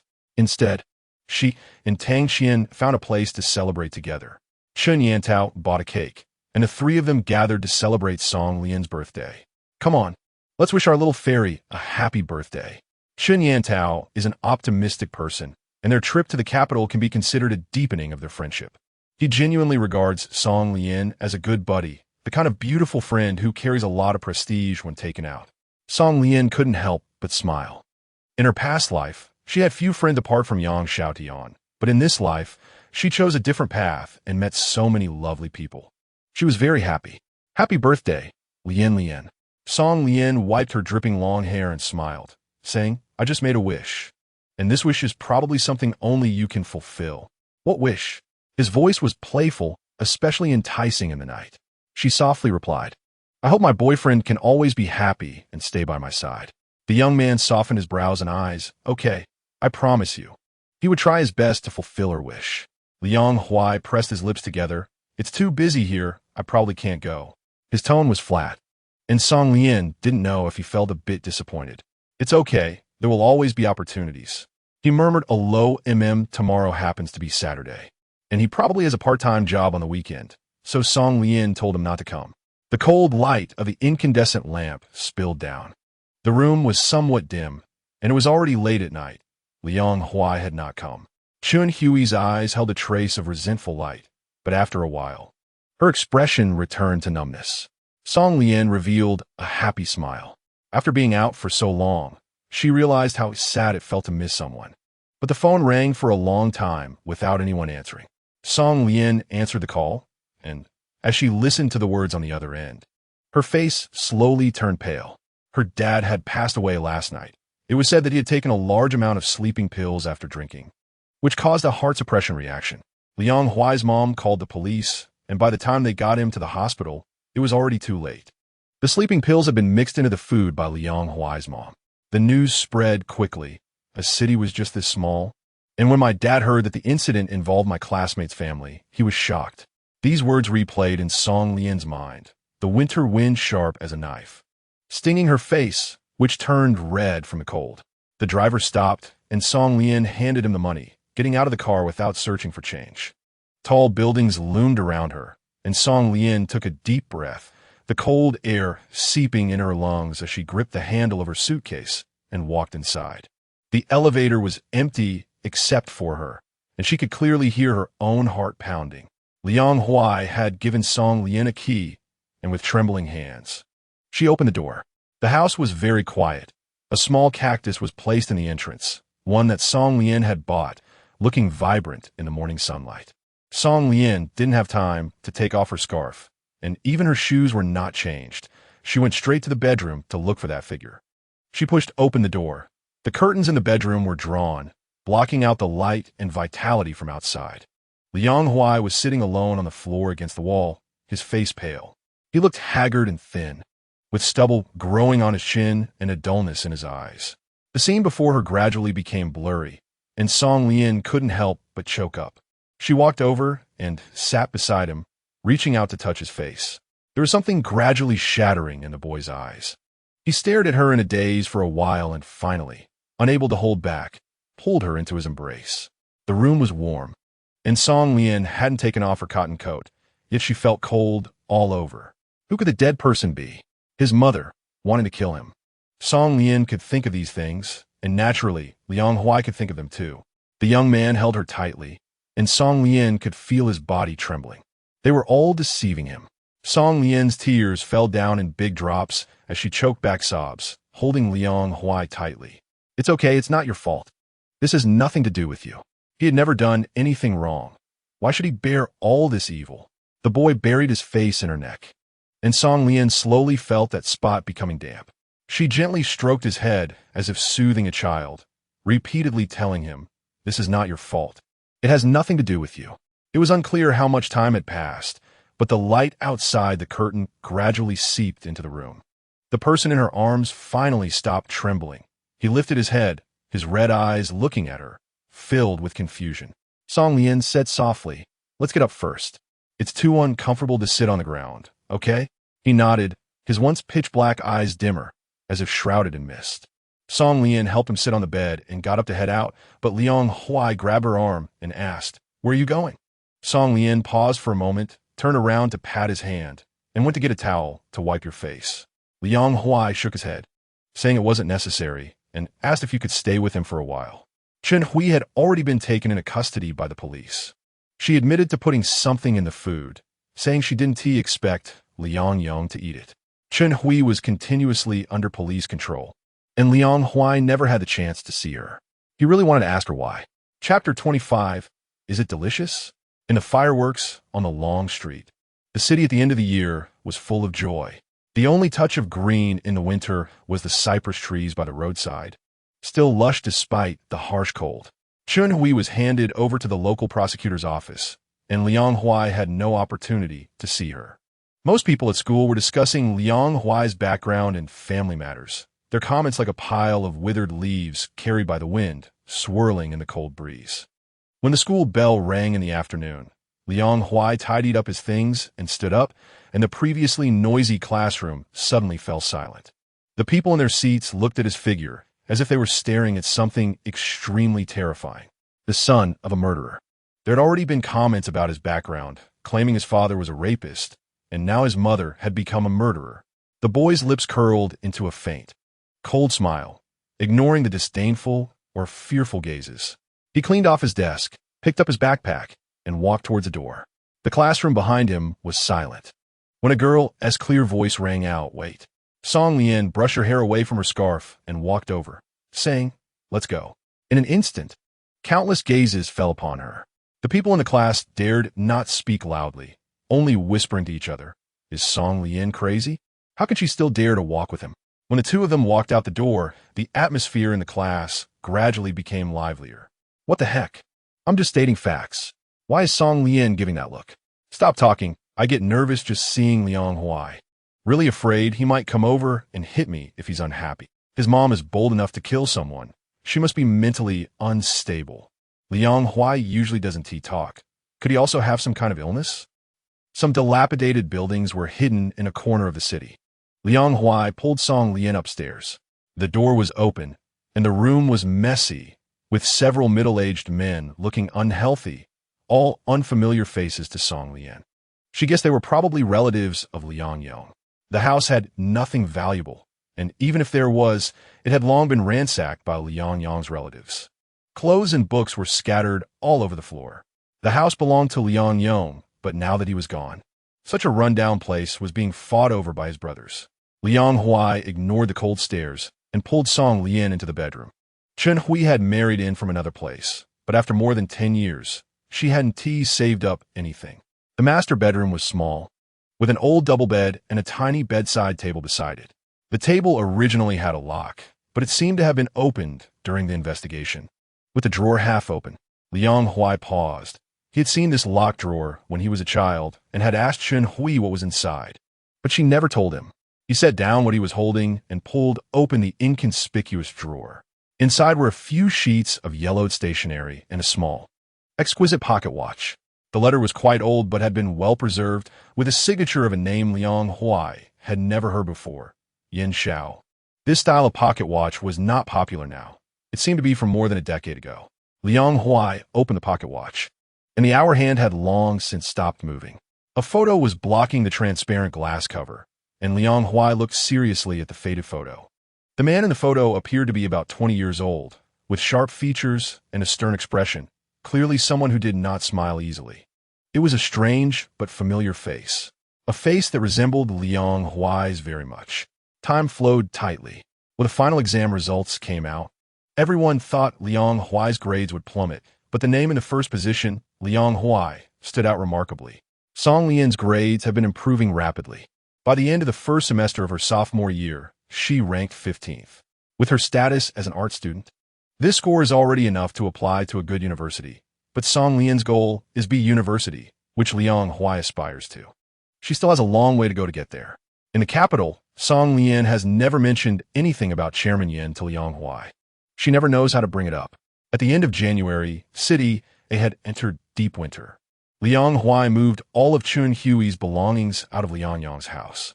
Song Lian asked him if the landlord would mind, especially since Chun Hui's case had already spread in City A. Since he said it was fine, Song Lian didn't ask further, worried that he might overthink alone. Song Lian stayed with Liang Huai after the winter vacation began in early January. The small apartment has become cozier, and Song Lian impractically thought that she had developed feelings for this place and might as well earn money to buy it in the future. Liang Huai sat at the desk in the living room, with a thick stack of books and notes beside him, the pen tip moving continuously. Song Lian could feel that he was working harder than ever. After busying herself in the kitchen for a while, she came out holding a transparent glass bowl filled with a few beautifully colored grapes. She walked over and stood next to him, pinching a grape with her delicate white fingertips and opening her mouth.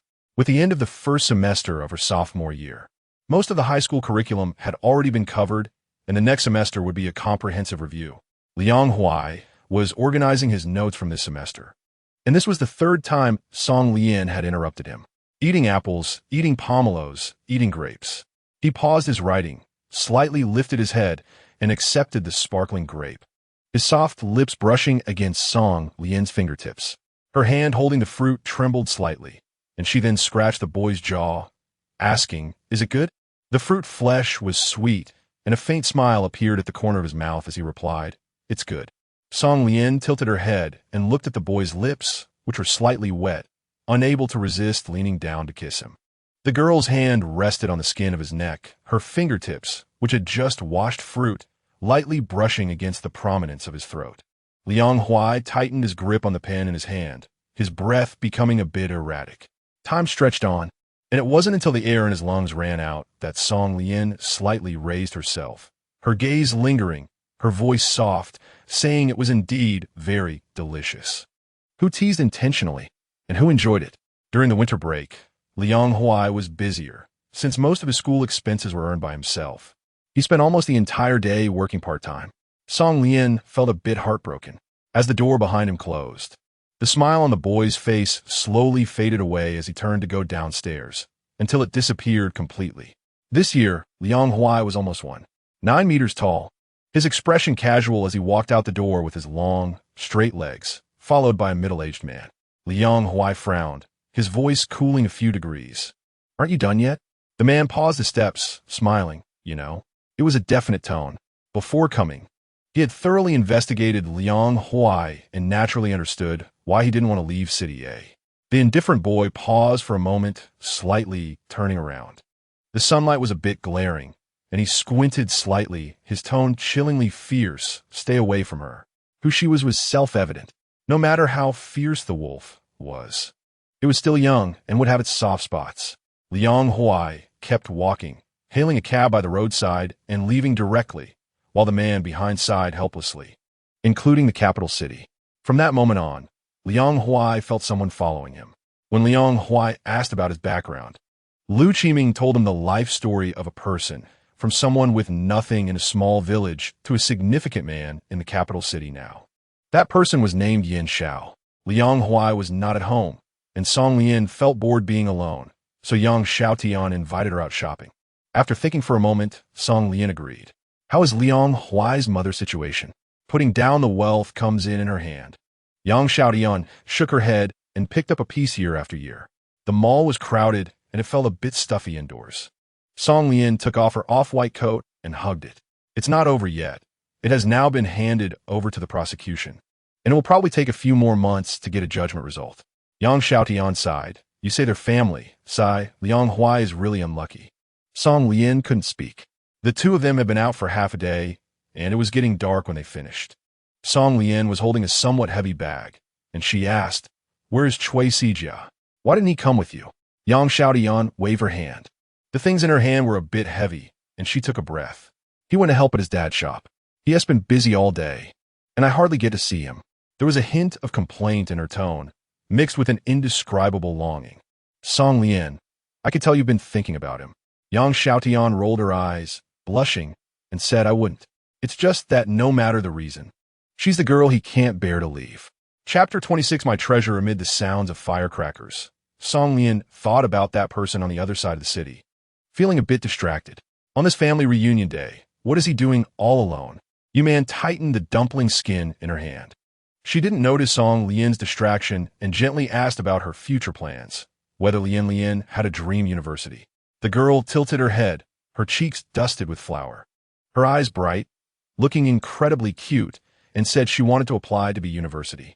She wanted to attend the same university as Liang Huai. Yuman knew that Song Lian wasn't someone who said things lightly. Since she had made such plans, she would definitely put in a tremendous amount of effort. The dumplings were boiled, and amidst the rising steam, Yuman gently encouraged Song Lian. Good. Lian, keep it up. It took a long time for the call to connect. Lian? She was wrapped in a warm blanket, feeling sad that she couldn't be with him for the new year. Have you had dinner? Liang Huai was silent. Song Lian tightly held her phone, her voice incredibly gentle. Then tomorrow I'll accompany you to celebrate a new year. Tomorrow, Mom and Dad should go visit relatives. She just needs to find an excuse not to go. The firecracker sounds outside were a bit loud, and Song Lian instinctively covered the microphone, but the voice on the other end was surprisingly similar to the sounds outside. Song Lian was taken aback. Where are you? The New Year's night was rarely clear, with a crescent moon hanging in the sky, and the snowy ground reflecting the fireworks and moonlight.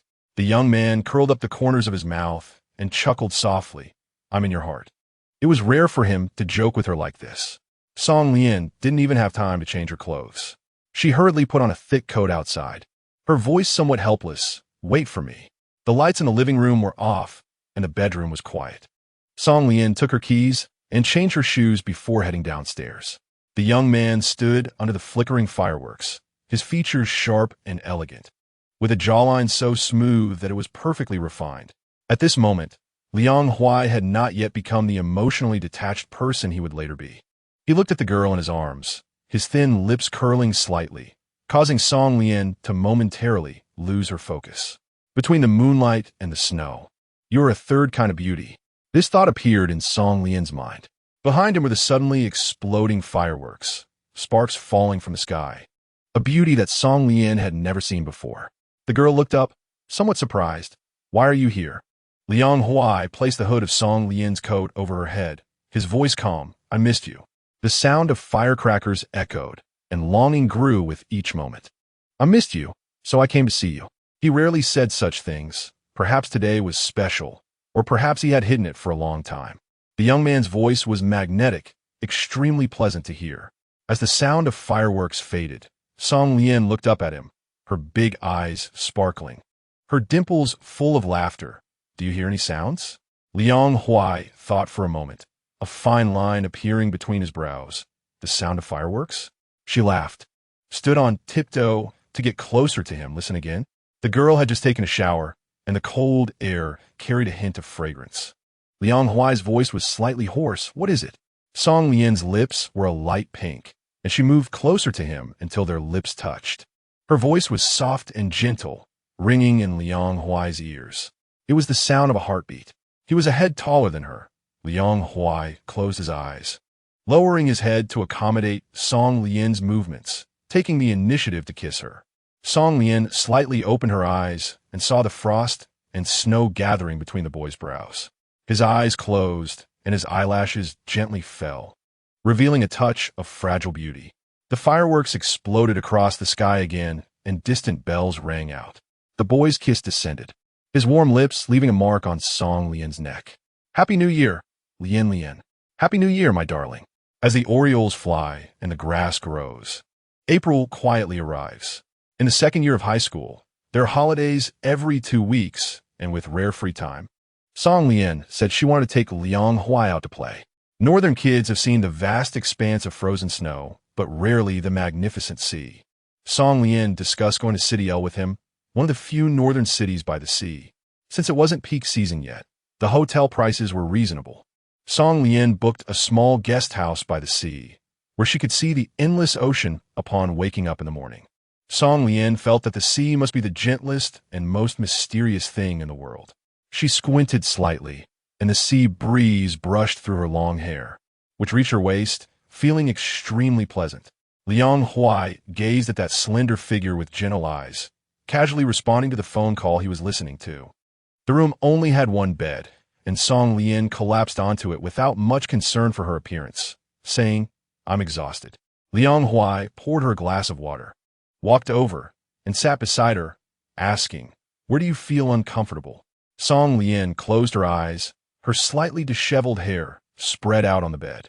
Her pale fingers were clenched into fists, gently pounding on her waist, feeling uncomfortable all over, with aches in her waist, legs, and shoulders. Liang Huai placed the water cup on the nearby cabinet and reached out to gently press on her shoulder and neck. She didn't wear light makeup like many girls do nowadays, but despite her bare face, her skin was still delicate and fair, with a soft pink hue on her lips. And at that moment, she let out a gentle sigh. A bit harder, that feels so good. Lower down a bit, yes, right there. Be gentle, gentle. Wow, Liang Huai, you're amazing, that feels so good. Her voice was soft and sweet, drawn out like she was being coy. Liang Huai spoke in a hushed tone, "Don't talk." Song Lian opened her eyes and looked at the redness on the boy's face, feeling a bit confused. "Why is your face so red?" He was clearly wearing a short-sleeved shirt, and the air conditioning was on in the room. She couldn't understand how he could be this hot. There was no sofa here, and she couldn't possibly let Liang Huai sleep on that wobbly chair that was less than half a meter wide. Liang Huai had just come out after taking a shower, and he followed Song Lian's gaze to the rocking chair, falling silent. After a while, Liang Huai spoke up, "It's fine, I could just sleep on the floor." The weather in April was still a bit cool, and given Liang Huai's physical condition, sleeping on the floor for a night would surely make him sick. Song Lian pressed her lips together and said, "No need, that bed is quite big." She couldn't continue. The house was booked by her, and now it seemed to her that she was plotting something inappropriate.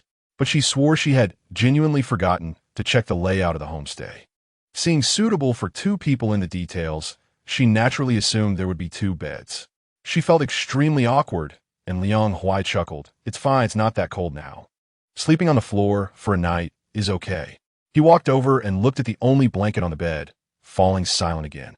Even if he were to sleep on the floor, he would still need something to cover himself. Song Lian walked over with a slightly flushed face, saying it was nothing. Just sleeping for one night, no big deal. The boy remained silent as Song Lian lay down beside him. The bed was indeed very large. Liang Huai went to turn off the lights in the room. In the darkness, it was hard to see, and, after a while, Song Lian felt the other side of the bed sink slightly. Liang Huai lay flat on the bed, not pulling the only blanket. His voice was low and inviting in the night, "Sleep, good night." This was their first time lying on the same bed. The girl beside him seemed to carry a fragrance, intoxicating and alluring. He could hear his own heartbeat again and again. Liang Huai softened his breathing, as if afraid of startling the person next to him. He honestly lay on the edge of the bed. A slight turn would send him falling off.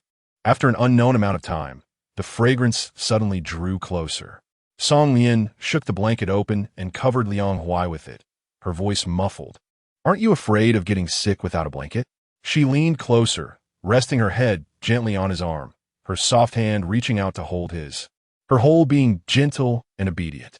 Liang Huai finally couldn't help it, turned over and pressed down on her, lowering his head to kiss her. In the darkness, visibility was low, but hearing and sensitivity heightened. Liang Huai could see the girl's moist gaze beneath him. He reached out to pull her body closer, and she gently allowed his movements, like a sweet strawberry candy.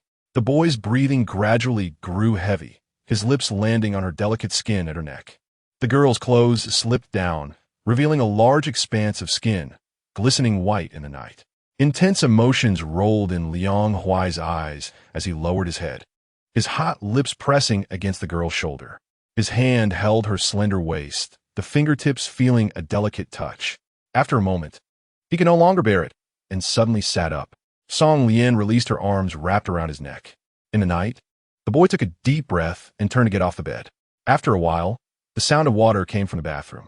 Song Lian touched her burning face and curved her lips. Chapter 27. Happy New Year, everyone. When Liang Huai came out after taking a shower, Song Lian was lying on the bed, looking at him with her wet eyes. "All done." Liang Huai stared at the bed for a few seconds before kneeling on it. Song Lian instinctively rolled up the quilt, and nestled into his arms, teasing him with a hesitant voice. Will you feel uncomfortable with me like this? Liang Huai closed his eyes.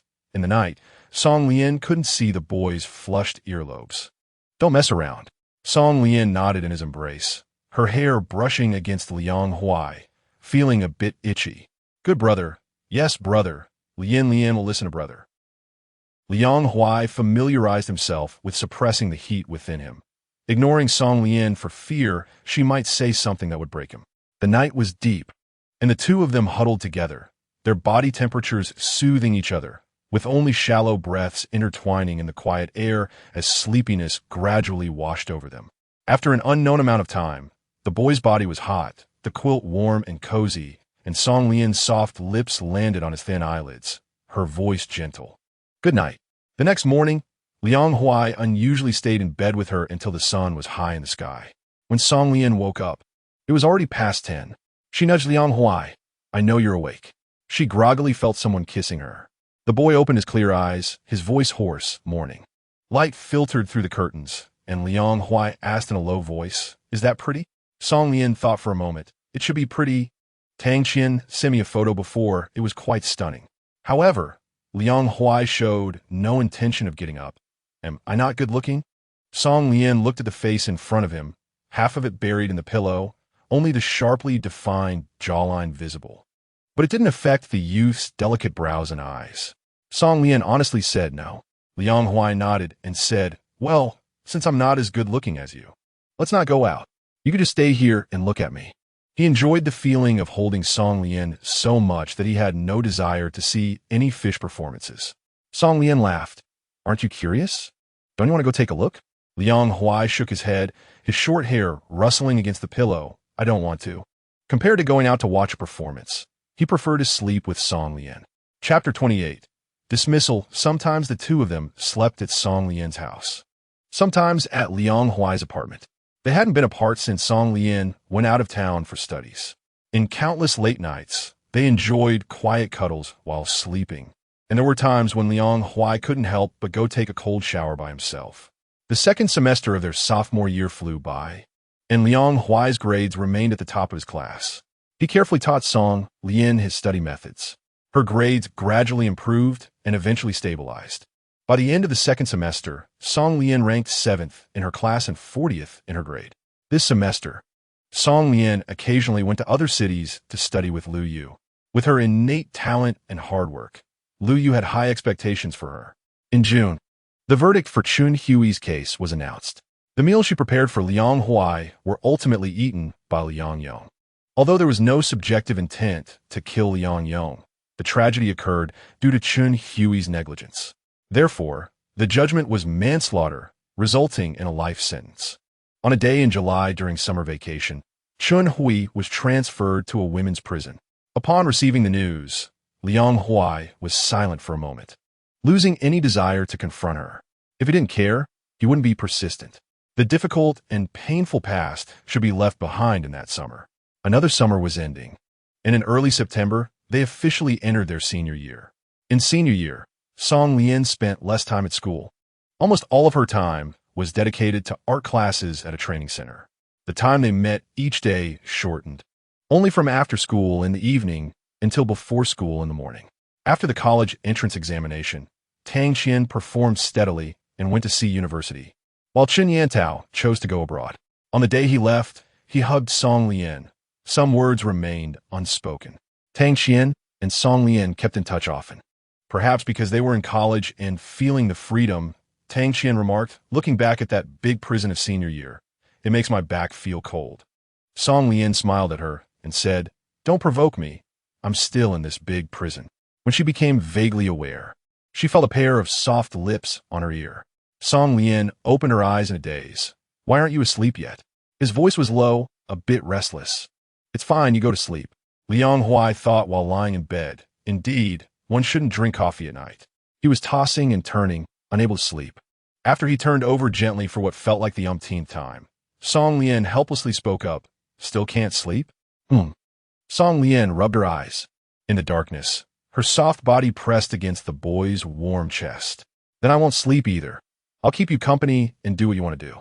She lowered her head and gently kissed his brow, trailing down his straight nose and finally landing on his lips. In the intimate moment, his low breaths escaped. Liang Huai handed the milk in his hand to Song Lian. It's not very safe at night. Let me take you home after school. He still had his own study plan for the evening, and Song Lian didn't want to disturb him. No need, it's not the first time, don't worry. Liang Huai thought for a moment, then call me when you get home. Song Lian nodded. Song Lian pushed open the door to the training room.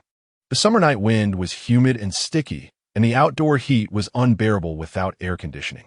The training class did not require uniforms, and Song Lian's long, straight legs were wrapped in light blue jeans. In her senior year, she was grateful to finally have grown taller, reaching a height of 167 meters. Song Lian's hair fell loosely, her demeanor gentle, and she looked clean and beautiful like a gardenia flower. The school had not yet let out, and there were few people on the street. Song Lian turned into the alley of her neighborhood, and under the dim streetlight, she looked up and saw a familiar face. Her steps halted, and she spoke softly, Lu Ichio. The person before her was vastly different from the shy boy she had first met, who would blush easily. Lu Ichio's eyes stared at her coldly, making her feel somewhat uncomfortable. Song Lian glanced at him. Do you have something to say? Lu Ichio looked at the girl in front of him with greedy eyes. She had become increasingly beautiful, with long hair reaching her waist, a palm-sized face, and a pair of big, bright eyes. Her light pink lips moved as she spoke, and her voice was melodious. She was studying broadcasting, and, after more than a year, her voice carried a unique charm. The 17-year-old girl, caught between innocence and maturity, was the unspoken white moonlight in the hearts of many young boys. Song Lian frowned slightly. She didn't intend to waste any more time with them and turned to leave. Lu Ichio rubbed the thin fabric on her shoulder, making Song Lian feel a wave of nausea. She took a moment to steady her breath, stood firm, and looked up at Lu Ichio. There's a surveillance camera right behind you, and we're not far from the school. It's almost dismissal time. There will be a lot of people passing by here. What do you want to do? The light at the alley entrance was a bit dim, but the girl's eyes were extremely bright.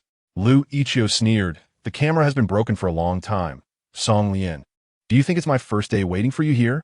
She tightened her grip on her bag and stared at Lu Ichio, thinking of a countermeasure.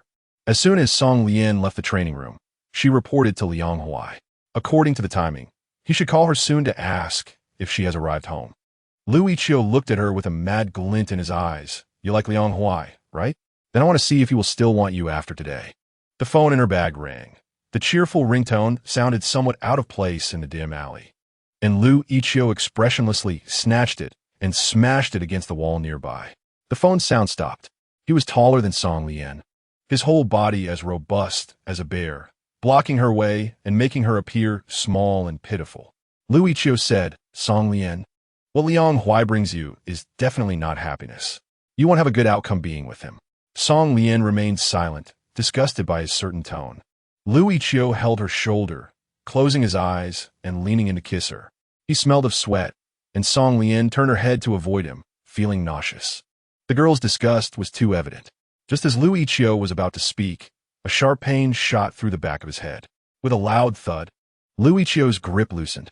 His body slowly went limp, and Song Lian's view opened up, revealing Liang Huai's blood-red eyes. His pale skin appeared even more ghostly in the night, and he held a blood-stained rock in his hand, breathing heavily, with veins bulging in his neck, as if suppressing an overwhelming rage. In the dim alley, Liang Huai had used all his strength in that blow. Lu Ichio didn't even have time to react and now lay on the ground, unconscious. Liang Huai looked down at the person sprawled on the ground, his eyes filled with a beastly intensity. Song Lian loosened her fist, and, as the evening wind blew by, she realized that her back was covered in cold sweat. A large piece of her light purple top had been torn off by Lu Ichio, exposing her fair shoulder. With finger marks that were shocking to behold. Liang Huai's gaze fell on her, his voice trembling. Lian. Song Lian blinked, only to realize that her eyes had filled with tears. I'm Fine. The moment she saw him, the anxiety that had hung over her all night suddenly dissipated. Her voice was unsteady, but her mind was relatively clear, and she knew what she should do now. The blood on the ground was increasing, and fearing something bad might happen, Song Lian crouched down, found Lu Ichio's phone, and dialed 120. Her hands couldn't help but tremble as she managed to tell 120 their exact location. Just as she was propping herself up against the wall, Liang Huai pulled her into his arms. At that moment, Song Lian realized that Liang Huai's body was even more rigid than hers. She patted his back, saying, "I'm fine. Don't worry." The boy couldn't find his voice, and his grip on Song Lian tightened. She didn't let Liang Huai go. She just kept soothing him over and over. "I'm sorry." His voice was broken and hoarse, and he couldn't bear to imagine what might have happened if they had been even a moment later. The air was thick and humid, and tomorrow would likely be another rainy day. Song Lian nestled in his arms for a long time, feeling warm liquid seep through the boy's clothes, soaking into his heart. That stone, with its sharp edges, had struck the back of Lu Ichio's head. He lay in the ICU for a week. The incident occurred near the school, and since all parties involved were students of Yuan, the school leadership attached great importance to the matter. Lu Qiming called Liang Huai, saying, "Look at you now. You can't even protect the person you want to protect." This time, it was Director Yin who suppressed the matter. Otherwise, how could the Lu family let it go so easily? You need to be more sensible. Director Yin still has patience and is willing to help you settle these issues. But what about in the future? Can you withstand the Lu family's retaliation? Can the girl beside you? His tone was gentle, as if he were advising a disobedient child. But Liang Huai knew that Lu Qiming, someone who had been through so much, was far more formidable than he appeared. After a moment of silence, Liang Huai spoke. "That day, the incident with Lu Ichio was arranged by you." It was a definitive tone. After a long pause, Lu Qiming's relieved laughter came from the other end. "You are very much like Director Yin, equally intelligent. Now that Liang Huai is in his 3rd year of high school, he has excellent grades, and barring any surprises, he should be able to attend B University." The school was hesitant about the punishment. However, the Lu family continuously pressured the school, and since Liang Huai was indeed the one who acted, despite having his reasons, Song Lian had not been harmed. In the principal's office, Lu Qiming still smiled warmly. "This is Director Yan's intention. This is the best choice for Liang Huai as well." The principal, in his 50s, remained silent for a while before finally letting out a heavy sigh. Half a month later, after the midterm exams, the outcome of Liang Huai's punishment was revealed: expulsion. For someone who originally had a bright future, expulsion meant he could not take the college entrance examination, and over a decade of hard work would go to waste. For an ordinary person without connections or background, this was tantamount to crushing any chance of turning their life around. Lu Qiming's subtle pressure made it clear to Liang Huai that the incident with Lu Ichio was just the beginning. His father, who was used to getting his way, could not tolerate anyone defying him. Just because Yin Xiao couldn't do anything to him didn't mean he wouldn't act against Song Lian. What would Song Lian face next? No one knew. In the face of absolute power, he couldn't protect her. But no matter what, he didn't want Song Lian to suffer any more harm. The incident with Lu Ichio absolutely could not happen again. If leaving was the best option, then let that villain take the blame. Chapter 29, just occasionally missing you. After the punishment was announced, Liang Huai didn't return to school. Lu Qiming called again, and this time, Liang Huai didn't hang up. He answered, his voice calm and flat. Like an old man. I promise you, I will leave here." Before he knew it, it was deep autumn again. After the incident, Song Lian had been organizing Liang Huai's high school transcripts and certificates, planning to send them to Sanzhong. Sanzhong was another high school in the city. Although it didn't have as strong a faculty as Yuan, with Liang Huai's grades, re-enrollment shouldn't be difficult. The college entrance examination had not yet started, so there was still time. When Liang Huai opened the door and walked in, he saw the girl sitting by the table. Over these days, she had lost a significant amount of weight, her chin sharp and a bit fierce. A wave of pain surged in his heart, but Liang Huai bit his lip, showing not a hint of it on his face. Song Lian heard the voice and looked up, the tone gentle. "I'm almost done organizing. Do you want to take a look?" Those eyes were sincere and gentle. Liang Huai lowered his gaze, avoiding her eyes. Song Lian didn't notice. She walked over and pulled Liang Huai to look at the things on the table. Do you want to go to Sanzhong with me this afternoon to take a look? With your grades, re-enrolling in Sanzhong shouldn't be a problem." Song Lian. He called her name softly, unusually devoid of strong emotions. Song Lian was taken aback. What's wrong? He rarely called her by her full name, and his sudden shout made her feel a bit uncomfortable. I want to leave a city. This time, Song Lian didn't speak. The printed paper in her hand was crumpled from her grip as she looked at him seriously. Why? A city was Lu Ichio's family territory, even if she transferred schools. It couldn't be in a city. This was indeed the case. Song Lian lowered her gaze, her voice a bit low. Then where to? The capital. My biological father is in the capital. Song Lian looked up in a daze. You know? The young man nodded. When? Suppressing the heaviness in his chest. Liang Huai's voice remained steady. A long time ago. It's not the right time to talk about this. Song Lian nodded. Well, the schools over in the capital will definitely be better than those in the city. Liang Huai's words indicated that he had already thought through the path ahead. She forced a smile, barely lifting the corners of her mouth, and said, When are you leaving? I'll go prepare some essentials for you. I don't know if you'll adapt to the weather in the capital. We should break up. After saying this, the last glimmer of light extinguished from his pitch-black eyes. He thought all the hardships were over, that he could finally keep his girl, but at that moment, he realized he was far from strong enough. Song Lian's voice stopped, staring at him in disbelief. Sometimes words are more effective than knives. Every word cuts into the heart, bleeding profusely, yet one can still finish speaking with a smile. This made me realize that, in fact, we are not suitable for each other. He appeared extremely calm, as if he were talking about someone else's matter. We're not suitable? She had lost a lot of weight, her face almost devoid of flesh, making her eyes even clearer and brighter as she seriously looked at the boy in front of her, her expression carrying a sense of absurdity. In Song Lian's voice, there was a heavy sob, but she still held back her tears. You can go to the capital. I won't stop you. You don't have to worry about me being alone in City A. I will study hard and strive to get into the same university as you. Then we can live together in the capital again. Isn't that great? No, we are breaking up. In another life, Song Lian asked for nothing, just wanted him. Why is it so difficult? Her voice trembled, looking helpless and pitiful. Lu Qiming knew that Song Lian was his Achilles heel. Before he became strong, Liang Huai dared not take any risks with Song Lian. His departure was the best protection for her. His expression was eerily calm, making Song Lian feel very unfamiliar. The sunlight outside the window streamed in, stinging her eyes, and after holding back for so long, her tears finally fell. Are you blaming me? Blaming her for not being good enough, which led to Lu Ichio's incident. Liang Huai's lips moved, the word yes rolled around in his mouth, but he ultimately couldn't say it. The silence in the air was somewhat terrifying, and Song Lian loosened her painfully clenched fingers. When are you leaving? Tomorrow.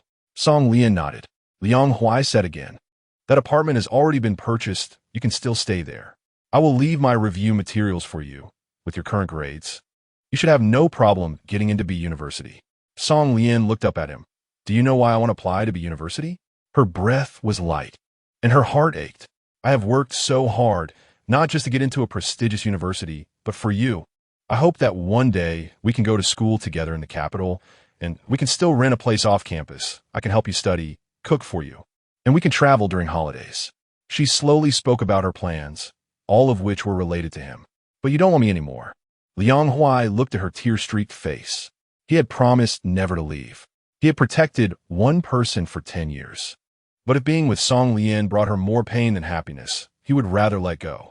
They had been together for over a year, and Song Lian could feel Liang Huai's feelings for her.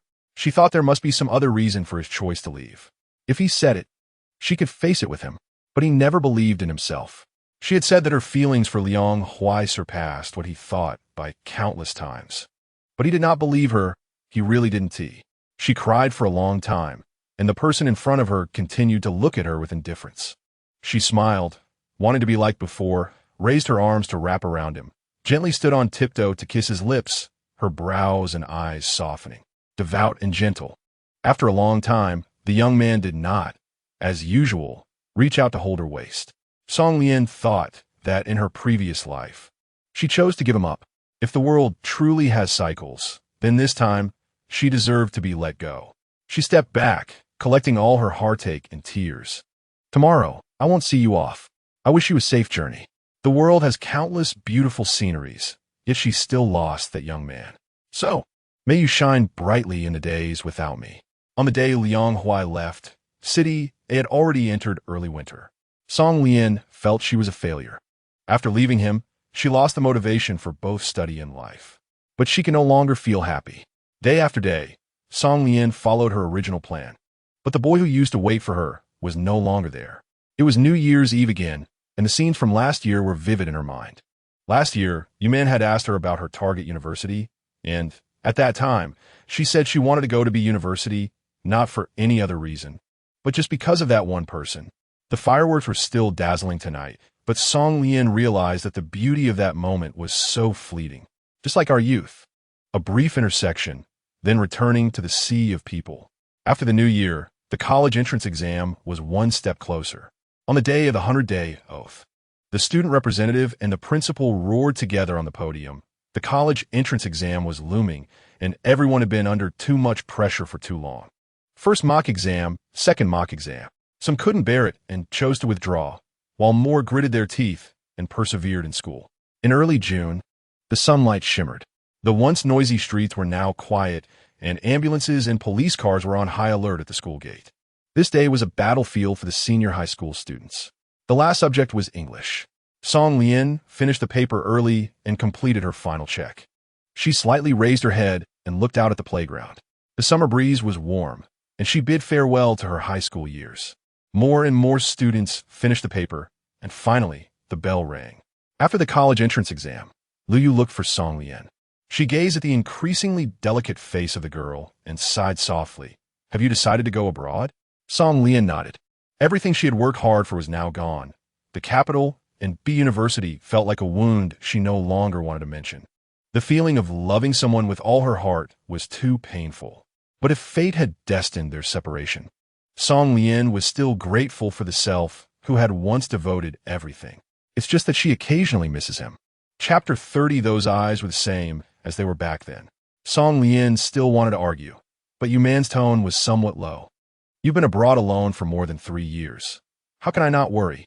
If it weren't for Xiao Tao taking care of you." Chen Yantao glanced at her and said, "What do you think?" The Chen family made their fortune in City A and has now developed into a well-known media company in the capital. Chen Yantao leaned back against a suitcase that was almost half his height. "Have you finished packing your things?" Song Lian walked into her room in slippers. Having finished her tasks long ago, unlike you who dawdles. Ever since she accidentally discovered that Chen Yantao's father was classmates with Yuman. Yuman found Chen Yantao increasingly likable. The son of the old class monitor must be reliable. Naturally, she felt at ease letting Song Lian get close to him. In the past few years in Country M, Song Lian has been taken care of by Chen Yantao. They are both in the same school. And Yuman was worried that Song Lian would be unsafe alone, so she had her moved to Chen Yantao's place in the second semester of her freshman year. Song Lian cooked to offset the rent, and Chen Yantao was very satisfied. The carefree second-generation heir from back then has now become a proper person. Song Lian dragged her luggage out of the room, saying, "Come, carry this for me." Chen Yantao rolled his eyes, thinking, "I'm Xiao Chun. How can I talk to Chen like this?" He mumbled, but obediently went to help Song Lian with her luggage. They had been coming and going together for 3 years, and everyone around them thought they were a couple. No matter how Song Lian explained, it was useless, so she simply stopped explaining. When they arrived at the airport, Chen Yantao went to the trunk to get the luggage, while Song Lian got out of the car first. She was wearing a black sleeveless long dress today, her black hair flowing behind her, and on her feet were a pair of black mid-heeled shoes, making her look noble and stunning. When Chen Yantao walked over, he was momentarily stunned. This scene unconsciously reminded him of their first meeting in senior year, when she was also radiant and beautiful. But back then, Song Lian was in a floor-length white dress. 3 years had passed, and she had become even more beautiful. Song Lian slightly took off her sunglasses and glanced at him, then was so mesmerized by my beauty that she couldn't move. Chen Yantao, it seems that it's better for a fairy not to speak after all. He was holding 2 suitcases in his hands, his face slightly reddened by the summer sun. Song Lian took off her sun hat and placed it on his head. Chen Yantao broke into a sunny smile. With more than 2 hours left until boarding, the two of them found a seat to sit down. Chen Yantao said, You sit here first. I'll go buy some water. What do you want to drink? Song Lian pinched her own face, feeling that she had gained a bit of weight recently and couldn't drink recklessly. Tao. So? Milk tea then. He jogged over to the nearby vending booth, and Song Lian stared at his back, a bit lost in thought. For more than 3 years, Tao had taken care of her meticulously, and she had noticed it. He came from a good family, had a good education, and shared the same major. You men also liked him. From any angle, he was a great choice for a boyfriend. The broad back of the young man and his pitch-black, boundless eyes. The weather in the capital was unpredictable. Today was a rare blue sky. When Song Lian got off the plane and looked at the city, she felt an indescribable sense of familiarity. No matter how good foreign lands might be, this place was still her home. Yuman was still on an inspection in S province, so it was Tao's mother who came to pick them up. As soon as she found her luggage, Song Lian took hers from Tao's hands and also took the bag from him, gently saying, "Let me carry it. It's too heavy for you to carry alone." Tao scoffed. "Why don't you mention that I've been carrying it all the way?" Song Lian smiled. "Your mom will come and pick us up soon. We can't let Aunt Chen see us bullying Tao. That wouldn't be good." Tao was almost amused by this woman. As they walked out of the airport, Song Lian immediately spotted Lin Jie next to a black luxury car. Song Lian raised a lovely smile, quickened her pace, and stood in front of the woman, sweetly greeting. "Hello, Auntie." Her appearance was already sweet, and when she smiled, she looked beautiful and innocent, with a slightly chubby oval face, which was the kind of look that elders adored. Lin Jie smiled and patted her hand, asking, "Are you tired, Lian?"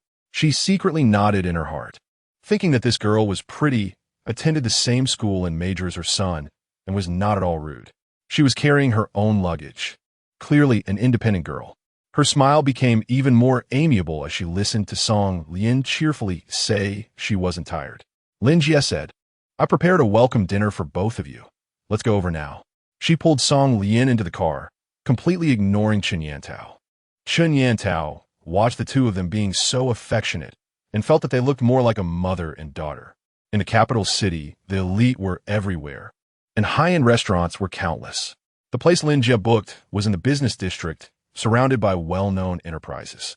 The Chen family's company was also nearby. Song Lian looked at Tao, who was flipping through his phone and smiling with a flirtatious expression.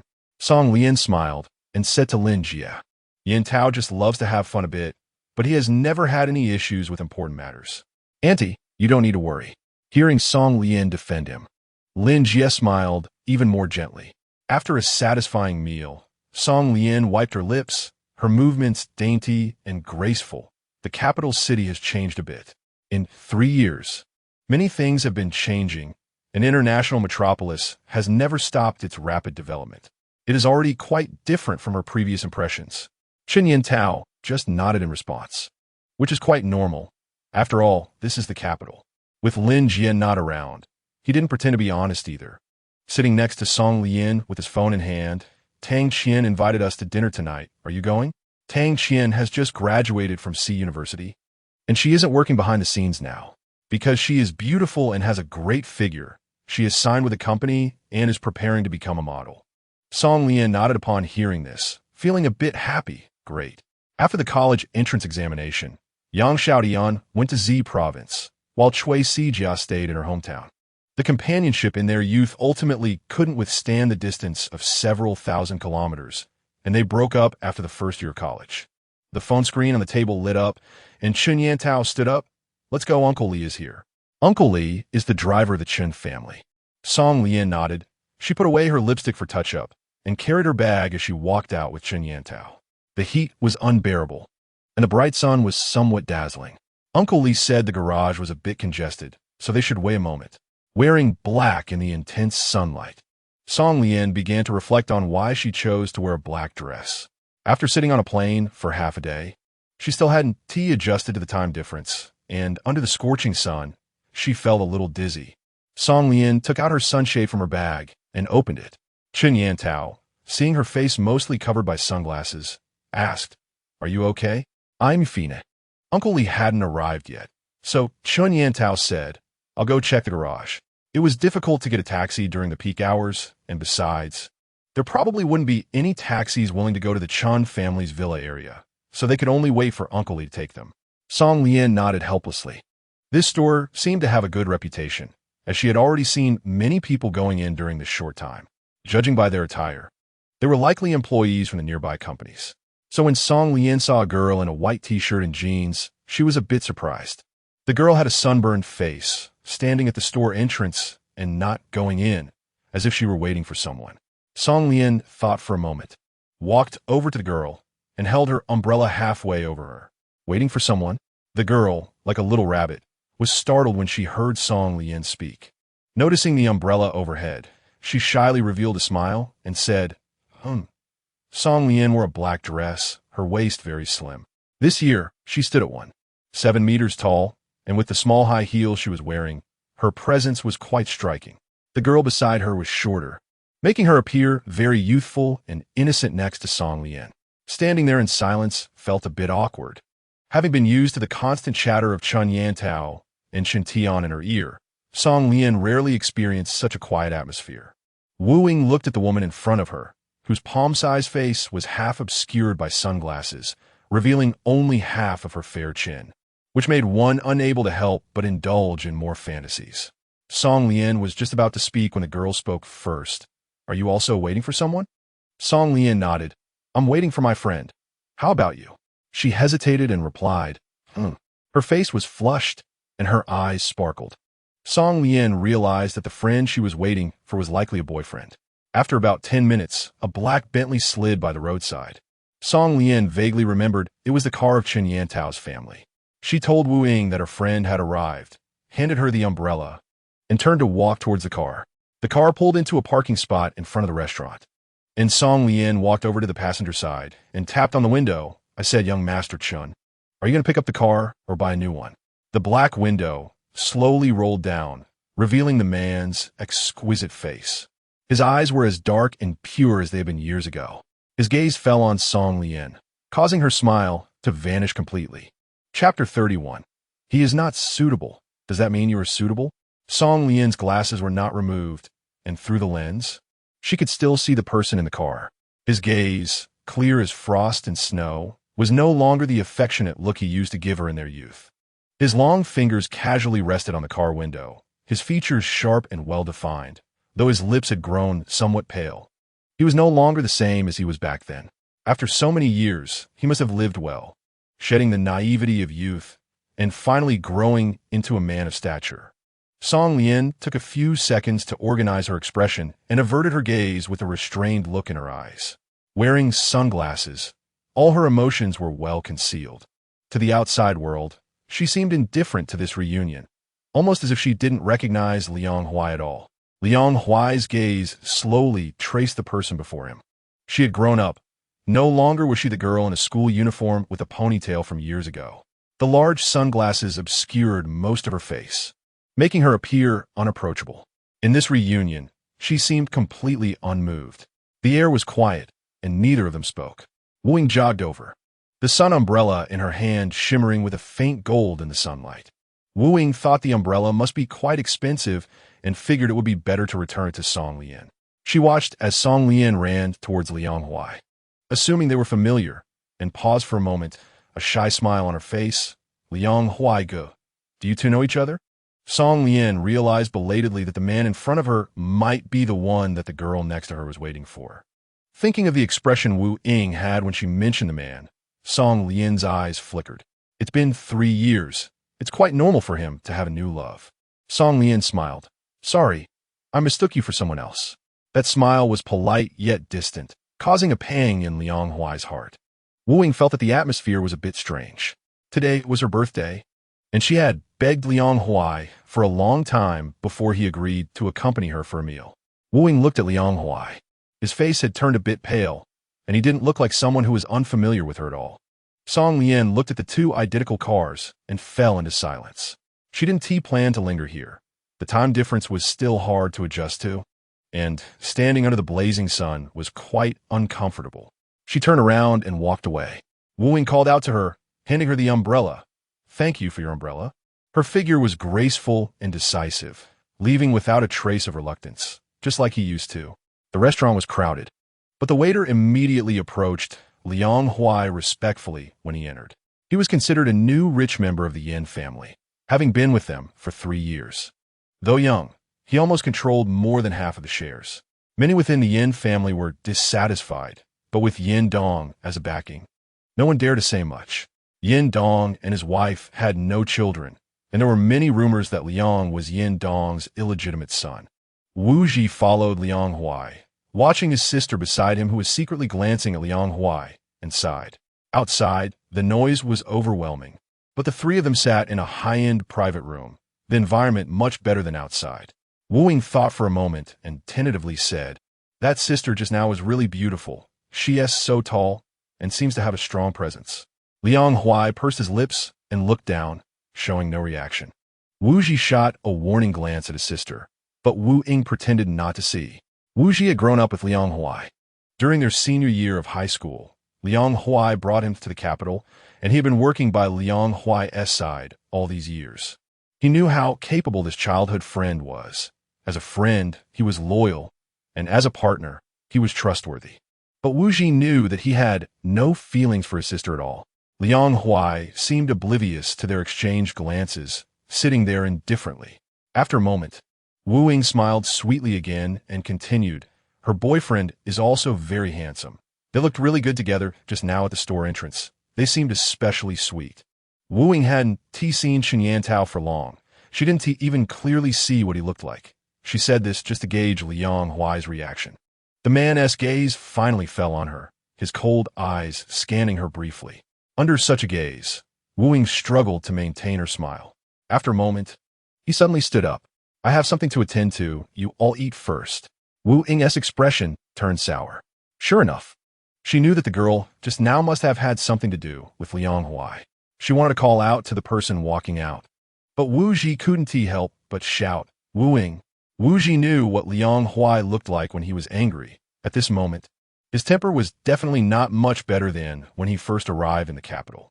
Although he hadn't seen Song Lian, he could tell from Liang Huai's reaction that the girl just now was indeed her. In their youth, Liang Huai had once hidden with him in their dilapidated little house, sharing many stories about that girl. Wu Ji had never seen Liang Huai with such an expression, cautious yet filled with joy. In the capital, apart from the Wu siblings, no one knew Liang Huai's past. The name Song Lian had not been mentioned in front of him for many years. But Wu Ji knew that Liang Huai had never let go. She was the white moonlight of his youth, the girl he desperately wanted to protect. The Song family does not have a house in the capital. Song Qian and Yuman also live in the research institute in the capital. So Song Lian can only stay at Chen Yantao's home. Song Lian said she wanted to rent a house, but Yuman said there was no need, as Aunt Lin was a very nice person who liked her a lot. Since she was interning at their company, it would be more convenient for her to live there. Lin Jie specifically had the maid prepare a room for her, decorated in very simple colors, likely having inquired about her preferences. By the time Chen Yantao moved his luggage to his own room, Song Lian was already impatient, saying, Okay, I'm going to sleep now, you can go out." Chen Yantao pouted, thinking she was just using him and calling her a bad girl. After spending over an hour organizing her things, Song Lian was exhausted and snuggled under the blanket, dozing off in a daze. The road ahead really was long. No matter how she searched, she felt a bit lost. When Song Lian woke up, it was already dark outside. She and T removed her makeup before sleeping and now felt uncomfortable on her face.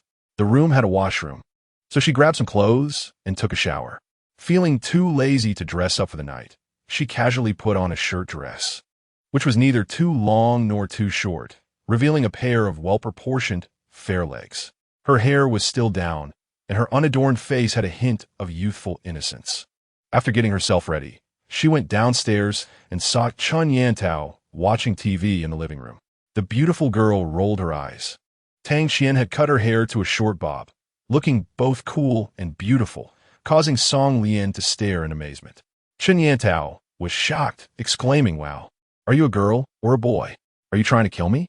Tang Qian pinched him, and the three of them laughed. Some say that the friendships of youth are the most genuine, and Song Lian thought so too. After a few rounds of drinks, the conversation flowed, and Tang Qian began to chat about the events of the past few years. Somehow, they ended up talking about Liang Huai. Tang Qian patted Song Lian's shoulder, saying, "Your ex is really something.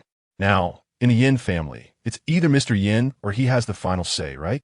The company I signed with is under the Yin family." The term ex made Song Lian pause for a moment. Chun Yantao curiously asked, "Isn't the Yin family in real estate? How did you sign with them?" "They used to be in real estate," Tang Qian replied, taking a bite of her food, her cheeks stuffed. "Isn't the new media developing well now? The Yin family just opened a new branch, and they have a media company under them." She glanced at Chun Yantao. "Isn't your family in media? How do you not know this?" Chun Yantao scratched his nose, saying that all the family business was managed by his father, so he didn't know much about it. Tang Qian and Chun Yantao kept drinking, while Song Lian poured them more wine. By the time they settled the bill, it was already past 11. Lin Jie called Chun Yantao, who was too drunk to even unlock his phone. Song Lian sighed and reached over to answer the call. "Auntie, yes, it's Lian. Yes, I'm having dinner with friends." "Okay, goodbye, Annie." Tang Qian opened her bleary eyes, asking, "What does that mean? Are you two living together now?" Song Lian briefly mentioned the relationship between their two families. Tang Qian nodded and said, "That's fine, but if you're not comfortable living there, you can come to my place. Although it's a bit small, I can still fit one more person." The neon lights flickered along the roadside, and the wind in the city carried warmth. Song Lian was half dragging, half pulling Chun Yantao. Chun Yantao was not completely drunk yet. He leaned against Song Lian and called oldly. Song Lian nodded. She reached into his clothes to take out the phone, but after pressing it for a long time, it wouldn't turn on. It was dead. At that moment, a male voice came from beside her. "Miss Song, where are you going? Do you need a ride?" Song Lian raised her head and recognized that he was the driver from Liang Huai during the day. He was here, and then Song Lian glanced beside him and saw the man in the passenger seat of the car. They must have just happened to pass by, the engine still running, and Wu Ji should have just gotten out. Back then, he left without a word, and 3 years later, Song Lian still hadn't completely forgiven him.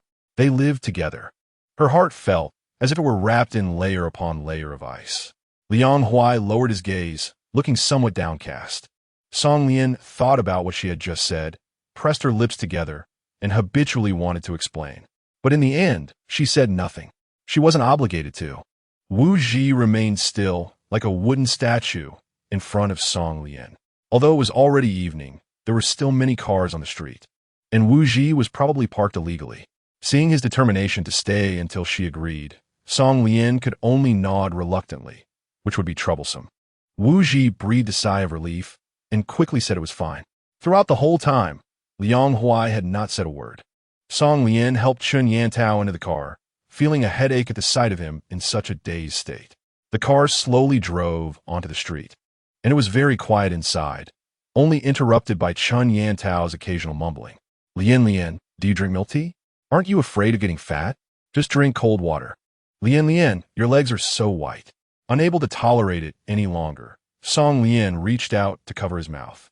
After spending the day together and seeing each other twice, she hadn't said a word to him. Liang Huai took a deep breath and tried to keep his tone neutral. "Are you two together?" Song Lian did not speak. Liang Huai said with difficulty, "Chun Yantao's temperament is too unstable. He is not suitable for you." Song Lian raised her eyebrows at his words, her voice clear and tinged with mockery. "He is not suitable. Are you suitable?" Chapter 32. Her friend is me not suitable. Are you suitable? Liang Huai pressed his lips together, suppressing his emotions. In his memories, Song Lian had always been gentle and soft with him, never confrontational. Liang Huai felt exhausted and wronged in such a cold tone. But it was he who chose to leave back then. He had no right to expect Song Lian's forgiveness. The two fell silent again, and Wu Ji quietly interrupted them. "Where is Miss Song going?" Song Lian realized she hadn't told him the destination yet. She pressed her aching forehead and said, "Fengxiao Villa." Wu Ji knew that the villas there were all inhabited by the wealthy or the powerful, which must be Chun Yantao's home. It seemed that Song Lian indeed lived with them. He adjusted the navigation and fell silent. Liang Huai's face turned pale. Wu Ji wanted to offer some advice, but didn't know how to start. The man, feeling somewhat fatigued, closed his eyes. At such a young age, he had already grasped most of the lifeblood of the Yin family, and there were too many who were unconvinced. Today's achievements were earned through tenfold or even hundredfold efforts. His life had never been easy. The car was filled with the smell of alcohol from Chun Yantao, and Song Lian was busy taking care of him. Not noticing Liang Huai's increasingly poor expression, Liang Huai reached for a cigarette, remembering that Song Lian didn't like it, so he quietly put it away. The green light turned on, and the car weaved through the night. Chun Yantao leaned heavily against Song Lian, making her shoulder almost numb. After about half an hour, the car slowly stopped at the entrance of the villa area. Song Lian opened the car door, pulled the dazed Chun Yantao out, and said goodbye to Liang Huai and the others, thanking them. Wu Ji looked at Liang Huai in the passenger seat, whose face was stiff and who wouldn't say a word, then glanced back at Song Lian, who had already turned to leave, and let out a long sigh. What kind of sin had he committed? As soon as Song Lian took a step, she heard Wu Ji speak from behind. Miss Song, you see that President Liang is not in a good state. Could you possibly? Song Lian's voice was cold and indifferent, and the warm summer night breeze couldn't ease it. It had nothing to do with me. I had things to do and left first. Once, she had loved someone recklessly, sharing in his joys and sorrows. But in the end, she was still abandoned. That feeling was enough to experience just once. Lian. His voice was hoarse, suppressing the pain, making people feel a little sour inside. Many people called her this. The two characters represented intimacy. Even outsiders could sense the repressed emotions. She gritted her teeth and helped Chun Yantao into the villa, naturally not noticing the desperate look in the eyes of the person behind her. Liang Huai silently watched that figure for a long time. He still had so much he wanted to say to her. Lian, I miss you. When she woke up in the morning, it was just past 7. Yesterday, it was only Tang Qian and Chun Yantao drinking. Song Lian had only sipped a little and didn't have a hangover. After she freshened up and went downstairs, she saw Lin Jie having breakfast at the dining table. Song Lian felt a bit embarrassed. It wasn't polite to sleep in someone else's house until this late. Lin Jie smiled when she saw her and said, Lian, come eat. Song Lian walked over and looked at the breakfast on the table, which included both Chinese and Western dishes, feeling a bit emotional. Lin Jie followed her gaze and said gently, I forgot to ask you what you liked to eat yesterday, so I had the aunt prepare 2 portions. It was thoughtful and considerate. Chun Yantao was still asleep. He had drunk too much yesterday and was currently in a deep, drunken sleep. Lin Jie had finished her meal and was about to go to the office. She asked Song Lian, when Yantao wakes up, do you want to go to the office to take a look? Song Lian is studying broadcasting. Chen's family has a radio station, and Lin Jie wants her to give it a try.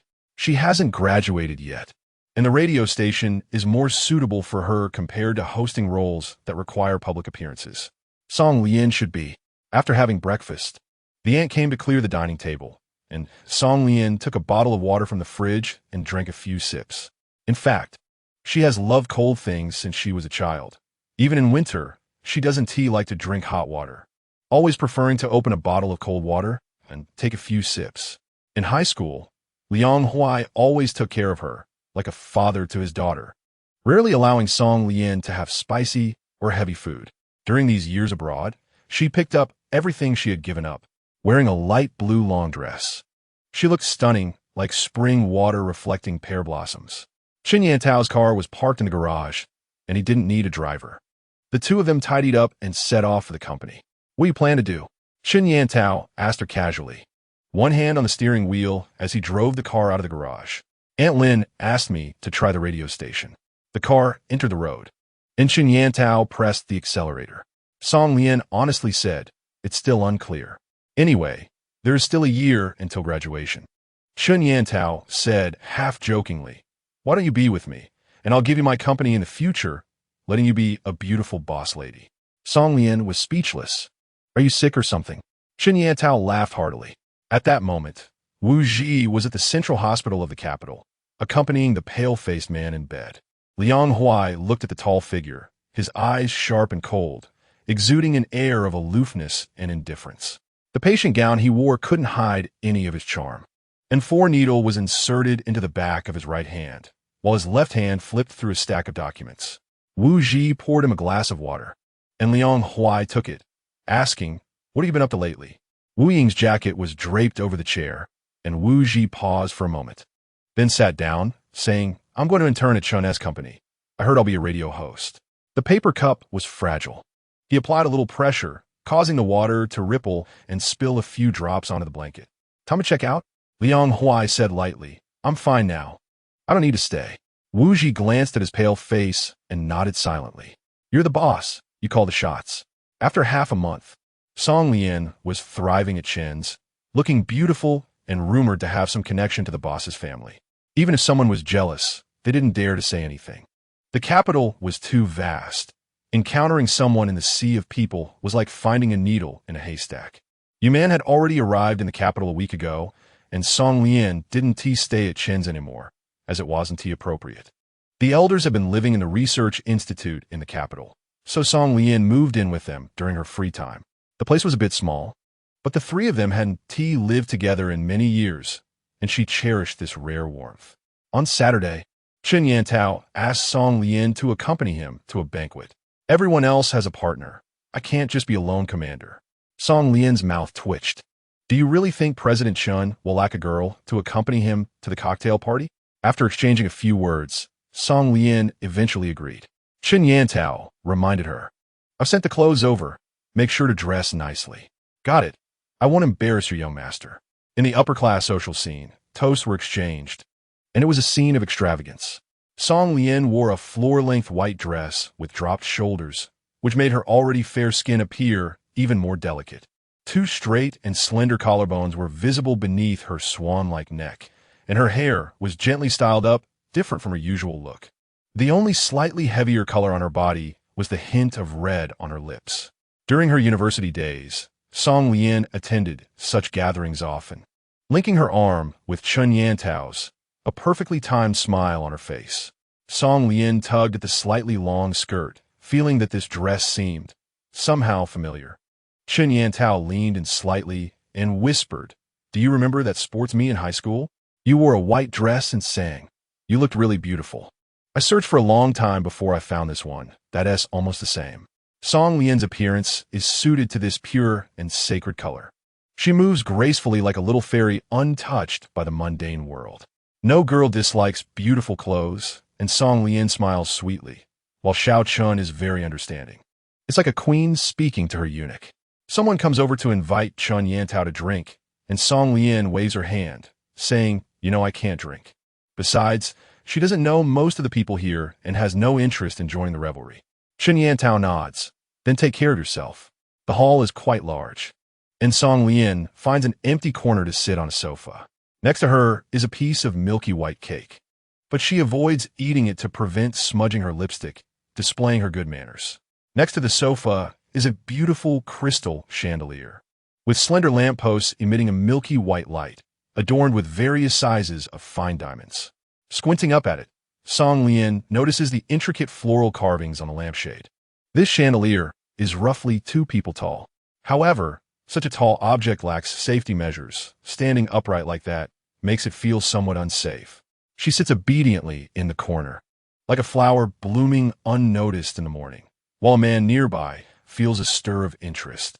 A man in a suit approaches with a wine glass, raising an air of self-assured charm. "Are you here alone, miss?" Song Lian got up, looking at the man's yellowed teeth and his seemingly pregnant belly, and smiled. "No." The man took another step towards Song Lian. "How about I take the young lady for a dance?" He reeked of strong alcohol mixed with the scent of perfume, causing Song Lian to frown involuntarily. The big belly lifted a thick palm, reaching for Song Lian's snow-white, smooth shoulder. Just as his hand was raised, it was firmly grasped by someone. That hand was long and fair, the fingers exerting full strength, with distinct knuckles, and a beautiful wrist adorned with a silver watch. Understated and low-key, the figure was tall, blocking Song Lian completely behind him. The man's voice was calm. "Sorry, she's my friend." Though he said sorry, there was no sign of loosening his grip. The person being held showed an expression of pain. Chapter 33. The big house in beautiful clothes. The big belly trembled as it spoke. "Mr. Liang, I didn't know this young lady was with you. Please forgive my rudeness." He forced a smile, the flesh on his face almost bursting into a flower. Liang Huai's breath was icy, his cold gaze fixed on the person in front of him, showing no signs of backing down. A hand behind him gently tugged at his black suit. The man with a dark expression froze, momentarily loosening his grip. The big belly quickly slipped away. Her long hair was styled, gentle and charming. Why isn't Chen Yantao by your side? His voice was hoarse. Why isn't he there to protect her well? Liang Huai recalled the disgusting gaze of the man from earlier, tightening his lips. Song Lian is not a naive young girl in her teens. She didn't recognize the person from earlier, and if he had a particularly high status, it would be awkward.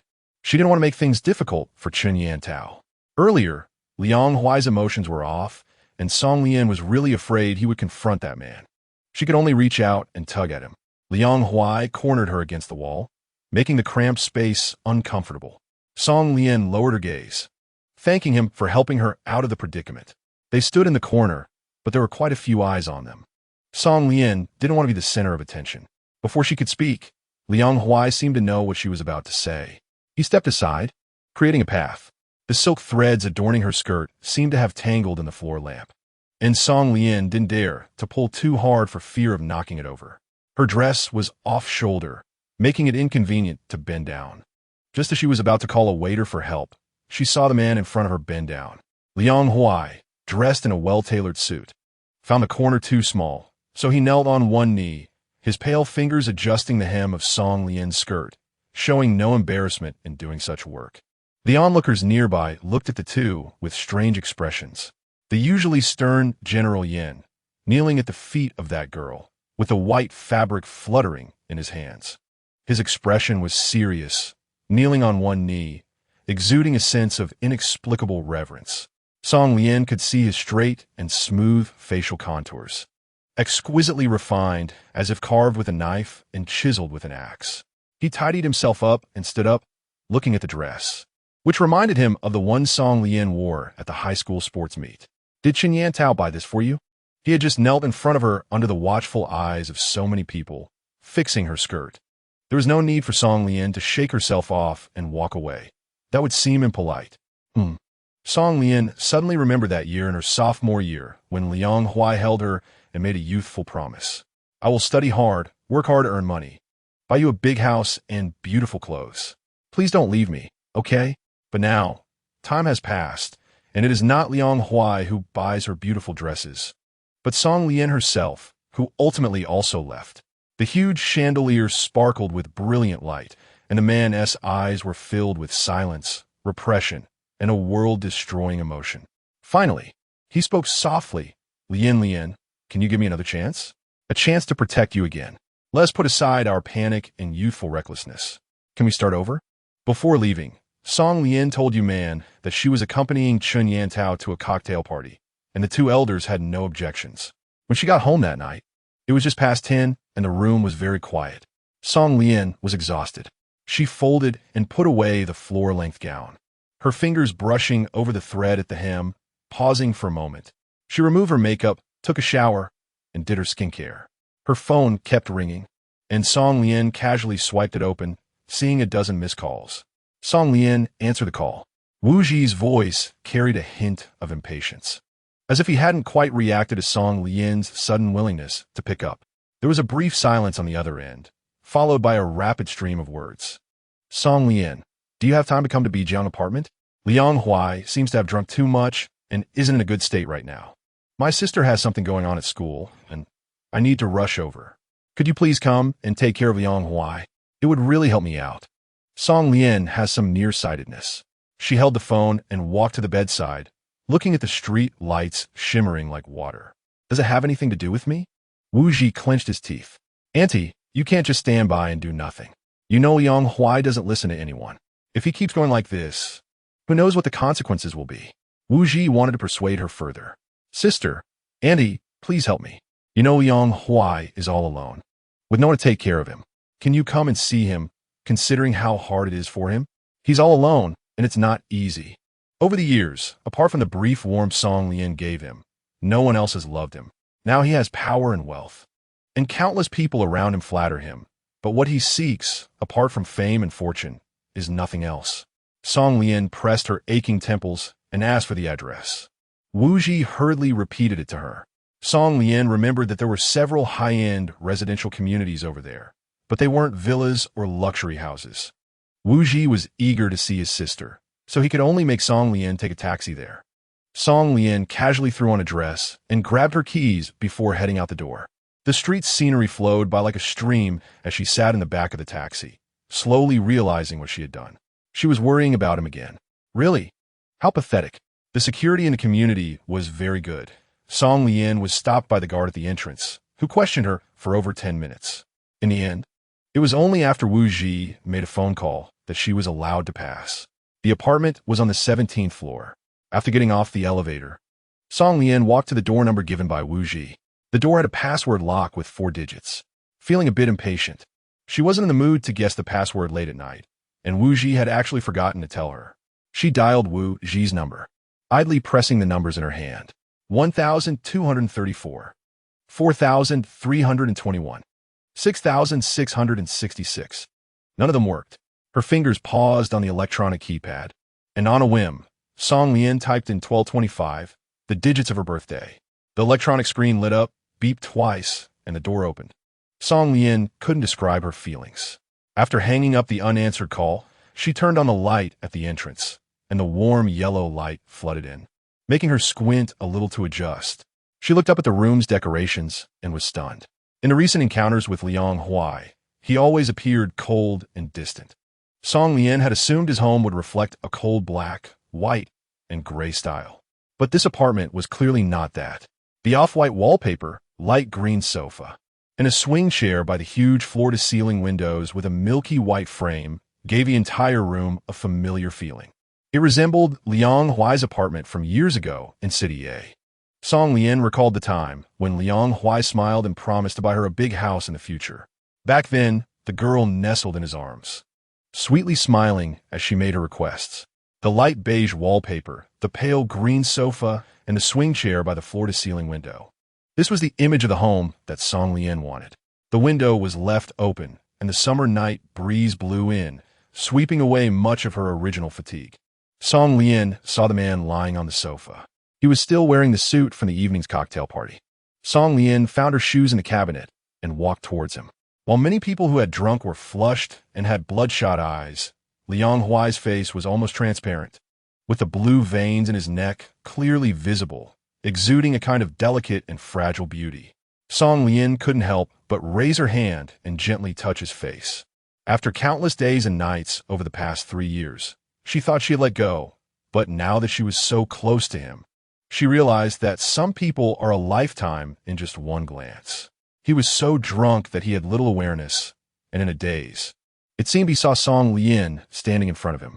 He muttered something softly, but Song Lian couldn't hear clearly. She leaned closer to him and asked, "What did you say?" Liang Huai tilted his head slightly, his breath heavy with alcohol brushing against Song Lian's ear, making her shiver involuntarily. Lian, I miss you." The alcohol was too strong. His voice was hoarse, barely understandable. "Back then, I didn't mean to leave you, but I had no choice. It was my fault. I couldn't protect you, so I had to leave. I hope you are well." He smiled wearily. "As long as you are well. Even if I'm not in the future, it's okay." She was a deity, and he was a mayfly. He leaned slightly closer to Song Lian, his breath mingling with the air, leaving a burning kiss on her lips. Perhaps the environment was too good and the lights were gentle. Song Lian subconsciously did not reject the kiss. He looked infatuated yet heartbroken. Chapter 34, Until I Met You. Wu Ji had finished dealing with his sister's matters, and the school dormitory had long been closed. He found a hotel for Wu Ying near the school. Wu Ying kicked at the stones by her feet, and Liang Huai told her to be quiet. He was genuinely troubled by his sister's feelings. He knew too well Liang Huai's obsession with Song Lian. This feeling, ingrained in his bones and blood, he could never extricate himself from in this lifetime. Years had passed, and Wu Ji was no longer the little beggar from City A. Liang Huai had given him opportunities, and he had worked hard enough to stand by his side. Having grown up with Liang Huai, they understood each other well. On the surface, Liang Huai appeared silent and indifferent, but the rebelliousness deep within him could never be erased. He carried a cold barrier around him, and the only one who could exist in his heart was Song Lian. The smell of alcohol in the air lingered, and Song Lian's complexion was radiant. as if she too had drunk and was slightly tipsy. Liang Huai slowly leaned towards Song Lian, his strong arms wrapping around her waist. Yet he did not create a sense of pressure. It had been many years since they had been this close to each other. During their high school days, the youthful innocence made him unable to resist. He would always go to the bathroom alone to splash cold water on his face. Liang Huai lowered his head, rubbing his nose against her cheek, his lips lightly brushing against hers. Despite having the absolute advantage, he remained humble and cautious. The passionate kiss traveled down, landing on her tender neck, igniting waves of warm desire. The curtain lightly brushed against his neck. The wrinkled suit fell to the ground, and he looked up, his gaze cautious. "Can I?" he asked. She nodded randomly. Just once, she thought. If the days of following a routine had lasted too long, then let this one time be indulgent. Over 3 years of day and night, she couldn't deny that she still loved this person deeply. Liang Huai felt as if he had found a cherished treasure. Amidst the chaos, he finally took that step forward, and Song Lian inhaled sharply. The man above her, whose intoxication had mostly worn off, looked at the increasingly enticing figure beneath him, a light sheen of sweat forming on his forehead. Both of them were inexperienced, and seeing Song Lian's pained expression, Liang Huai leaned down gently to nuzzle her, his voice husky. "Does it hurt?" Song Lian frowned and said nothing. She was in excruciating pain. The silence felt even more like an invitation. Soft gasps escaped, and someone whispered, coaxing gently. Song Lian felt a tingling sensation from her hair to her toes. Her nails slightly dug into the man's lean back, and the person on top of her let out a low hum as if stimulated by something. When Song Lian woke up, she was in the master bedroom, with no one beside her, and the bedroom door was closed. Her whole body ached, and the scenes from last night played out in her mind. After taking a quick shower in the bedroom, Song Lian opened the wardrobe, looking for something to wear to meet people. As the wardrobe door opened, in addition to a row of black suits, there were even more clothes, those meant for girls. Song Lian was taken aback for a moment. After thinking for 2 or 3 seconds, she realized who this was prepared for. She suppressed the inexplicable sadness. Song Lian casually took out a blue dress and changed into it. The design was fitted at the waist, with an exquisite knot at the collar, gentle and dignified. It was already past 9 in the morning, and there was no way she could make it to work on time. She asked Chen Yantao for a leave, tossed her phone aside, and sat on the bed in a daze. But Song Lian knew this was not a coincidence. She wasn't drunk, and everything that happened last night was something she had tacitly agreed to. Pushing open the bedroom door, Song Lian glanced at the man busy in the kitchen. He was wearing a black loungewear set, his hair falling softly, giving her the illusion that they were still in City A, never having left afterward. After last night, their relationship seemed even more awkward. After all, they weren't even officially a couple. It felt completely out of place. Liang Huai walked over from the kitchen and sat across from her. Song Lian had just taken a shower, her silky long hair cascading over her shoulders. A faint red mark on her neck. Liang Huai looked at the person across from him, his eyes flickering. She leaned against the sofa, wearing a blue dress, with a hint of languor in her eyes. Song Lian didn't know that she would completely relax in front of Liang Huai. Last night, let's just pretend that nothing happened. Song Lian's voice was faint, with a face that looked unwilling to admit something, resembling a bully who had just abandoned a good family girl and walked away. Liang Huai pressed his lips together, his eyes showing some hurt. He suddenly stood up and walked towards the bedroom. Song Lian's gaze paused. The man's back was straight. Song Lian had never seen him bend down, except for that one time when he knelt to arrange her skirt. Liang Huai rummaged through the bedroom for what he was looking for and came out holding it to find Song Lian. He was carrying an old-fashioned tin box, and Song Lian looked at him in confusion. Liang Huai pushed the box towards her, his voice gentle, telling her to open it and take a look. There was sweetness in his brows, and the sparkle in his eyes was captivating, making the sore and tired Song Lian doubt who among them was truly the one being seduced. The box was a deep emerald green, and Song Lian's delicate white fingers rested on it, exuding an indescribable beauty. The tin box was unlocked, and when Song Lian opened it, she found a stack of award certificates. From elementary school to university, a journey of accolades and honors. 3 good student, outstanding class leader, professional certificates. First prize in competitions, a thick stack, quite impressive. Song Lian has received fewer certificates than 1/3 of what he has. Song Lian glanced at him. What does it mean? Showing off achievements? Sunlight poured into the room. The man's face was deep yet gentle, and he carried a hint of seduction that Song Lian didn't notice. His voice was low. Do you think I'm outstanding? Among peers, it was unlikely to find many who were better than him. Liang Huai saw Song Lian nodding, and the smile at the corner of his lips deepened. He then pulled out a wallet from somewhere. Like a child sharing toys with friends, his lips slightly curved. Song Lian took a glance at what he had taken out. ID card, bank card, household registration book, and even a social security card. Song Lian was a bit stunned. Liang Huai's voice carried a hint of tension as he took a deep breath. I have to take responsibility for what happened last night. How do you plan to take responsibility?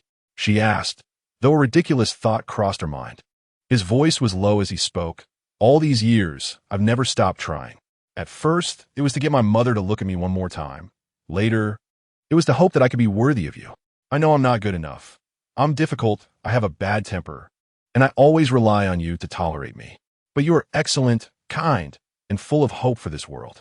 His gaze was serious and earnest, and Song Lian instinctively slowed her breathing. There are many people in this world who are better than I am, but I can promise you that no one loves you more than I do. No one could love Song Lian more than Liang Huai did. If possible, I want to have a home with you. I've never loved this world, nor have I ever thanked my parents for giving me life.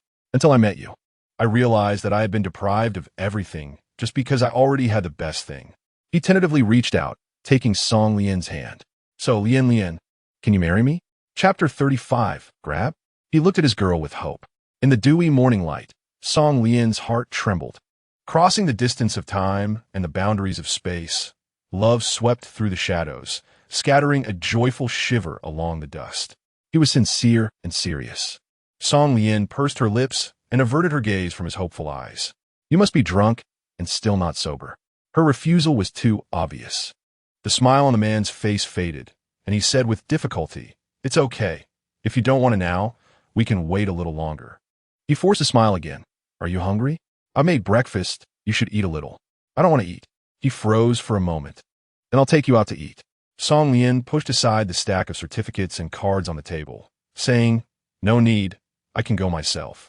After speaking, she stood up, her gaze lingering for a moment on the swing chair before shifting away.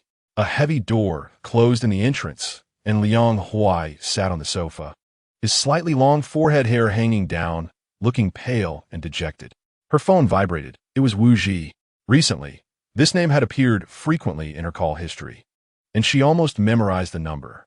The man's voice on the other end was gentle. Miss Song, can I talk to you? She replied, somewhat resigned, sure. Wu Ji arranged to meet her at a restaurant. Song Lian took a sip of juice. The cold liquid slid down her throat, refreshing her. Have you resolved your sister's situation? Wu Ji asked. It's all taken care of. Thank you for taking care of Liang Huai last night. Song Lian didn't say anything. She couldn't just say things like it's okay or it's expected. After all, it was really awkward to take care of someone to the point of being in bed together. What's wrong next Monday? The summer vacation is already short.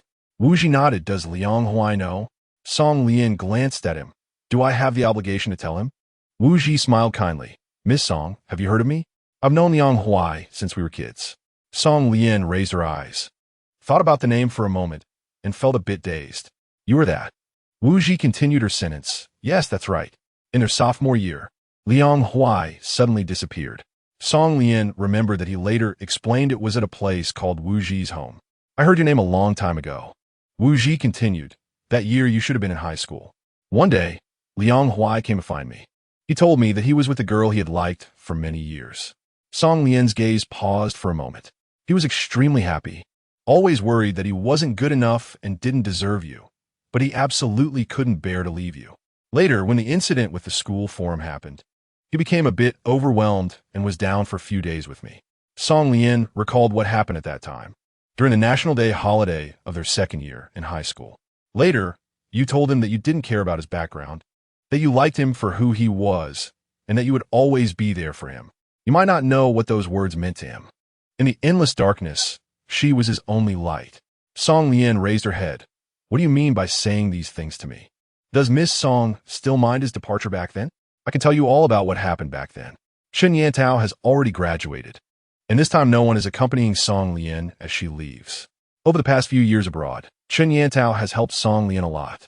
A few days before her departure, the two of them found a small restaurant to have a meal together. The shop is very small, located near C University, and when they arrived, it was past the dinner rush, so there weren't many people in the restaurant.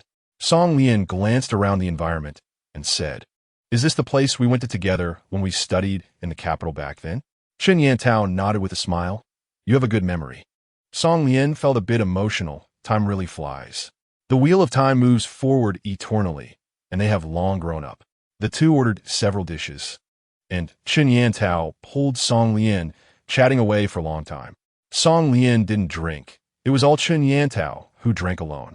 By 10 o'clock at night, his face was already red. "Are you going to be with Liang Huai?" Song Lian recalled what Wu Ji had told her a few days ago about the past. Her brows furrowed with helplessness, contemplating this plan. Sigh, after all the twists and turns, you still couldn't part ways. Chen Yantao was drunkenly slumped over the table. Song Lian took out his phone from his pocket, intending to call Uncle Li to pick him up. As she leaned closer to Chen Yantao, she heard him murmur, "Song Lian, I really like you." Song Lian lowered her eyes, pretending not to hear. Since the last time, Song Lian hadn't seen Liang Huai. The day before returning to the country, Song Lian found the necessary documents, asked Wu Ji for their company's address, and called a car to go there. Song Lian recalled Wu Ji's words from yesterday. Back then, Yin Xiao also intervened in Lu Yiqiu's matter. But you can't. He feared he couldn't protect you. When he left back then, it was the best choice for you all. So this fool chose to bear everything himself, including Song Lian's resentment. Song Lian was wearing a blue long dress today, the kind she wore in Liang Huai's area. The silk was soft and form-fitting, and her lipstick was a deep red with a hint of blue, darker than what she usually wore, giving her a strong aura. The receptionist immediately recognized her outfit as a high-end piece from a certain brand. She smiled politely. "Hello, how can I help you?" "I'm looking for General Manager Liang." There's only one person in the Yin family who can be called General Manager Liang. The receptionist was a bit surprised to hear Song Lian's words. "You're Miss Song?" Wu Ji had already informed the receptionist that if Song Lian came, she should be allowed to go up directly. Song Lian nodded, and the receptionist politely said, "Mr. Liang's office is on the top floor. You could take this elevator." "Thank you." She turned and walked toward the elevator, her skirt swaying at her ankles, delicate and beautiful. The top floor was Liang Huai's office area. Song Lian thought it would be silent, but unexpectedly, as soon as she stepped out of the elevator, she heard a sweet voice from a girl. "Brother Liang, that guy's been pestering me for a long time, and nothing I say works. Can you pretend to be my boyfriend just this once so he'll get the message? Brother Liang, you're the best. Please help me." Song Lian knew that Wu Ji had a sister. It seemed that the first time Liang Huai got into a fight was to help Wu Ji find the boy who was harassing his sister. The office door was open, and a man sat behind a black desk, frowning and looking down at the documents in his hands, while the girl squatted beside him, pleading obediently and gently. The floor was covered with sound-absorbing carpet, and neither of the two people in the room noticed Song Lian at the door until she knocked. "Is it convenient, President Liang? I have something to discuss with you." Liang Huai suddenly looked up, his brows and eyes in a daze. At that moment, Song Lian felt like she was catching someone in the act. Chapter 36. Legality. Song Lian raised her eyebrows, scanning the two people with her gaze. "Is it inconvenient for you right now?" Wu Ying recognized Song Lian as the person at the restaurant entrance that day, and she spoke up before Liang Huai could. "Sister, are you here to find Brother Liang Huai? Is there something going on?" She tilted her head, looking innocent and charming. Song Lian's lips curved upwards as she watched Wu Ying like it was a show. In this day and age, such naive and adorable little white lotuses were no longer in vogue. Liang Huai frowned. "You go out." Wu Ying's smile froze on her face. Liang Huai, go out. His eyes were fixed on Song Lian, as if afraid she would suddenly run away, but his words to Wu Ying were filled with impatience. Wu Ying's eyes turned red. Because of Wu Ji, she always felt that she was different from those women outside who coveted Liang Huai. They had come from a city to the capital together, and Wu Ying believed that no one was more suitable for Liang Huai than she was.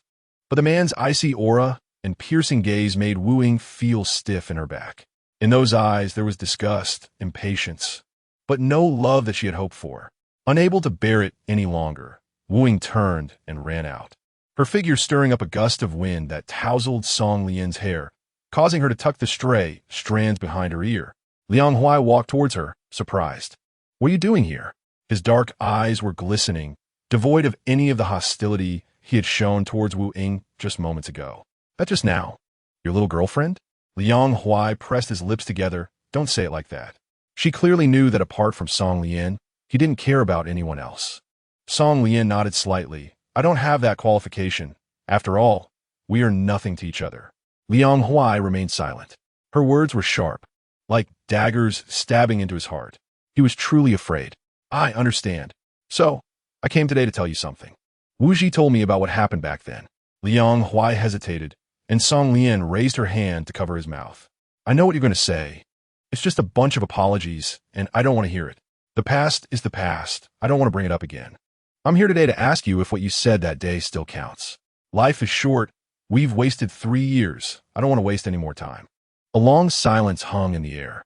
Liang Huai's heart raced, and he felt dizzy.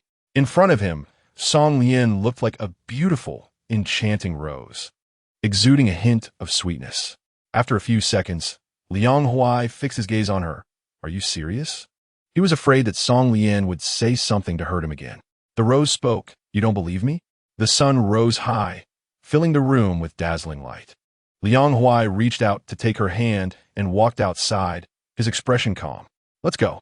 If it weren't for the tight grip on her wrist that was trembling, Song Lian might have really believed he was as calm as he appeared. "What are you doing? Where are you taking me? Do you want to back out?" Liang Huai's voice trembled slightly. He could not accept that Song Lian would deceive him with such things. No, he had his own private elevator, and Song Lian followed him all the way to the first floor without encountering anyone. Wu Ji was sent out by Liang Huai to handle something. So this time, it was Liang Huai who drove. Song Lian sat in the passenger seat, the seatbelt unfastened, and a beeping sound echoed in the car. She reached out to pull the seatbelt, and the man beside her leaned over and fastened it for her. He had a faint smell of tobacco on him. It wasn't unpleasant, but Song Lian still didn't like it. "Still smoking? Didn't he say he quit?" Liang Huai paused his movements. He had quit, but that was before Song Lian left. "Quit it. No more smoking in the future." "Okay." Song Lian looked at him and nodded slightly, her eyelashes casting a faint shadow. Looking very obedient, she could sense that Liang Huai was a bit tense. There weren't many people at the Civil Affairs Bureau on Friday. The staff responsible for marriage registration helped them with the procedures and took photos, which didn't take long. The lady smiled and said, "In your early 20s, young people really have courage. After all, not everyone can meet the person they want to spend their life with in their 20s. When Song Lian was holding that thin red book in her hand, it still felt a bit unreal. Liang Huai held her hand as they walked out the door, and the corners of his lips hadn't dropped since. Song Lian is amused. Is he really that happy? His voice is a bit low. This day, he has been thinking about for many years. Song Lian felt a bit flushed. She suddenly remembered something and asked, "Did you attend B University?" Liang Huai was a year older than her, but they were in the same cohort, so they were both technically in their junior year. He shook his head and stated the name of a school in English. Song Lian. "Why do I remember this school being in Country M?" The man looked at her with a deep gaze. Song Lian said with difficulty, "So, you have been studying in Country M all this time?" She thought that the two of them had been separated by thousands of miles for 3 years, but didn't expect they had actually been together all along. Song Lian thought for a moment and cautiously asked, "Do you know about my situation?" Liang Huai recalled something and replied, "Which one are you referring to? Going in and out with Chinyan Tao?" He said this with a hint of bitterness. Song Lian felt helpless. She shouldn't have asked you. Regarding getting the marriage certificate, Song Lian definitely couldn't let her parents know. No matter how much they pampered her, they wouldn't be able to accept the fact that she got married without saying a word. "Aren't you supposed to be at work during the day?" "It's nothing. I believe your nonsense." Song Lian changed her shoes, and just as she took a step, she was suddenly picked up around the waist by someone. She instinctively wrapped her arms around Liang Huai's neck. "What are you doing?" "Okay."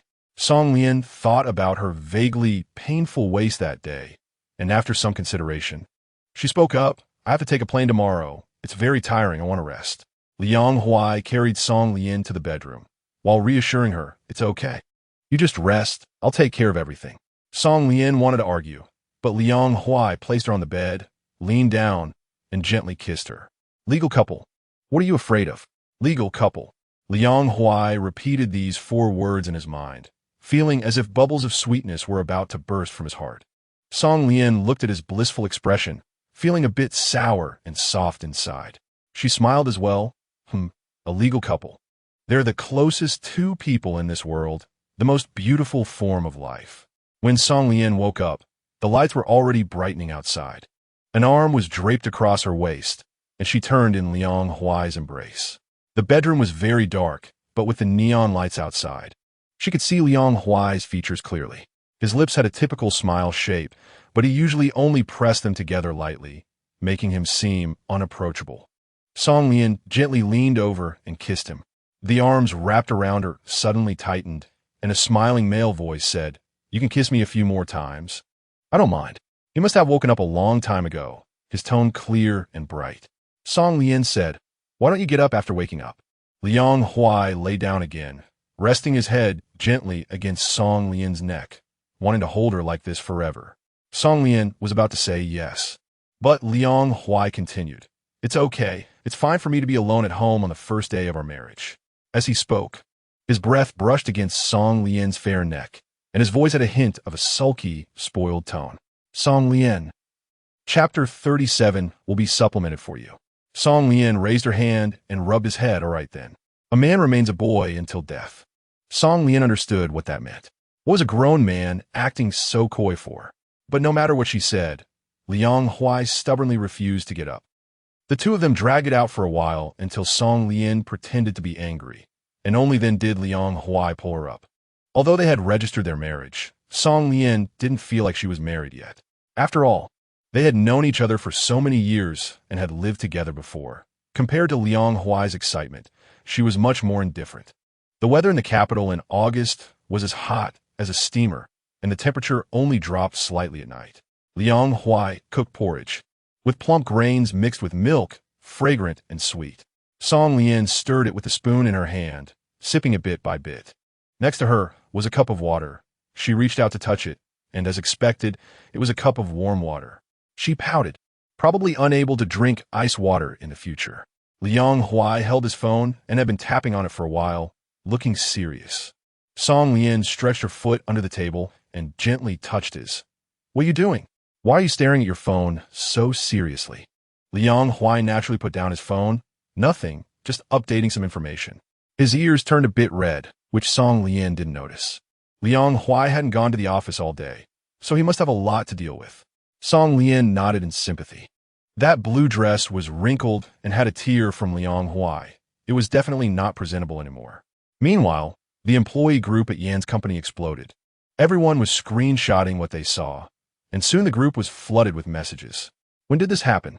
No way. Could be a system bug showing wrong information. I remember it wasn't like this a few days ago. Wu Ji also saw the hundreds of messages in the employee group. At that moment, he had just learned that Wu Ying had caused trouble for Song Lian in the morning, and he felt that being this brother was truly difficult. His head was buzzing, almost making him faint. He casually clicked on the screenshots in the group and then froze. It was Liang Huai's profile card. Yan's company had a unified management system where all employees and leaders had some personal information, which was only visible internally and wouldn't be leaked. The collected information was minimal, just some basic details, including marital status. And this afternoon, Liang Huai's marital status suddenly changed to married. Wu Ji's mouth twitched. Indeed, efficiency was something else. The night in the capital was mysterious and luxurious, truly deserving of the name 49 City. Her tone was flirtatious, with a prolonged ending, reminiscent of a candy she had eaten as a child that stuck to her teeth. In high school, Song Lian always liked calling brother. Those 2 words were like chocolate filled with liquor, sweet and a bit fragrant. When others called Liang Huai that, it only made him feel it was pretentious. But Song Lian was different. Liang Huai's hand on the steering wheel gently squeezed. He couldn't stand it when Song Lian called him that. Chang'an Street was brightly lit, and as Song Lian looked at the passing lights outside the car window, she felt a bit reluctant. No matter how good it was abroad, this was her hometown. Liang Huai turned off the car's air conditioning and rolled down the window for ventilation. "Shall I take you to the airport tomorrow?" It was indeed rare for a couple to get married and then live apart on the second day. Song Lian thought for a moment, wanted to check if her parents were free. Tomorrow is Saturday, and if they are available, they will definitely come to see their daughter. "When you think of me." The green light turned on. Liang Huai started the car, the sound deep and resonant. "I'm always thinking of you. In every morning when the dawn breaks. In every night when the stars shift. I miss you so much." Men rarely say sweet words, so an occasional sentence surprises Song Lian. The car drove to the Research Institute's entrance. Liang Huai parked, but neither of them got out. They say men look cool driving with one hand on the steering wheel. And Song Lian felt this deeply today. Song Lian turned her head to look at him, her eyes filled with laughter and infatuation. "Liang Huai, have I ever told you that you're really handsome?" The night sky in the capital rarely revealed stars, but the brightness in her eyes surpassed all the starlight and fireflies Liang Huai had ever seen. "Stop joking." He felt a bit helpless, but the smile at the corner of his mouth couldn't be suppressed. Liang Huai tilted his head slightly back, closed his eyes, and leaned against the back of the chair. "When do you plan to tell your parents about us?" Yin Xiao only regarded himself as a machine, lacking much familial affection, but Song Lian's parents were different. He really hoped to gain their approval. She unfastened her seatbelt and leaned her upper body closer. "Let us talk about it after I graduate." Song Lian finished speaking and reached out to unbutton the top button of Liang Huai's shirt, her red lips gently pressing against it. Liang Huai's Adam's apple moved. His voice slightly hoarse. "What are you doing?" He leaned back in the chair and raised the car window. In the night, outsiders couldn't see the situation inside the car.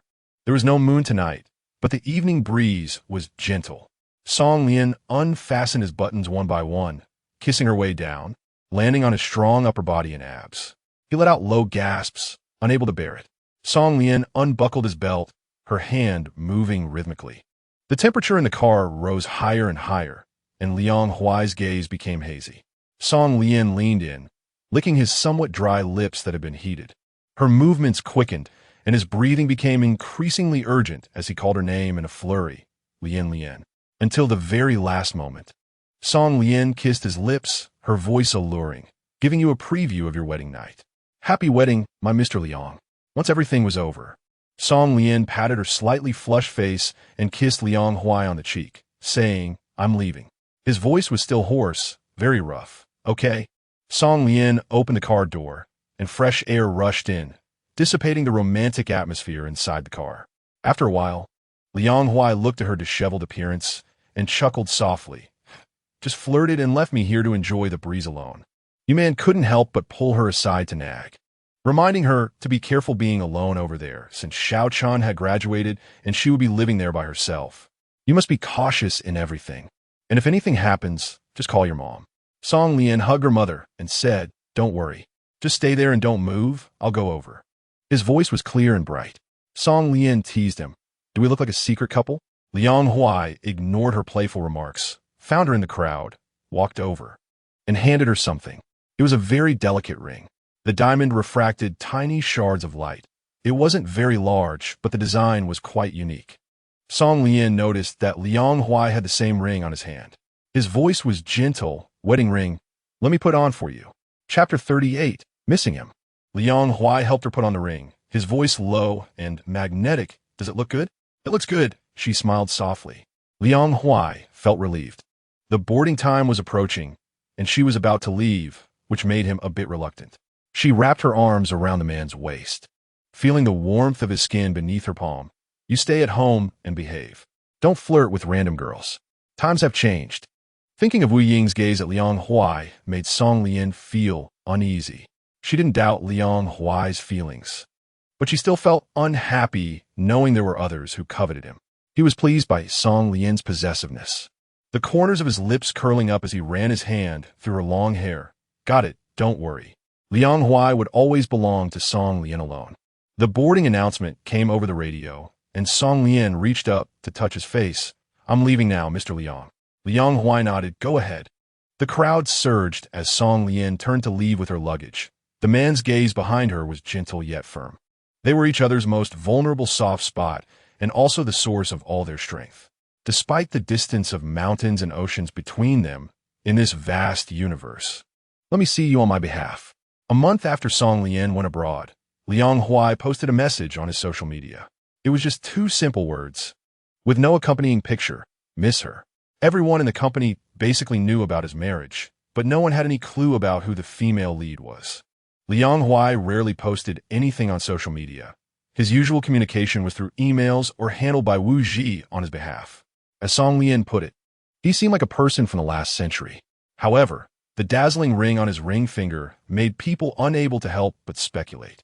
Wu Ji was driving while Liang Huai sat in the passenger seat, scrolling through Song Lian's updates.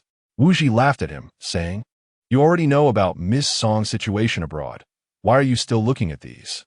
Over the years, Liang Huai had often asked Wu Ji to find out news about Song Lian.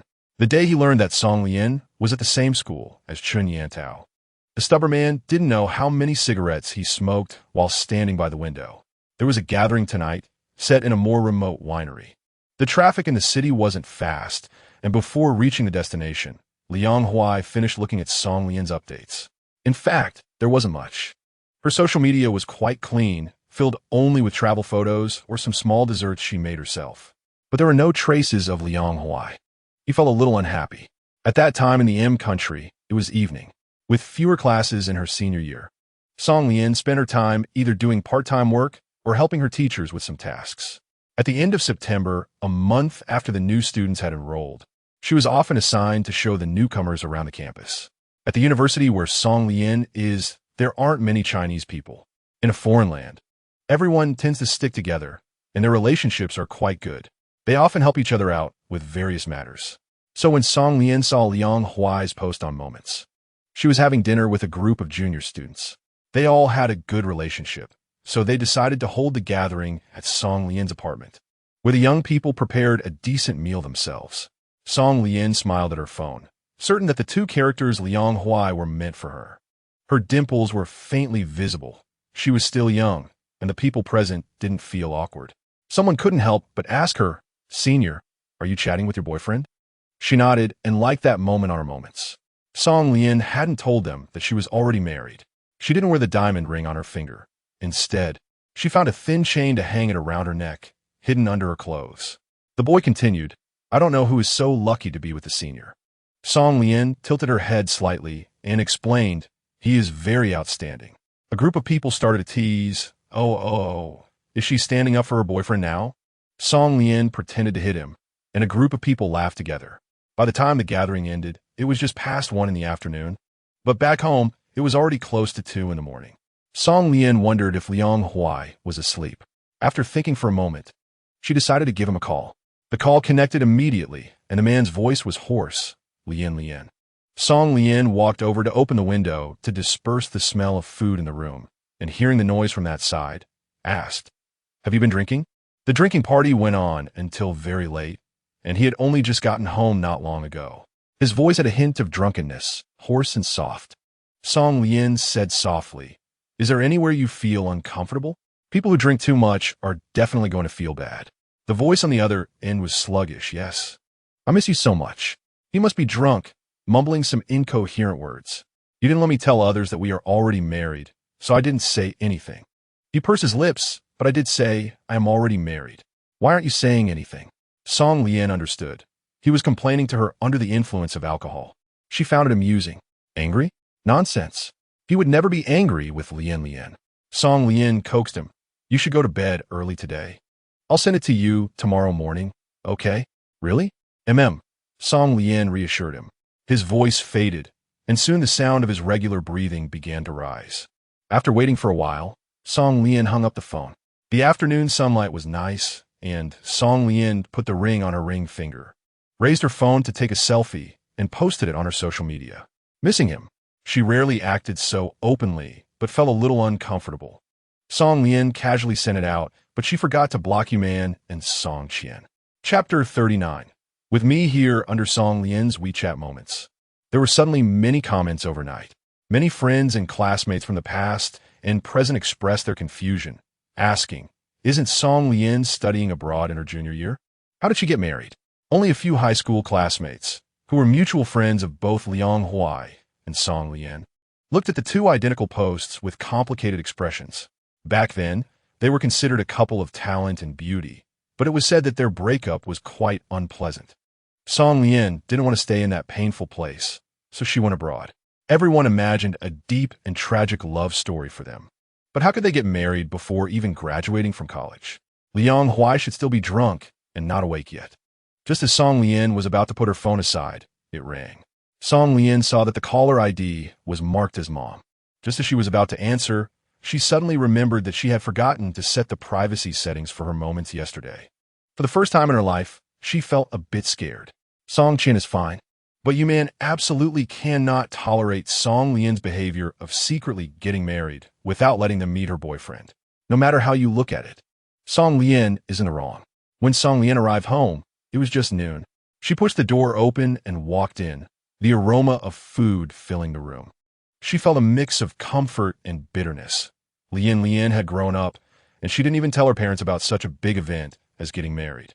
Yuman came out of the kitchen holding dishes, and when she saw her daughter at the door, her voice was somewhat cold. "What are you doing here? You're married now. Go find your husband."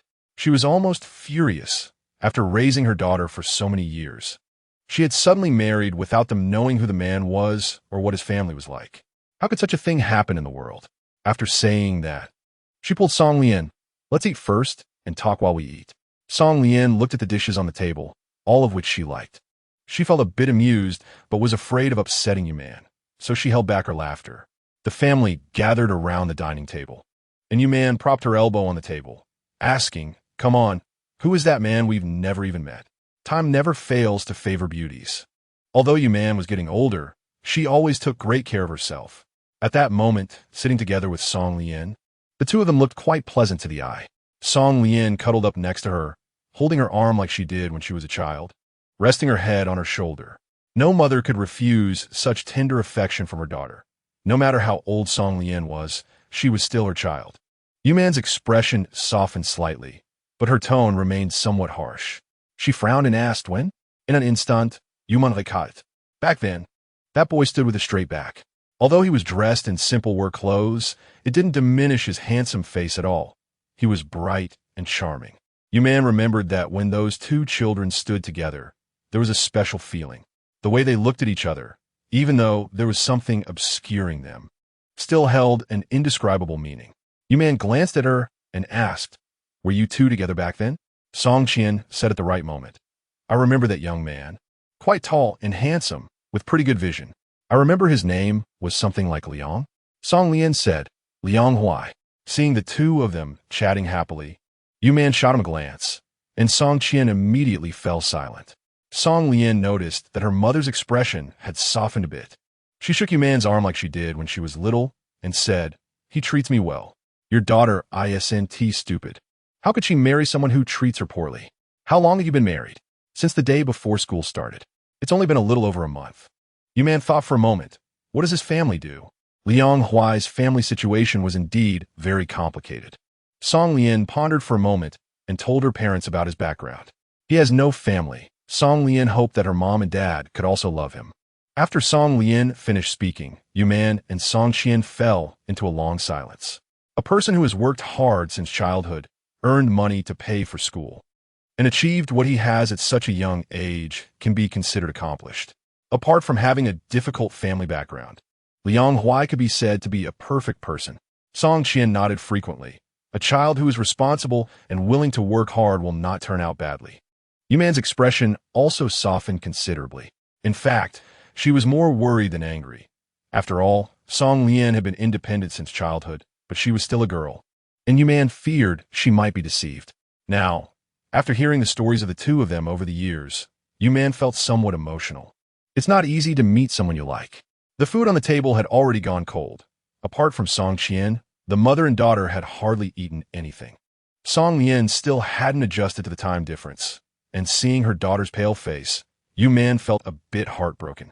"Go take a nap first. Look at your face."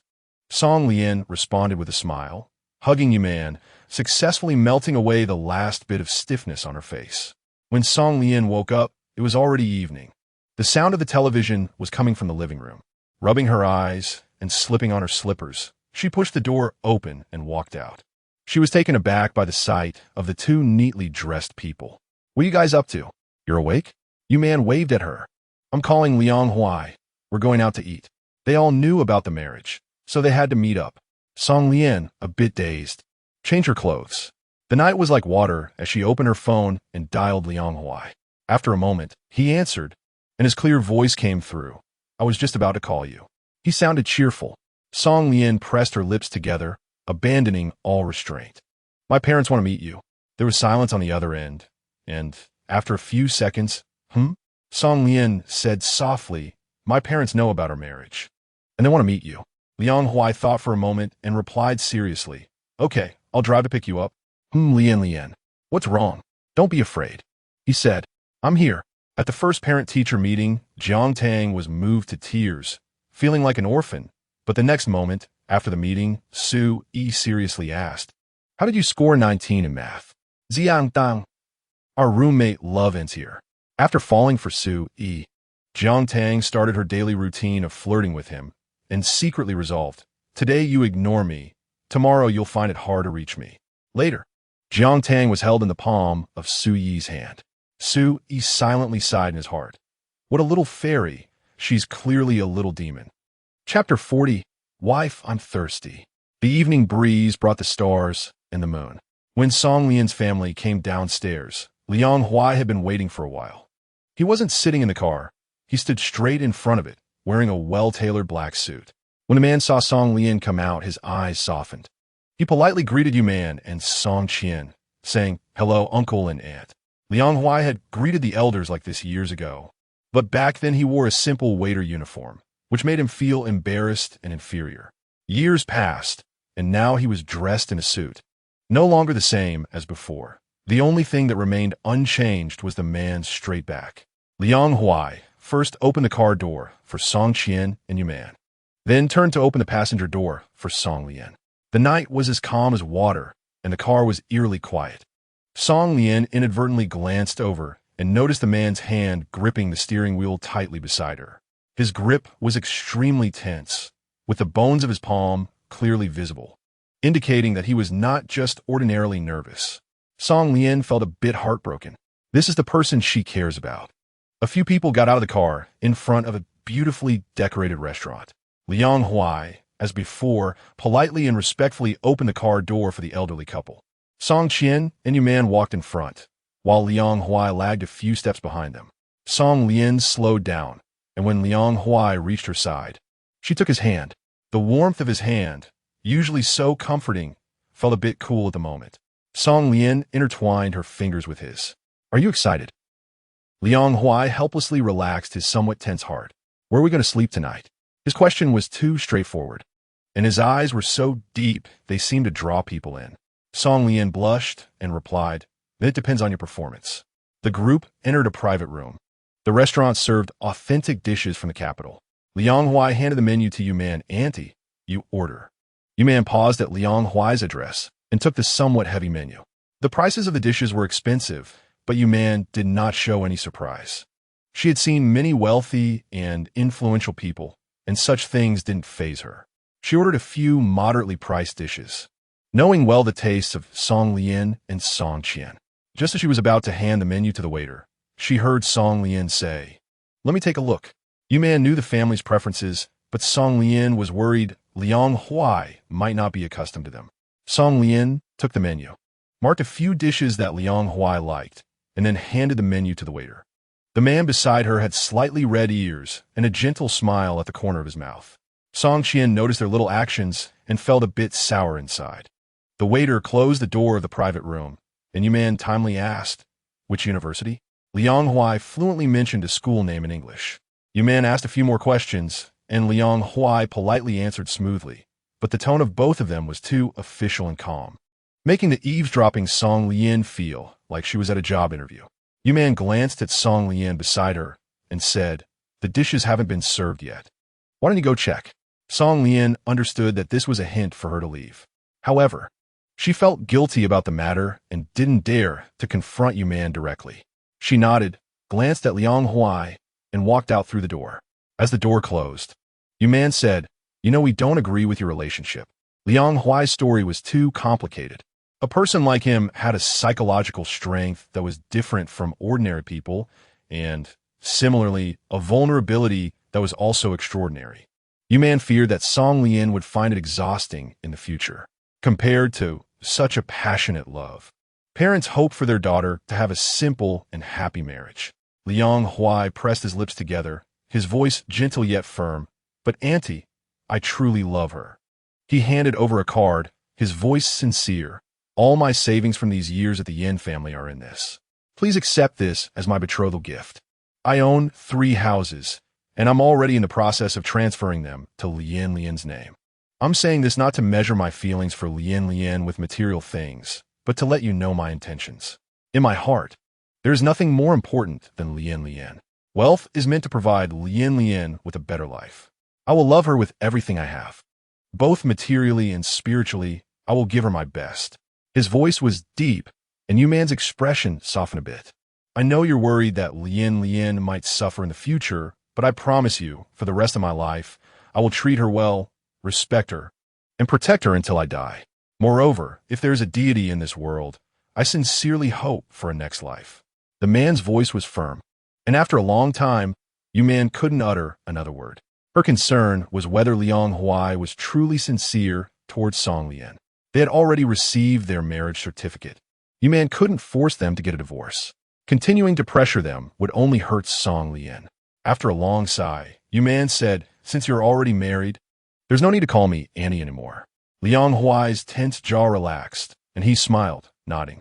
Her mother looked at her with soft eyes, and her father appeared moved. What had happened in the few minutes she was gone? The waiter began to serve the dishes, and a few of them wiped their hands and started eating. Liang Huai picked up a piece of fish, carefully removed the bones, and placed it into Song Lian's bowl. Song Lian naturally put the food in her mouth without saying a word of thanks. Liang Huai served Song Lian her meal, and after a while, Yuman couldn't bear to watch any longer. She frowned and asked, "Why aren't you eating for yourself?" Song Lian was taken aback, looking at the heap of vegetables in her bowl, realizing it afterwards. Liang Huai smiled slightly and said, "It's okay, Mom. I'm not very hungry." Song Lian choked on a mouthful of rice, coughing. Cough, cough, cough. Who are you calling Mom?" Liang Huai was taken aback, gently patting her back, asking what's wrong. Song Lian's face was flushed, feeling that the atmosphere tonight was truly strange. The dining table was filled with wine, and Song Qian, having no son, had not had anyone to drink with him over the years. Now, with Liang Huai, who had married his precious daughter, he always felt a bit sour. Liang Huai's cup was never empty. He and Song Qian kept drinking one after another, and even Yuman joined them for a few sips. When Liang Huai drank too much, his face would turn pale. Seeing that he was about to fill his cup again, Song Lian stopped him, saying, "That's enough. If you drink more, you'll be out of it." It was about time, and Yuman looked at the 2 slightly drunk men and said, "Let's call a night. It's time for us to go." Song Lian nodded. The 3 of them had all been drinking, but Song Lian had not touched a drop, and she was the only one who drove them. A young woman should not be kept. If she is to go, she will go. Song Lian sweetly responded and drove towards Liang Huai's apartment. The window was open, and the strong smell of alcohol filled the car, but Song Lian didn't feel disgusted. Liang Huai had really drunk a lot. It was fine when Yuman and Song Qian were in the car, but once they left, Liang Huai couldn't hold on any longer and was already feeling dizzy and unaware. By the time, Song Lian hurriedly helped him upstairs. Her face darkened when she saw the girl squatting at the door. Liang Huai's body was mostly leaning on her, and Song Lian was out of breath. At that moment, seeing the hostility in Wu Ying's eyes, she felt like cursing. What was going on? Wu Ying looked at the 2 of them, reeking of alcohol, and thought they might have done something just now. Her jealous eyes were turning red. Just as she was about to question Song Lian, she heard Liang Huai's hoarse voice. His voice was deep, laced with the scent of alcohol, enough for Wu Ying to hear clearly in the quiet night. "Wife, Lian, I'm so thirsty." The last syllable was elongated and soft, like he was being spoiled. Chapter 41. Daydreaming his address stunned both women. The light at the apartment door illuminated the three of them, with the shadow of Song Lian and Liang Huai leaning against each other cast on the ground, while Wu Ying stood alone blocking the entrance, like a little girl throwing a tantrum. However, the other two present had no intention of indulging her.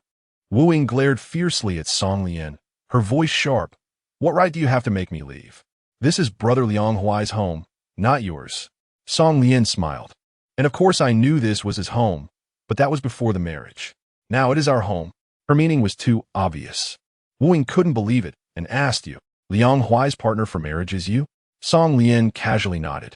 Wu Ying looked at Liang Huai's fair face nestled in Song Lian's neck, jealousy and hatred suffocating her. "Why? Why is it you? The one who's been with him until today is me. Where did this cheap person come from?" Her words became increasingly harsh, completely losing the gentle and charming demeanor she had when they first met. In fact, Wu Ying was not much older than them. She was a sophomore this year, at the prime of her youth.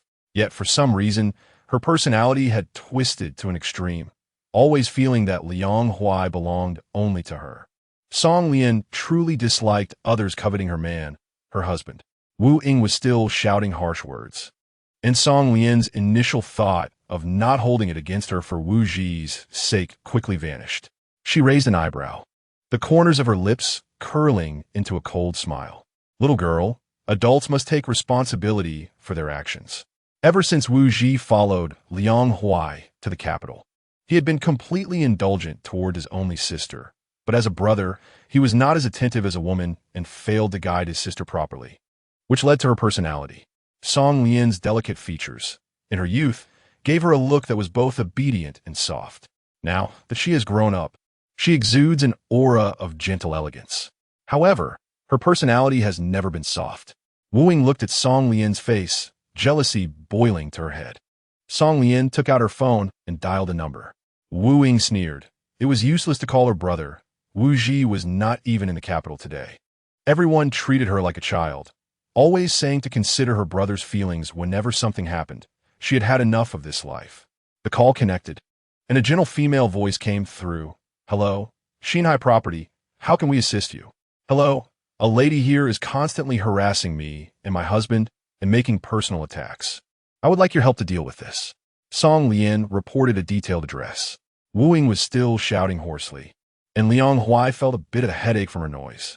He opened his eyes, saw Wu Ying's face clearly, and said with disgust, "Are you sick? What are you shouting about?" Like a chicken crowing. He looked at Wu Ying with cold eyes, as if he were looking at something. The community security quickly went upstairs and was a bit confused by the scene before him. Liang Huai and the others were naturally recognized, and Wu Ying had seen them on occasion. Among the three, it was actually Song Lian's face that was unfamiliar. "May I ask, who just made the phone call?" Song Lian politely said, "It's me." Liang Huai had drunk quite a bit that evening, and his patience, which was already limited, was now pitifully scarce. Before Song Lian could finish speaking, he pointed at Wu Ying and asked, "How did such a messy person get into the community?" A messy person? Song Lian couldn't help but smile. She thought that the drunk Liang Huai had a temper and patience like a child.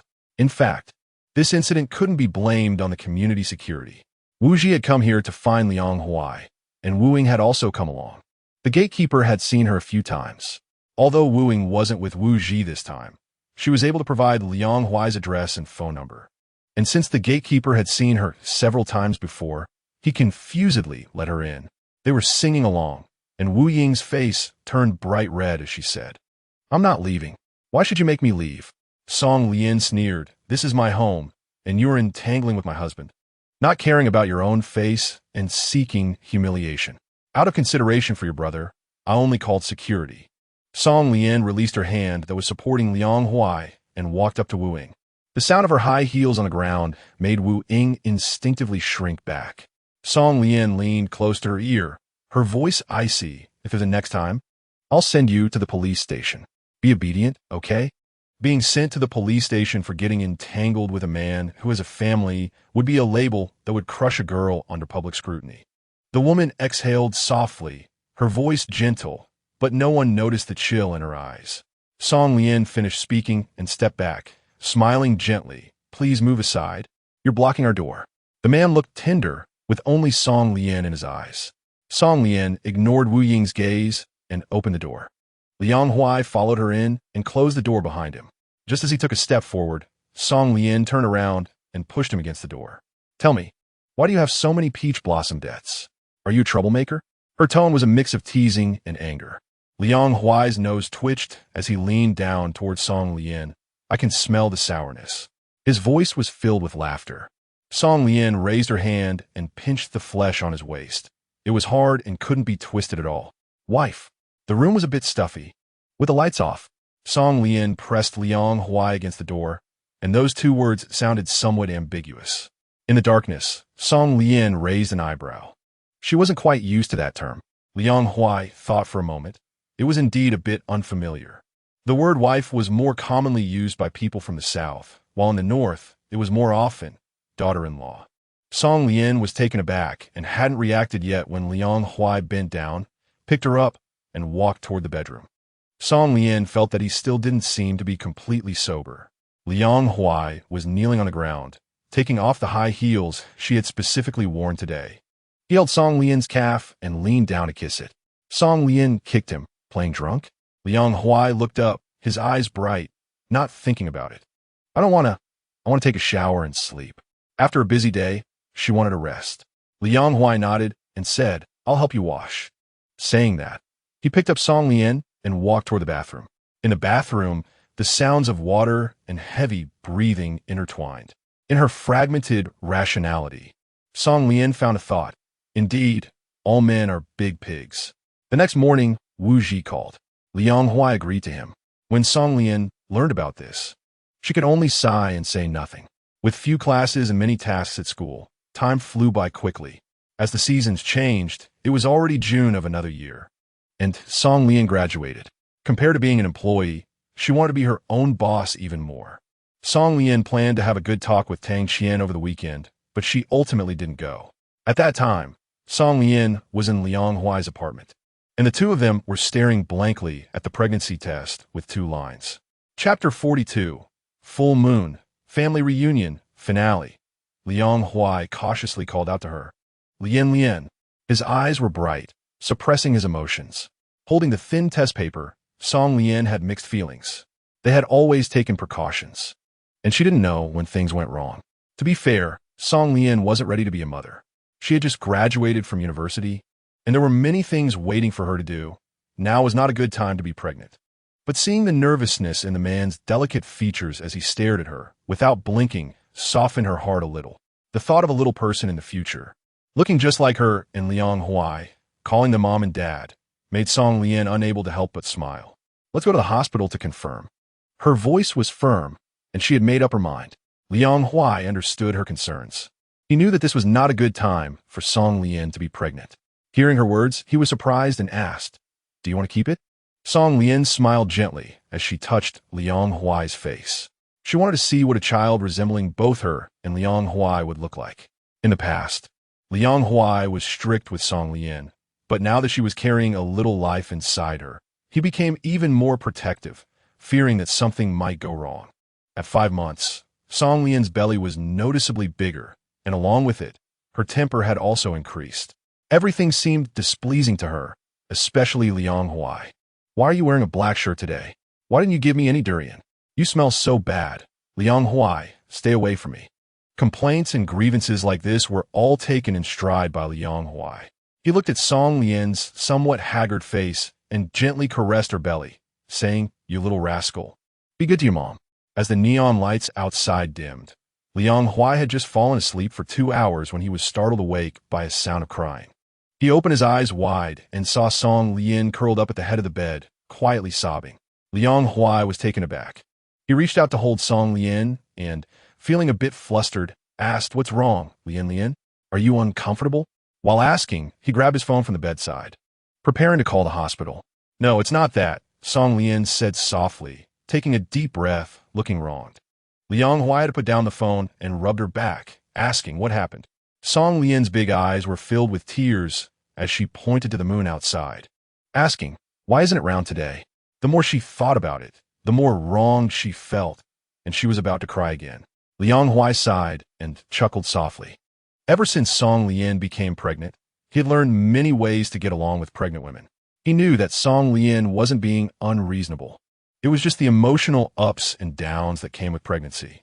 Liang Huai embraced Song Lian and gently comforted her. "It's okay. Tomorrow I'll find you around moon. All right?" Those who are loved always feel fearless. Song Lian knew that her emotions had not been great lately.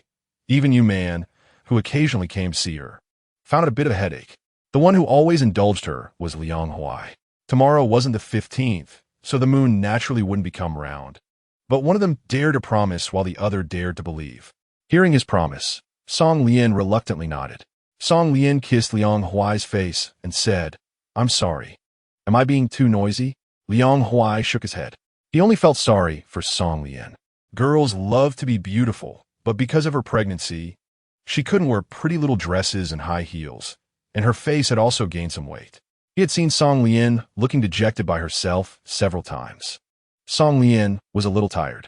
Liang Huai gently patted her, comforting her like a child. "Sleep now. Tomorrow's moon will definitely be full." Song Lian felt a bit like laughing, yet she was also drowsy from his gentle words. During the day, Liang Huai went to work at the company. Now that Yin Xiao was older, his attitude towards Liang Huai had softened somewhat. As one ages, one begins to look forward to the joys of family and grandchildren. Yin Xiao naturally knew about their marriage, but he didn't say much about it. Now, most of the Yin family's business had been entrusted to Liang Huai, and with his outstanding abilities, the Yin family was doing even better than when Yin Xiao was in charge.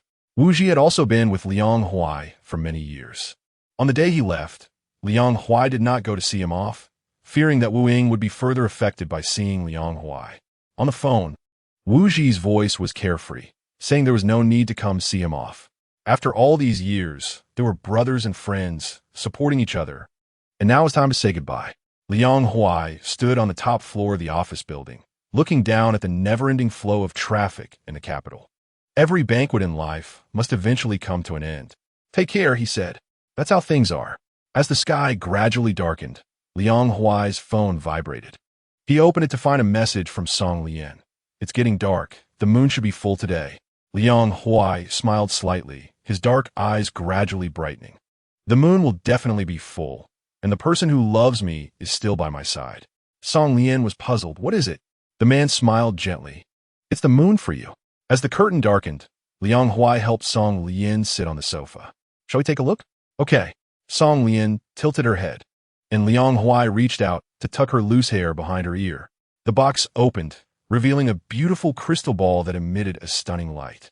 The sphere slowly rotated, displaying some starry patterns inside, casting reflections all over the walls in the darkroom. Tiny stars, a mysterious galaxy, and a round moon.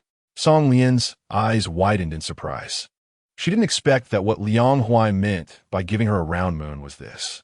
Everyone played with these crystal balls when they were young, but none could compare to the exquisite one Song Lian saw today. Or rather, very few people would go to such lengths to please someone. The man seemed to have packed all the beauty into this room. Song Lian leaned against his chest, listening to his gentle voice. "Come, let me show you the round moon. My first half of life has been full of ups and downs, and it was only when I met you that I found completeness. Just like this eternal moon. After 10 months of ups and downs, their little princess was born." Song Lian named her Liang Nian, which means to think and reminisce often. Little Nian grew day by day, resembling Song Lian more and more, almost a replica of her. Liang Huai was very fond of the little girl, taking her everywhere. When Nian Nian turned 1, Song Lian finally had time to start working on the studio with Tang Qian. Song Lian glanced and saw 2 figures, one big and one small, on the carpet. Nian Nian obediently called, "Daddy." "Mommy." "No," Liang Huai patiently said. "Daddy." Nian Nian replied, "Uh-huh." "Liang Huai." Song Lian couldn't help but laugh. "Are you tired today?" Song Lian pouted and replied teasingly, "Don't you only have your Nian Nian?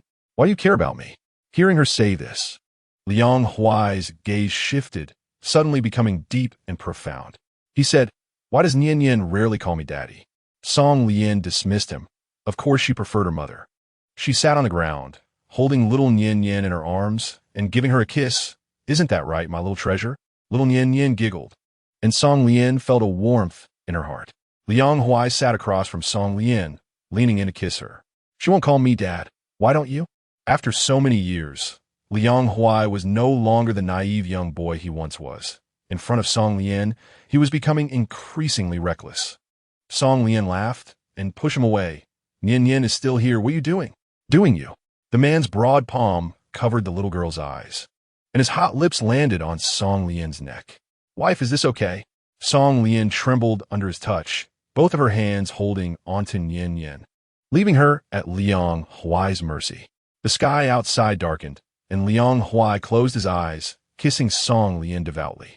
Song Lian slowly opened her eyes and saw the man's exquisite brows and eyes. Time had left no trace on him. His eyes were long and narrow, his features bright and clear, just like the boy at the desk when he was 16. Back then, they both wore blue and white school uniforms, youthful and tender. At that time, Liang Huai was fragile and sensitive, and it was Song Lian who forged ahead and stood by his side. Now he had become a strong man, with a lovely wife and child in his arms, all the strength he needed on his journey forward. Liang Huai released her glistening red lips, his voice passionate. I love you, Lian Lian. As night fell, the lights of thousands of homes sparkled brilliantly. They embraced each other, possessing the most precious and warm happiness in the world. The end.